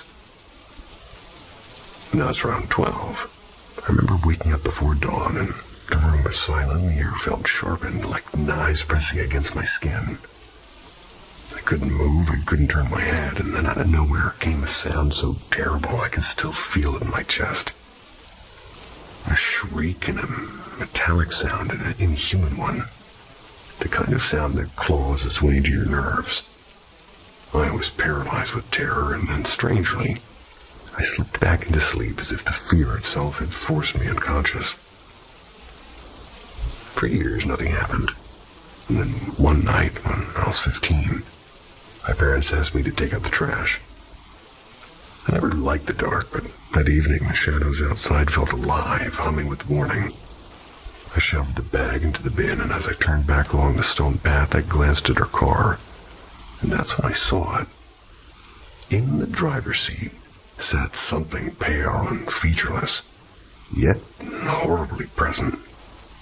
It wasn't looking at me, but through me, pulling me into its gaze like gravity. The terror wasn't just fear, it was despair. The kind that convinces you you've already lost, and just suddenly, I could move again. I sprinted inside with my heart hammering, but even as my mind tried to erase the memory, the feeling burrowed deep. Not long after, my nights turned violent. I would jolt awake, just drenched in sweat, my ears exploding with a sound like gunshots inside my skull. And sometimes a woman's voice would murmur my name in the dark, pull me out of sleep. And once it was a man's voice, and deep and heavy. And from then on, the presence never left. Things did escalate. Plates would fall when I passed by. Objects toppled as if pushed by invisible hands. The air in my room grew thick at night. And one evening, checking our security camera, I saw it again, an immense smoke-like mass sliding across the backyard until it vanished right into her back door. I knew without a doubt it was the same thing I'd seen in the car. Now the activity has quieted, though the air never really feels completely empty. I prayed once, reciting a verse in desperation, and the weight lifted for now. I can't shake the feeling that it's not gone, though. I think it's only waiting. As patient as ever, for the moment I stop paying attention.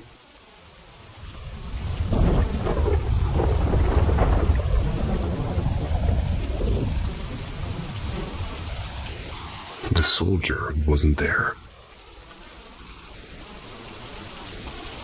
So one afternoon, my mother-in-law declares without negotiation that the whole family is going to the Glebe Museum of the Armistice. You know, where they keep that famous railway carriage where the treaty was signed. Personally, history that I have a complicated relationship with. Translation is I find it boring. But since family democracy really doesn't exist, I went along. And we were a small army ourselves, my family. At the entrance, a massive square opened up with a towering statue of some grim-faced general and a few reconstructed trenches scattered around like movie props. My mother-in-law immediately got lost in her world of photos, documenting every single flower, I swear. I slipped away with my half-sister, who's basically my twin in age and attitude. While our parents wrestled with the ticket counter, we wandered to the garden nearby.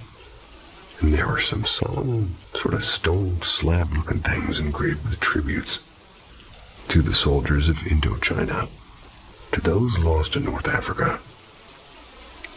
I can't recall the exact words, but the weight of the memory was heavy there. We had loitered a bit and shrugged and regrouped. But inside the museum, the family unit dissolved quickly. Everybody went their own way at their own pace. And guess who sped through it like a timed race? Yep, me. I barely skimmed the captions. Still, one thing did make me stop. There were life-size mannequins in uniform. A French soldier, stiff and proper. Another North African, stern and quiet. And for some reason, seeing them in 3D was unsettling, like way more real than a photo. I finished the circuit ridiculously fast, stepped outside alone. And that's when things went weird. I mean, the moment I crossed the doorway, a ringing filled my ears, and it was loud and vibrating, and suddenly, nothing. Silence. The air felt too still. Heard dog's ears, and the same place tilted as if I had stepped sideways in time. And there he was, in the garden, kneeling before a stone slab. Tribute to the North African soldiers, I think. His uniform was exactly the same as the mannequin inside. Every button and every crease, but this was no mannequin. This was a man, flesh and breath, crouched low and his eyes fixed on the inscription. He didn't move, he didn't even notice me. I froze with my stomach cold and panic took over and I spun back toward the exit to enter the museum. And just then, my half-sister strolled out. "Are you okay?" she asked. And I grabbed her hand. "Come, I need to show you something." But the garden was empty. The man was gone. Later, I asked my mother-in-law if she had taken a picture of the North African soldier figure. She scrolled through her photos and showed me the French one. I insisted and she frowned. There was no other soldier. My father backed her up and he swore he never saw a North African mannequin at all. But I know what I saw. My friends later joked it was a museum employee in costume trying to mess with me, but how? I mean, I never saw him come or go, and no one else in my family saw any man dressed like that. Hallucination? Maybe, but it felt too real, and real enough to still make me shiver when I think of it.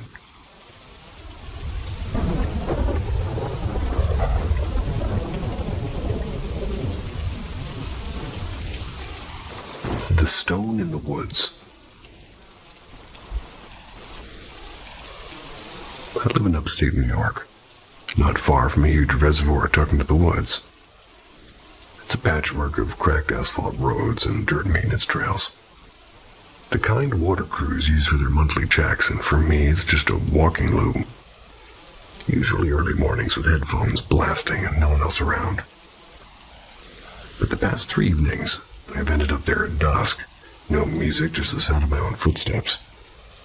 On the paved stretch, something caught my eye, a stone slab, oddly smooth, sitting dead center on the path.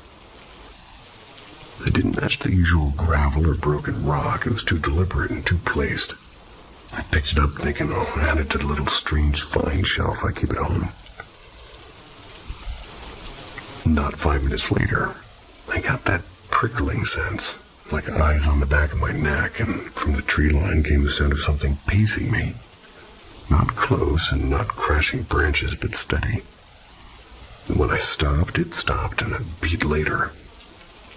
Too dark to see more than the shapes of trees pressing in. At one point, I paused to take a picture of some bats kind of just wheeling overhead of me.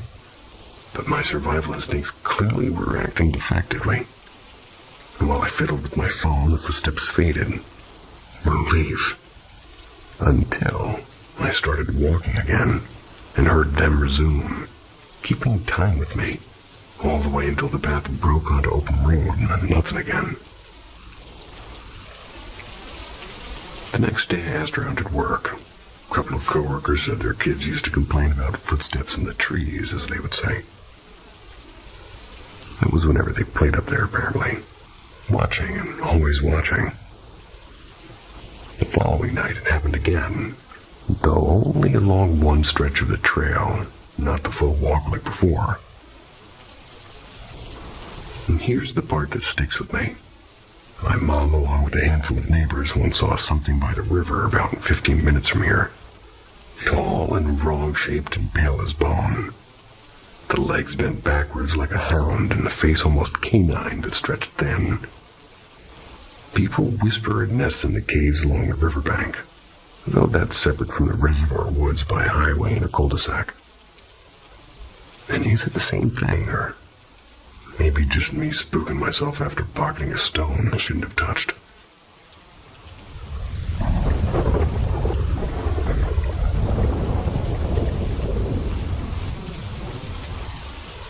The woman with the rusted keys.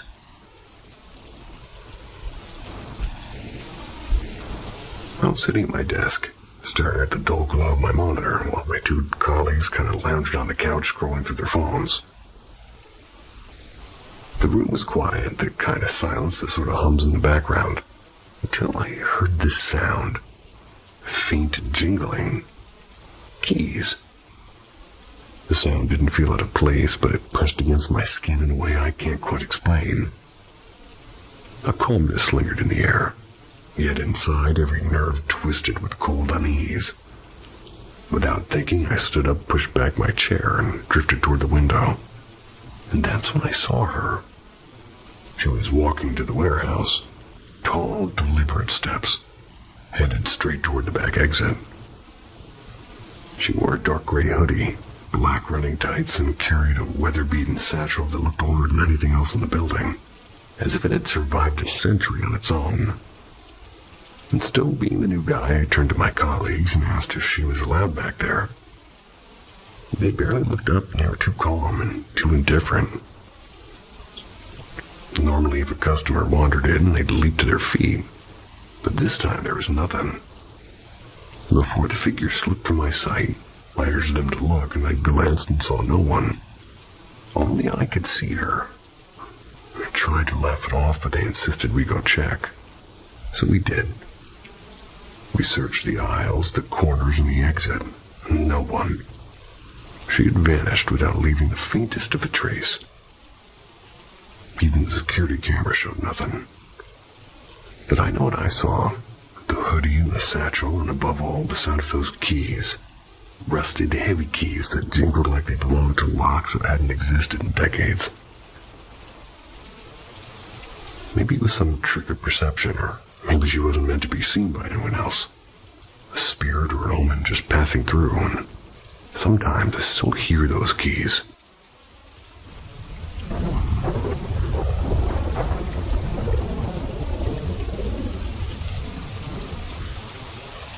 The shadow that asked for Clara. Roughly a decade ago, my mom and I stayed at a friend's place. Well, not just stayed, more like camped out there for a couple of months while things were rough at home. At first, everything felt perfectly ordinary. But after a few weeks, the air in the house started to feel heavy, especially in the little guest room I was using. And that's when the dreams began. The exact same nightmare again and again, and in this nightmare, a figure would appear completely black with no face, no features, just a silhouette carved out of the dark. It never moved toward me, never made a sound except for one thing.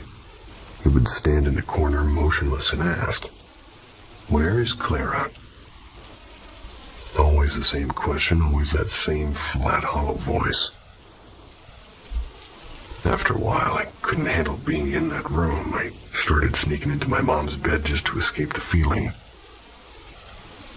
And one evening, when my mom and her friend pressed me about why I refused to sleep alone, I finally told them everything, the dreams, the figure, the question about Clara. The moment I said the name, my mom's friend stiffened. Her face drained of color, and she asked me slowly, "Did you say Clara?" I'd asked about Clara. I nodded, and I was pretty unsettled. That's when she told me something I wish I hadn't heard. Years earlier, another guest had stayed in that same room. Her name was Clara, and apparently, Clara had been strange. She would spend hours locked in the bathroom, whispering to the running faucet as if the water were answering back. And sometimes, a friend would catch her standing in the hallway in the middle of the night and just murmuring into shadows no one else could see. Eventually, they had to kind of just ask her to leave. And after that, I never dared step into that room again.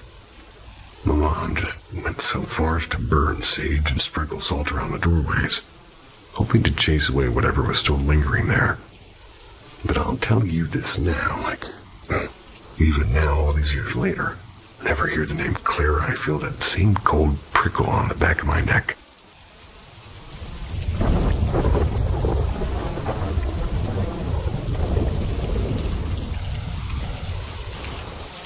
The Shaking Room of Bangkok. This one comes from my dad, back when he was on a business trip to Thailand nearly 30 years ago. Let's say mid-90s. For context, my dad is the least superstitious man I know. He'll happily mock ghost stories at family gatherings. His philosophy is be polite to whatever's out there, but don't let it run your life. Anyway, he's just staying at a pretty fancy hotel in Bangkok, the kind of place that catered to international business types. After a long dinner meeting, he went back to his room. No TV, no music, just him lying on the bed reading a paperback novel. And then out of nowhere, the bed jolted violently. Now, my dad grew up in a country that's no stranger to earthquakes, so naturally his first thought was, oh, a tremor. Except, the walls weren't moving, the lamps weren't rattling. It seemed to be just the bed. He brushed it off and he tried to keep reading. A few minutes later, bam, the same thing. Shake, stop, silence. This repeated a couple of times until finally, completely fed up or maybe a little cocky, he yelled, "All right, one more time if you've got the guts." And in Mandarin, of all things, definitely not Thai. And wouldn't you know it, the bed erupted again, shaking harder than before, as if something invisible was saying, "Challenge accepted." Dad said at that point his skepticism kind of cracked clean in half. Goosebumps, jaw on the floor, the whole package. He packed up calmly, well, as calmly as you can after talking smack to an invisible roommate. Went back down to the front desk. He half expected the receptionist to laugh him out of the lobby, but instead, she nodded, perfectly straight-faced, offered to switch his room. And here's the strange part. She casually mentioned, "It's easier for us if you stay on the floor with the other guests anyway. You're the only one up there."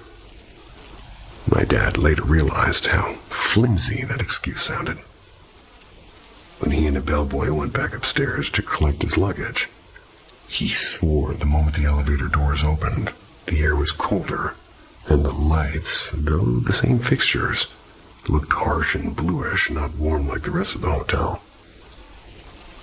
The next day, he phoned his secretary to vent about the ordeal. She was quiet and then rang back up later saying, "I've told the travel department, don't ever book that hotel again." When he pressed her, she refused to elaborate until he returned home, and once back, she finally explained. Years earlier, that hotel had suffered a catastrophic fire.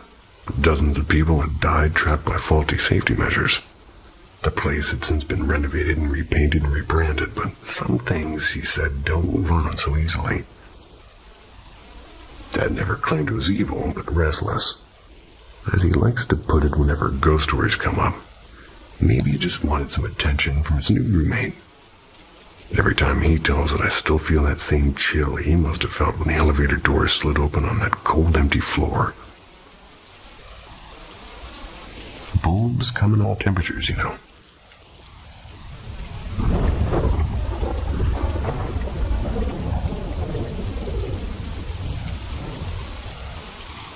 Shadows on the terrace.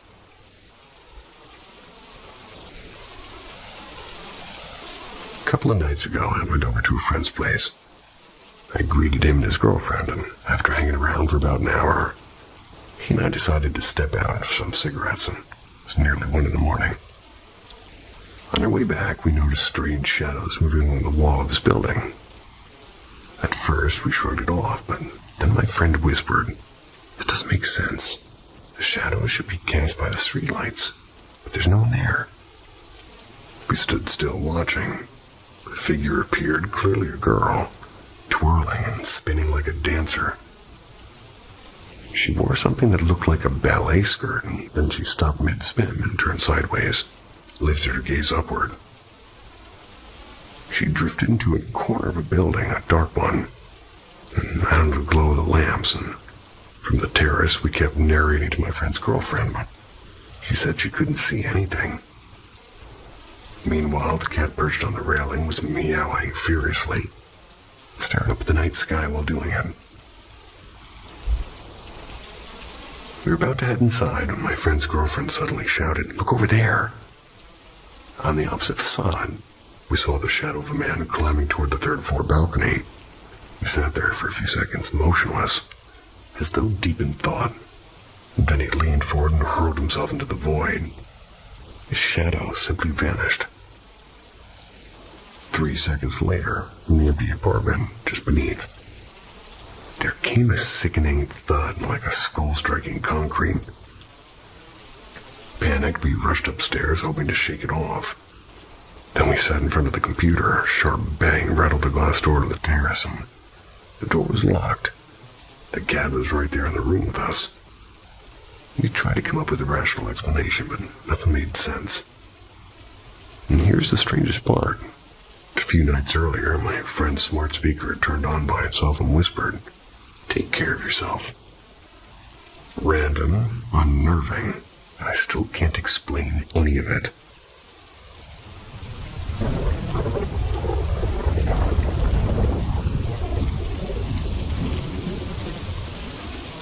The Angel on the Path.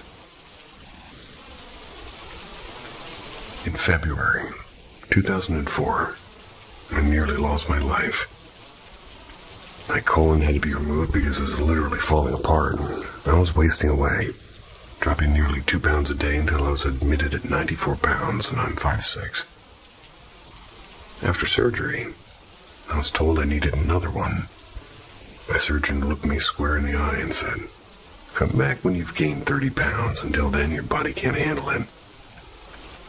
Just weeks later, when I was still staggering through recovery, my 17-year-old nephew passed from complications of cystic fibrosis. That double blow cracked me wide open, and for the first time, I really understood I had been at death's edge. Mortality was no longer an abstract idea. It was pounding on my door. I had nothing left to give my children or my ex-husband, so on a reckless impulse, I booked a solo trip to Jamaica. I landed on a Thursday, and that evening the resort held a massive buffet in a pavilion near the beach. As I walked down the lit pathway, I passed tables where local artists displayed their work in paintings and carvings. Bright fabrics. But I didn't pause. My mind was locked on one goal. Endless food, finally mine. I gorged shamelessly. Full and sluggish, I wandered back toward the hotel. That's when one of the artists stepped directly into my path, and he looked at me calmly and said, "You were supposed to tell me your story." What? Well, I sat down anyway, sliding into the chair behind the small wooden table. I began talking about my illness and my grief, and maybe even nonsense I can't recall. And almost instantly, his body shifted, and his edges shimmered, and his frame stretched taller and brighter until there was no denying it. I was face to face with something far beyond human, an archangel. I don't remember my words, but I'll never forget the feeling. My mind seemed to expand beyond my skull, and the archangel radiated such pure love and serenity that it washed through me like sunlight through water. First time in years, I felt whole. And then, just as suddenly, he shrank back into the man again, solid and ordinary. He leaned forward and said quietly, "I'm supposed to take you somewhere. There's something waiting for you there."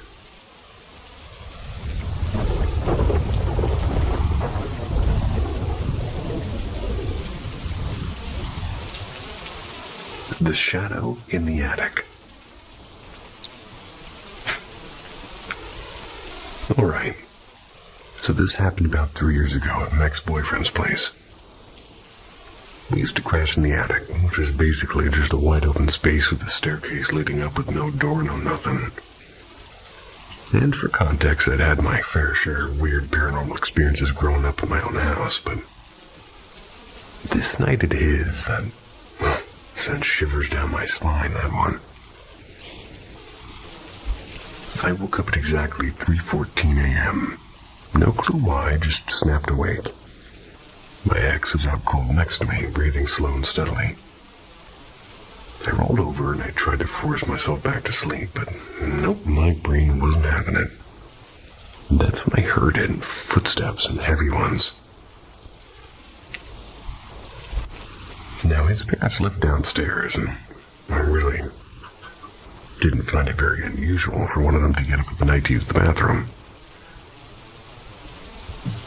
Sorry, my dog is relentlessly hitting his feet.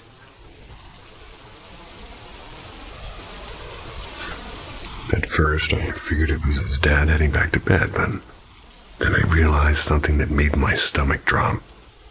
The bathroom was right next to their bedroom, and they wouldn't need to climb the stairs to get there, and yet the footsteps were clearly coming up the stairs toward the attic.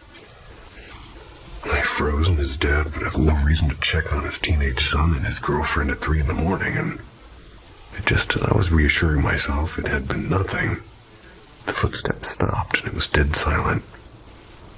I slowly turned my head toward the stairwell.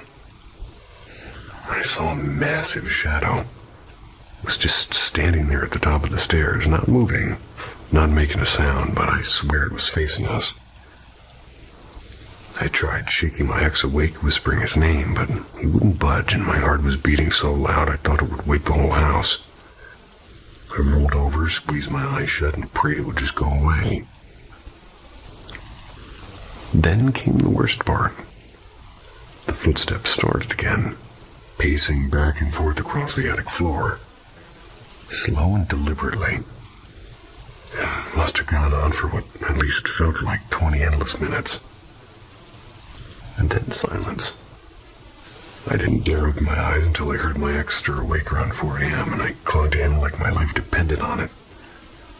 When I told him what happened the next day, he brushed it off until his mom chimed in. She swore his dad had been in bed with her the whole night, and the kicker is, a couple of weeks later, we were on a late-night call, and he was asleep with his camera on, and I was watching YouTube. I glanced at my phone and I froze, and there was something standing in the corner of his room, and it was tall and it was dark. Still, I screenshotted it immediately. When he woke up and saw it, he nearly lost it. That shadow showed up a few more times after that, until he moved, and in his new place there's nothing. Not even once has happened. I'm glad whatever that was stayed behind.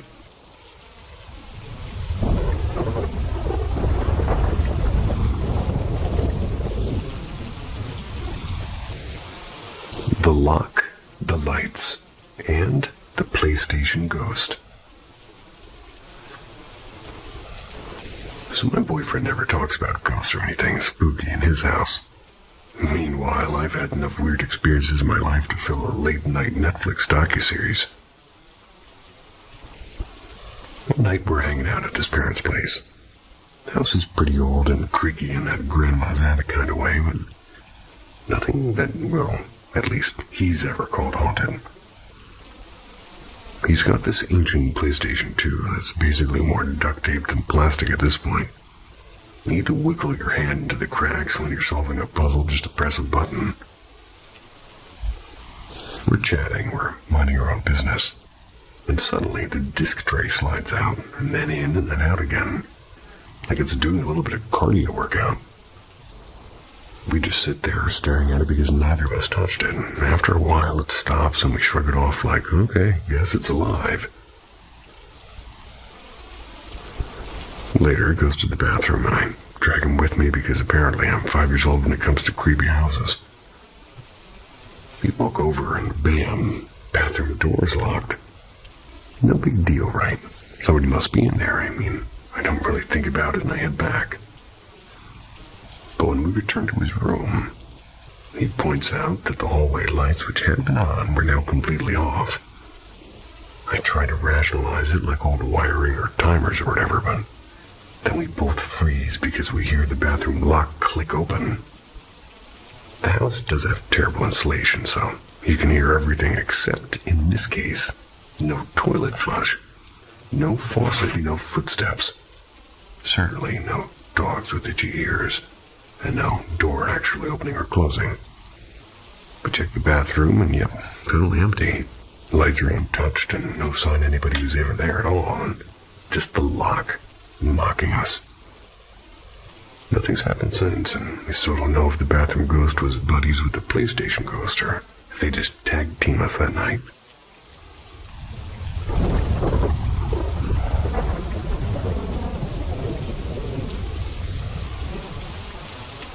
Two moments that changed everything.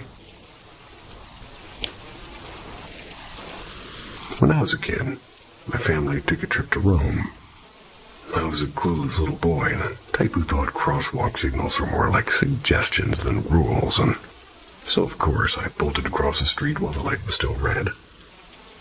Out of nowhere, a taxi came flying toward me, and for a split second it was like the world went quiet. And I swear, time just slowed down.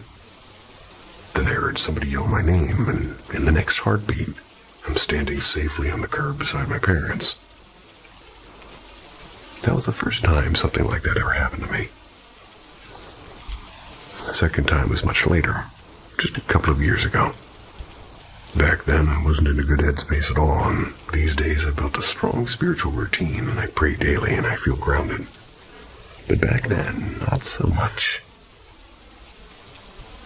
One afternoon, on my way to the gym downtown, a woman stopped me on the sidewalk. She wasn't pushy or anything, just calm and gentle and somehow luminous. She asked me a series of questions, simple but piercing. How are you really? Do you ever think about heaven or hell, and do you pray, and do you believe in God? I told her yes, I believe, but I didn't really pray, and she smiled and said, then let's pray together. Right there in the street we prayed, and I don't know how to explain it, but something shifted in me. From that day forward, I've prayed every single day.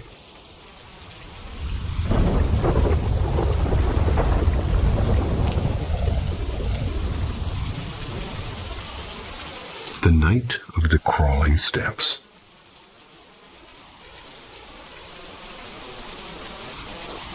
I was a kid then, maybe 9 years old, and our home stood in a sleepy village in southern France. The kind of place where the most exciting event of the year was the church bells ringing too long on Easter Sunday. My parents had built the house themselves, solid and ordinary and unremarkable, or so I thought. The upstairs floor was laid out like a small square. My room on the left, my brother's room straight ahead. Bathroom tucked beside him, and my parents' room on the right. At the far end was a corridor with a door we almost never opened. That night, it must have been close to midnight. I woke up to nothing but darkness. No hum of the fridge, no creak of the walls, just the faint glow of my alarm clock's red digits. The air felt thick, as if somebody had drawn a heavy curtain over the house, and it was wrong. Utterly wrong. My door was cracked open. My brother's door was wide open. As always, he liked to feel that he could call for our parents if he needed to. And then it began. Not footsteps. It was like a calm rhythm. It was somebody walking, but it was like a frantic pounding more than footsteps. It was racing up the stairs, and it was fast, like something half running, half climbing on all fours. Each step grew louder and heavier and shaking the very air. I froze. I pulled the blanket over me like a shield. My heart was hammering against my ribs, but I dared not breathe. The final step hit like a detonation. The whole floor shuddered as if a giant had stomped into the house. And I'd been to rock concerts later in life, and nothing had ever hit that deep in my bones. Minutes crawled by, maybe one, maybe two, and silence returned, but I still couldn't move. My duvet was suffocatingly hot, yet safer than the air outside of it. Eventually, what must have been 15 minutes, I lifted a corner and I peeked out. My brother's room glowed faintly from a night lamp. I gathered what courage I could, which really wasn't that much, and crept out. He sat upright in his bed, eyes wide as plates. "You heard that too?" I whispered. He nodded. "Did you see anything?" He shook his head, and he was mute and terrified. The next morning, our parents dismissed it. Dreams or imagination, that sort of thing. But my brother and I remembered, and we still remember nearly 2 decades later. I tried researching, nothing remarkable in the land's history, just an old farm long gone. No battles, no graves, no curses I could find. But what happened that night remains the darkest, most chilling memory of my life. And even now, telling it makes my skin crawl.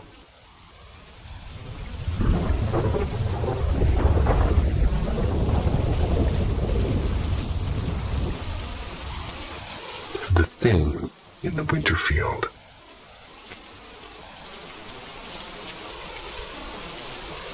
This happened a while back, and only recently have I convinced myself to put it into words, so here we go. Not all of my stories are easy to share, and like the one about the shadow man with burning red eyes who sometimes follows me, but this time at least, I wasn't the only one who saw it. So picture this. Winter in Texas, just a few days before Christmas. We'd been out since before dawn, all bundled up and waiting, and then we'd already seen a fox dart across the clearing, and a lone doe wandering. Coyotes howled somewhere in the distance, normal enough until suddenly, the howls turned into something else. They turned into screams, pain, and underneath it a low guttural growl unlike any sound I've ever heard in those woods. My stomach dropped. Told my boyfriend we should pack it. He insisted we wait until sundown. He was driving, so I lost that argument. Big mistake. By the time we finally decided to leave, it was pitch black. We used the flashlight sweeping it across the clearing to make sure we weren't about to walk into a predator, and at first it seemed fine, but to our left, 2 deer. Their eyes glowed in the beam, and their bodies just faint silhouettes against the field. We relaxed a little, watching them chase each other. Then one bolted closer to us and spun around in the open, and behind the other something rose slowly and taller until it stood upright, towering at least 9 feet. It moved like a man, but heavier and looser, its steps bouncing unnaturally. Its eyes seemed to glow back at us, brighter than the deer's.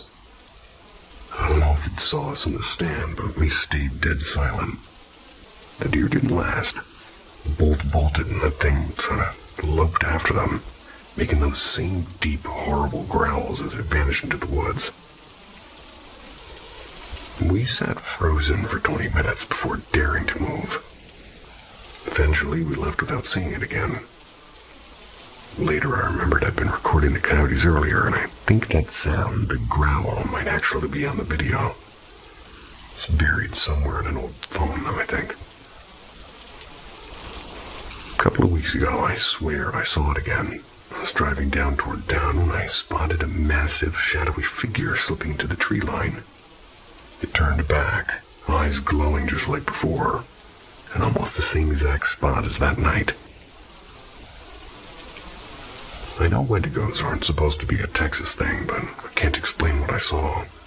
And I've noticed something unsettling. When I talk too much about it, that's when it seems to show up again, so I'll leave it at this.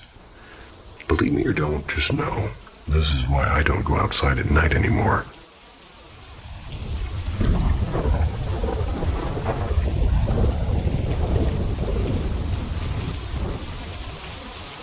The day time cracked.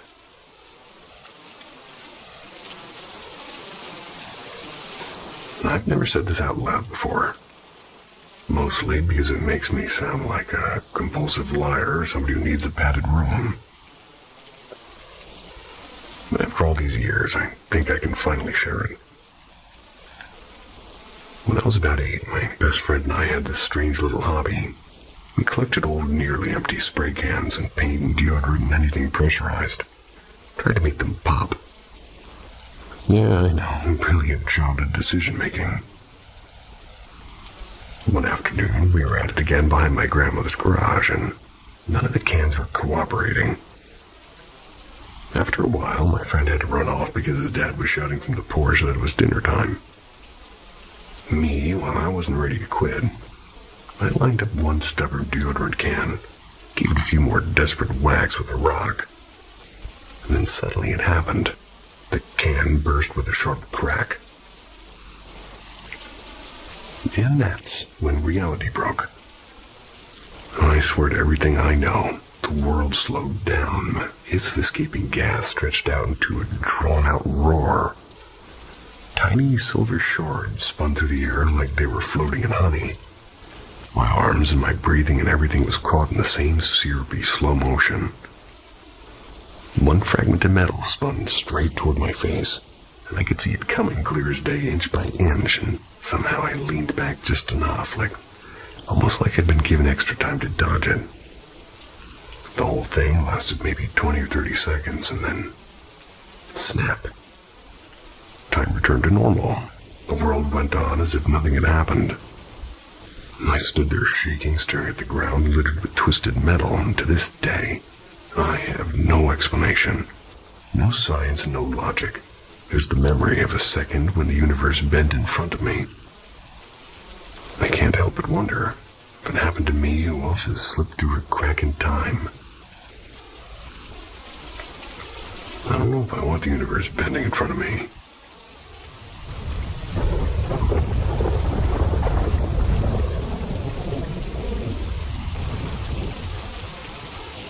The cigarette breather. Sometimes melatonin betrays me. I'll take it expecting a deep coma. Instead, I wake up groggier than ever, like my eyelids are glued shut with sandpaper. That's how the first encounter started. I dragged myself out of bed, not because I wanted to, but because my throat felt like I'd swallowed a dessert.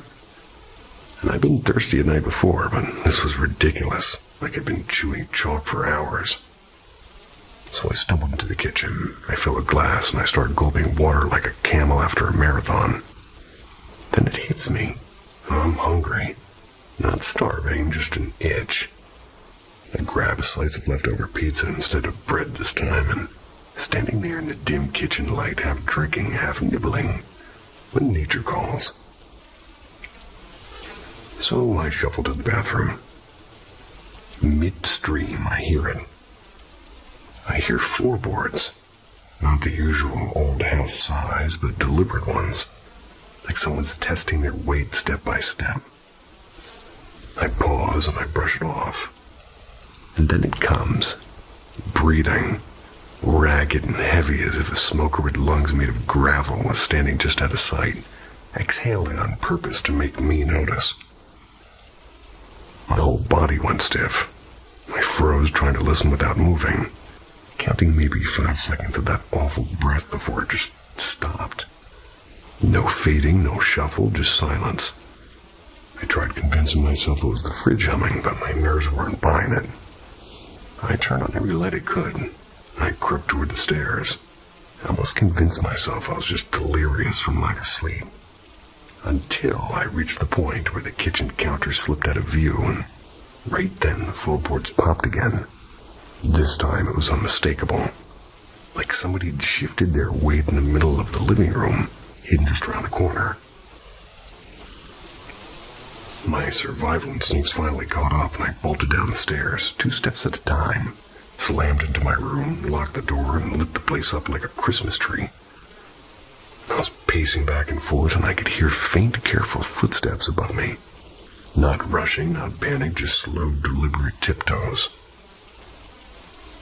And the part that makes no sense is it wasn't a burglar or the door had its stopper, the windows were way too high to climb in, and nothing was broken. No forced entry, no nothing. Eventually, the footsteps stopped, and I must have blacked out because I woke up hours later. That was the first encounter. The last one. It happened just 3 hours ago. I walked upstairs, and again, steps, clear as day. And just as I started listening, they stopped, and my mom's still asleep, so who or what was walking around?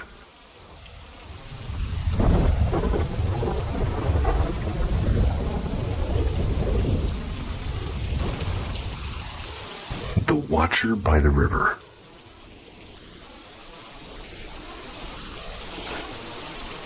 I've carried a question with me for decades, a shadow on the edge of my memory. My mother is ill now, and as I sit with her, I find myself circling back to those years when it was just her and me. We lived in a house perched on the high bank of a wide river. I was 5 when we moved in and 22 when we left. One summer evening, when I was 13, I climbed to the basement stairs and stepped onto the main floor. At the top, I just kind of left and... I didn't just kind of leave, but just to my left, I froze, and it was not a trick of the light or a half-seen blur. I saw it clearly. A figure about my height wrapped in what looked like a ceremonial dress. Its face hidden behind a mask carved with simple lines. Not quite a shadow, not quite flesh. Stood there no more than 4 or 5 seconds, but I knew what I saw. I told no one. Not then. Not my friends, not my mother, and for years I doubted myself. It wasn't until my 40s that I finally told her, and she grew quiet, uncharacteristically so. Then confessed. She had seen this too. One night years earlier, she'd woken to find it at the foot of her bed watching her. And she admitted that she hadn't told me because she didn't want me to be afraid. We both agreed on one thing, though. Whatever it was, it didn't feel evil. It did unsettle her.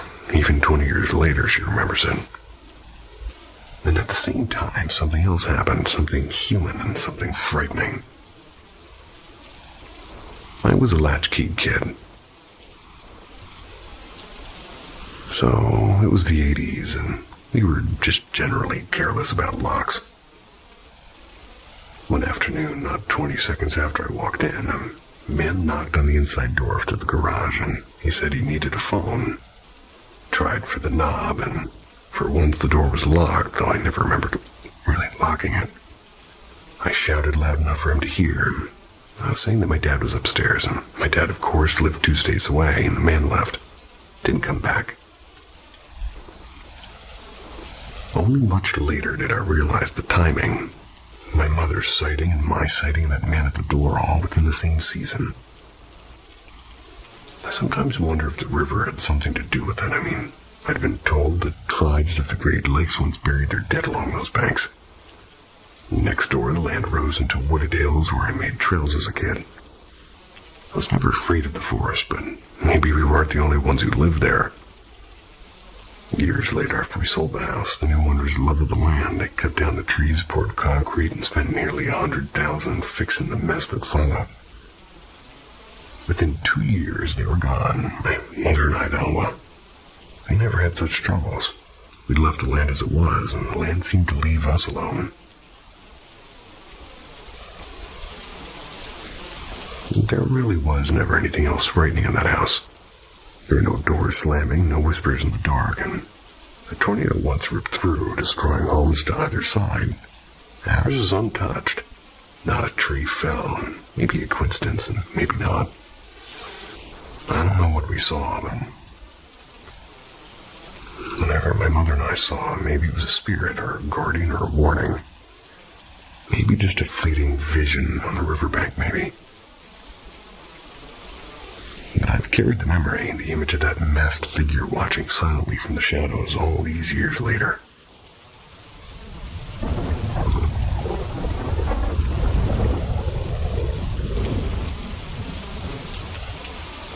The factory that didn't want us.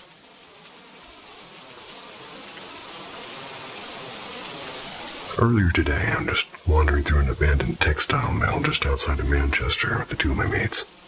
It was colossal, easily one of the biggest empty buildings I'd ever set foot in.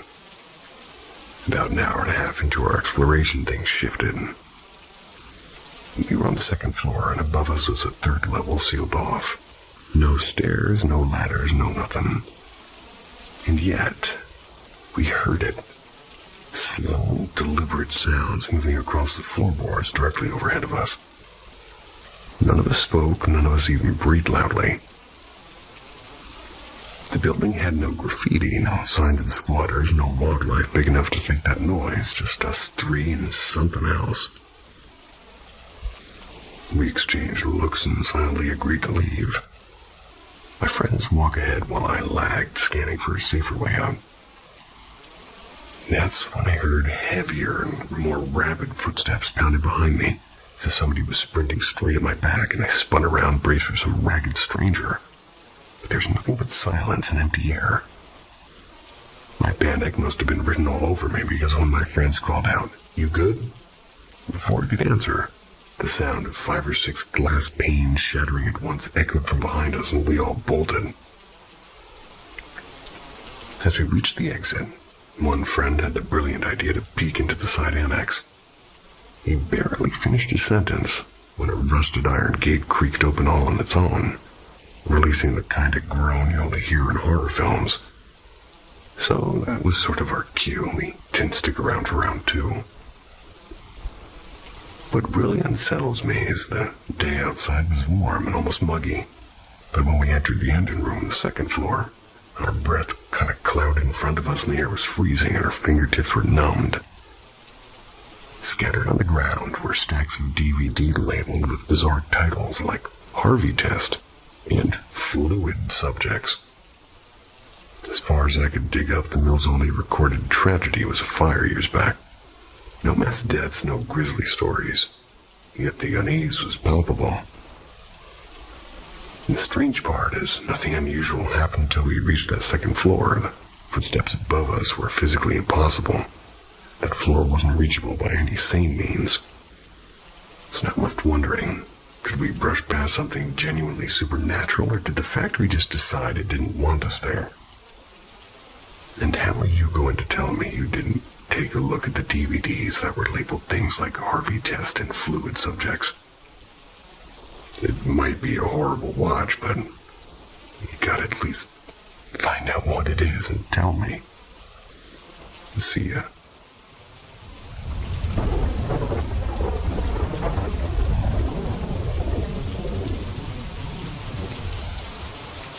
The factory that didn't want us.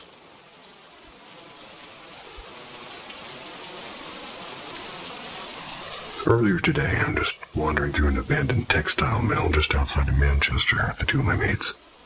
It was colossal, easily one of the biggest empty buildings I'd ever set foot in. About an hour and a half into our exploration, things shifted. We were on the second floor, and above us was a third level sealed off. No stairs, no ladders, no nothing. And yet, we heard it. Slow, deliberate sounds moving across the floorboards directly overhead of us. None of us spoke, none of us even breathed loudly. The building had no graffiti, no signs of squatters, no wildlife big enough to fake that noise, just us three and something else. We exchanged looks and silently agreed to leave. My friends walk ahead while I lagged, scanning for a safer way out. That's when I heard heavier, more rapid footsteps pounded behind me, as if somebody was sprinting straight at my back, and I spun around, braced for some ragged stranger. But there was nothing but silence and empty air. My panic must have been written all over me because one of my friends called out, "You good?" Before I could answer, the sound of 5 or 6 glass panes shattering at once echoed from behind us, and we all bolted. As we reached the exit, one friend had the brilliant idea to peek into the side annex. He barely finished his sentence when a rusted iron gate creaked open all on its own, releasing the kind of groan you only hear in horror films. So that was sort of our cue. We didn't stick around for round 2. What really unsettles me is the day outside was warm and almost muggy, but when we entered the engine room on the second floor, our breath kind of clouded in front of us and the air was freezing and our fingertips were numbed. Scattered on the ground were stacks of DVD labeled with bizarre titles like Harvey Test and Fluid Subjects. As far as I could dig up, the mill's only recorded tragedy was a fire years back. No mass deaths, no grisly stories. Yet the unease was palpable. And the strange part is nothing unusual happened until we reached that second floor. The footsteps above us were physically impossible. That floor wasn't reachable by any sane means. So now I'm left wondering, did we brush past something genuinely supernatural, or did the factory just decide it didn't want us there? And how are you going to tell me you didn't take a look at the DVDs that were labeled things like Harvey Test and Fluid Subjects? It might be a horrible watch, but you gotta at least find out what it is and tell me. See ya.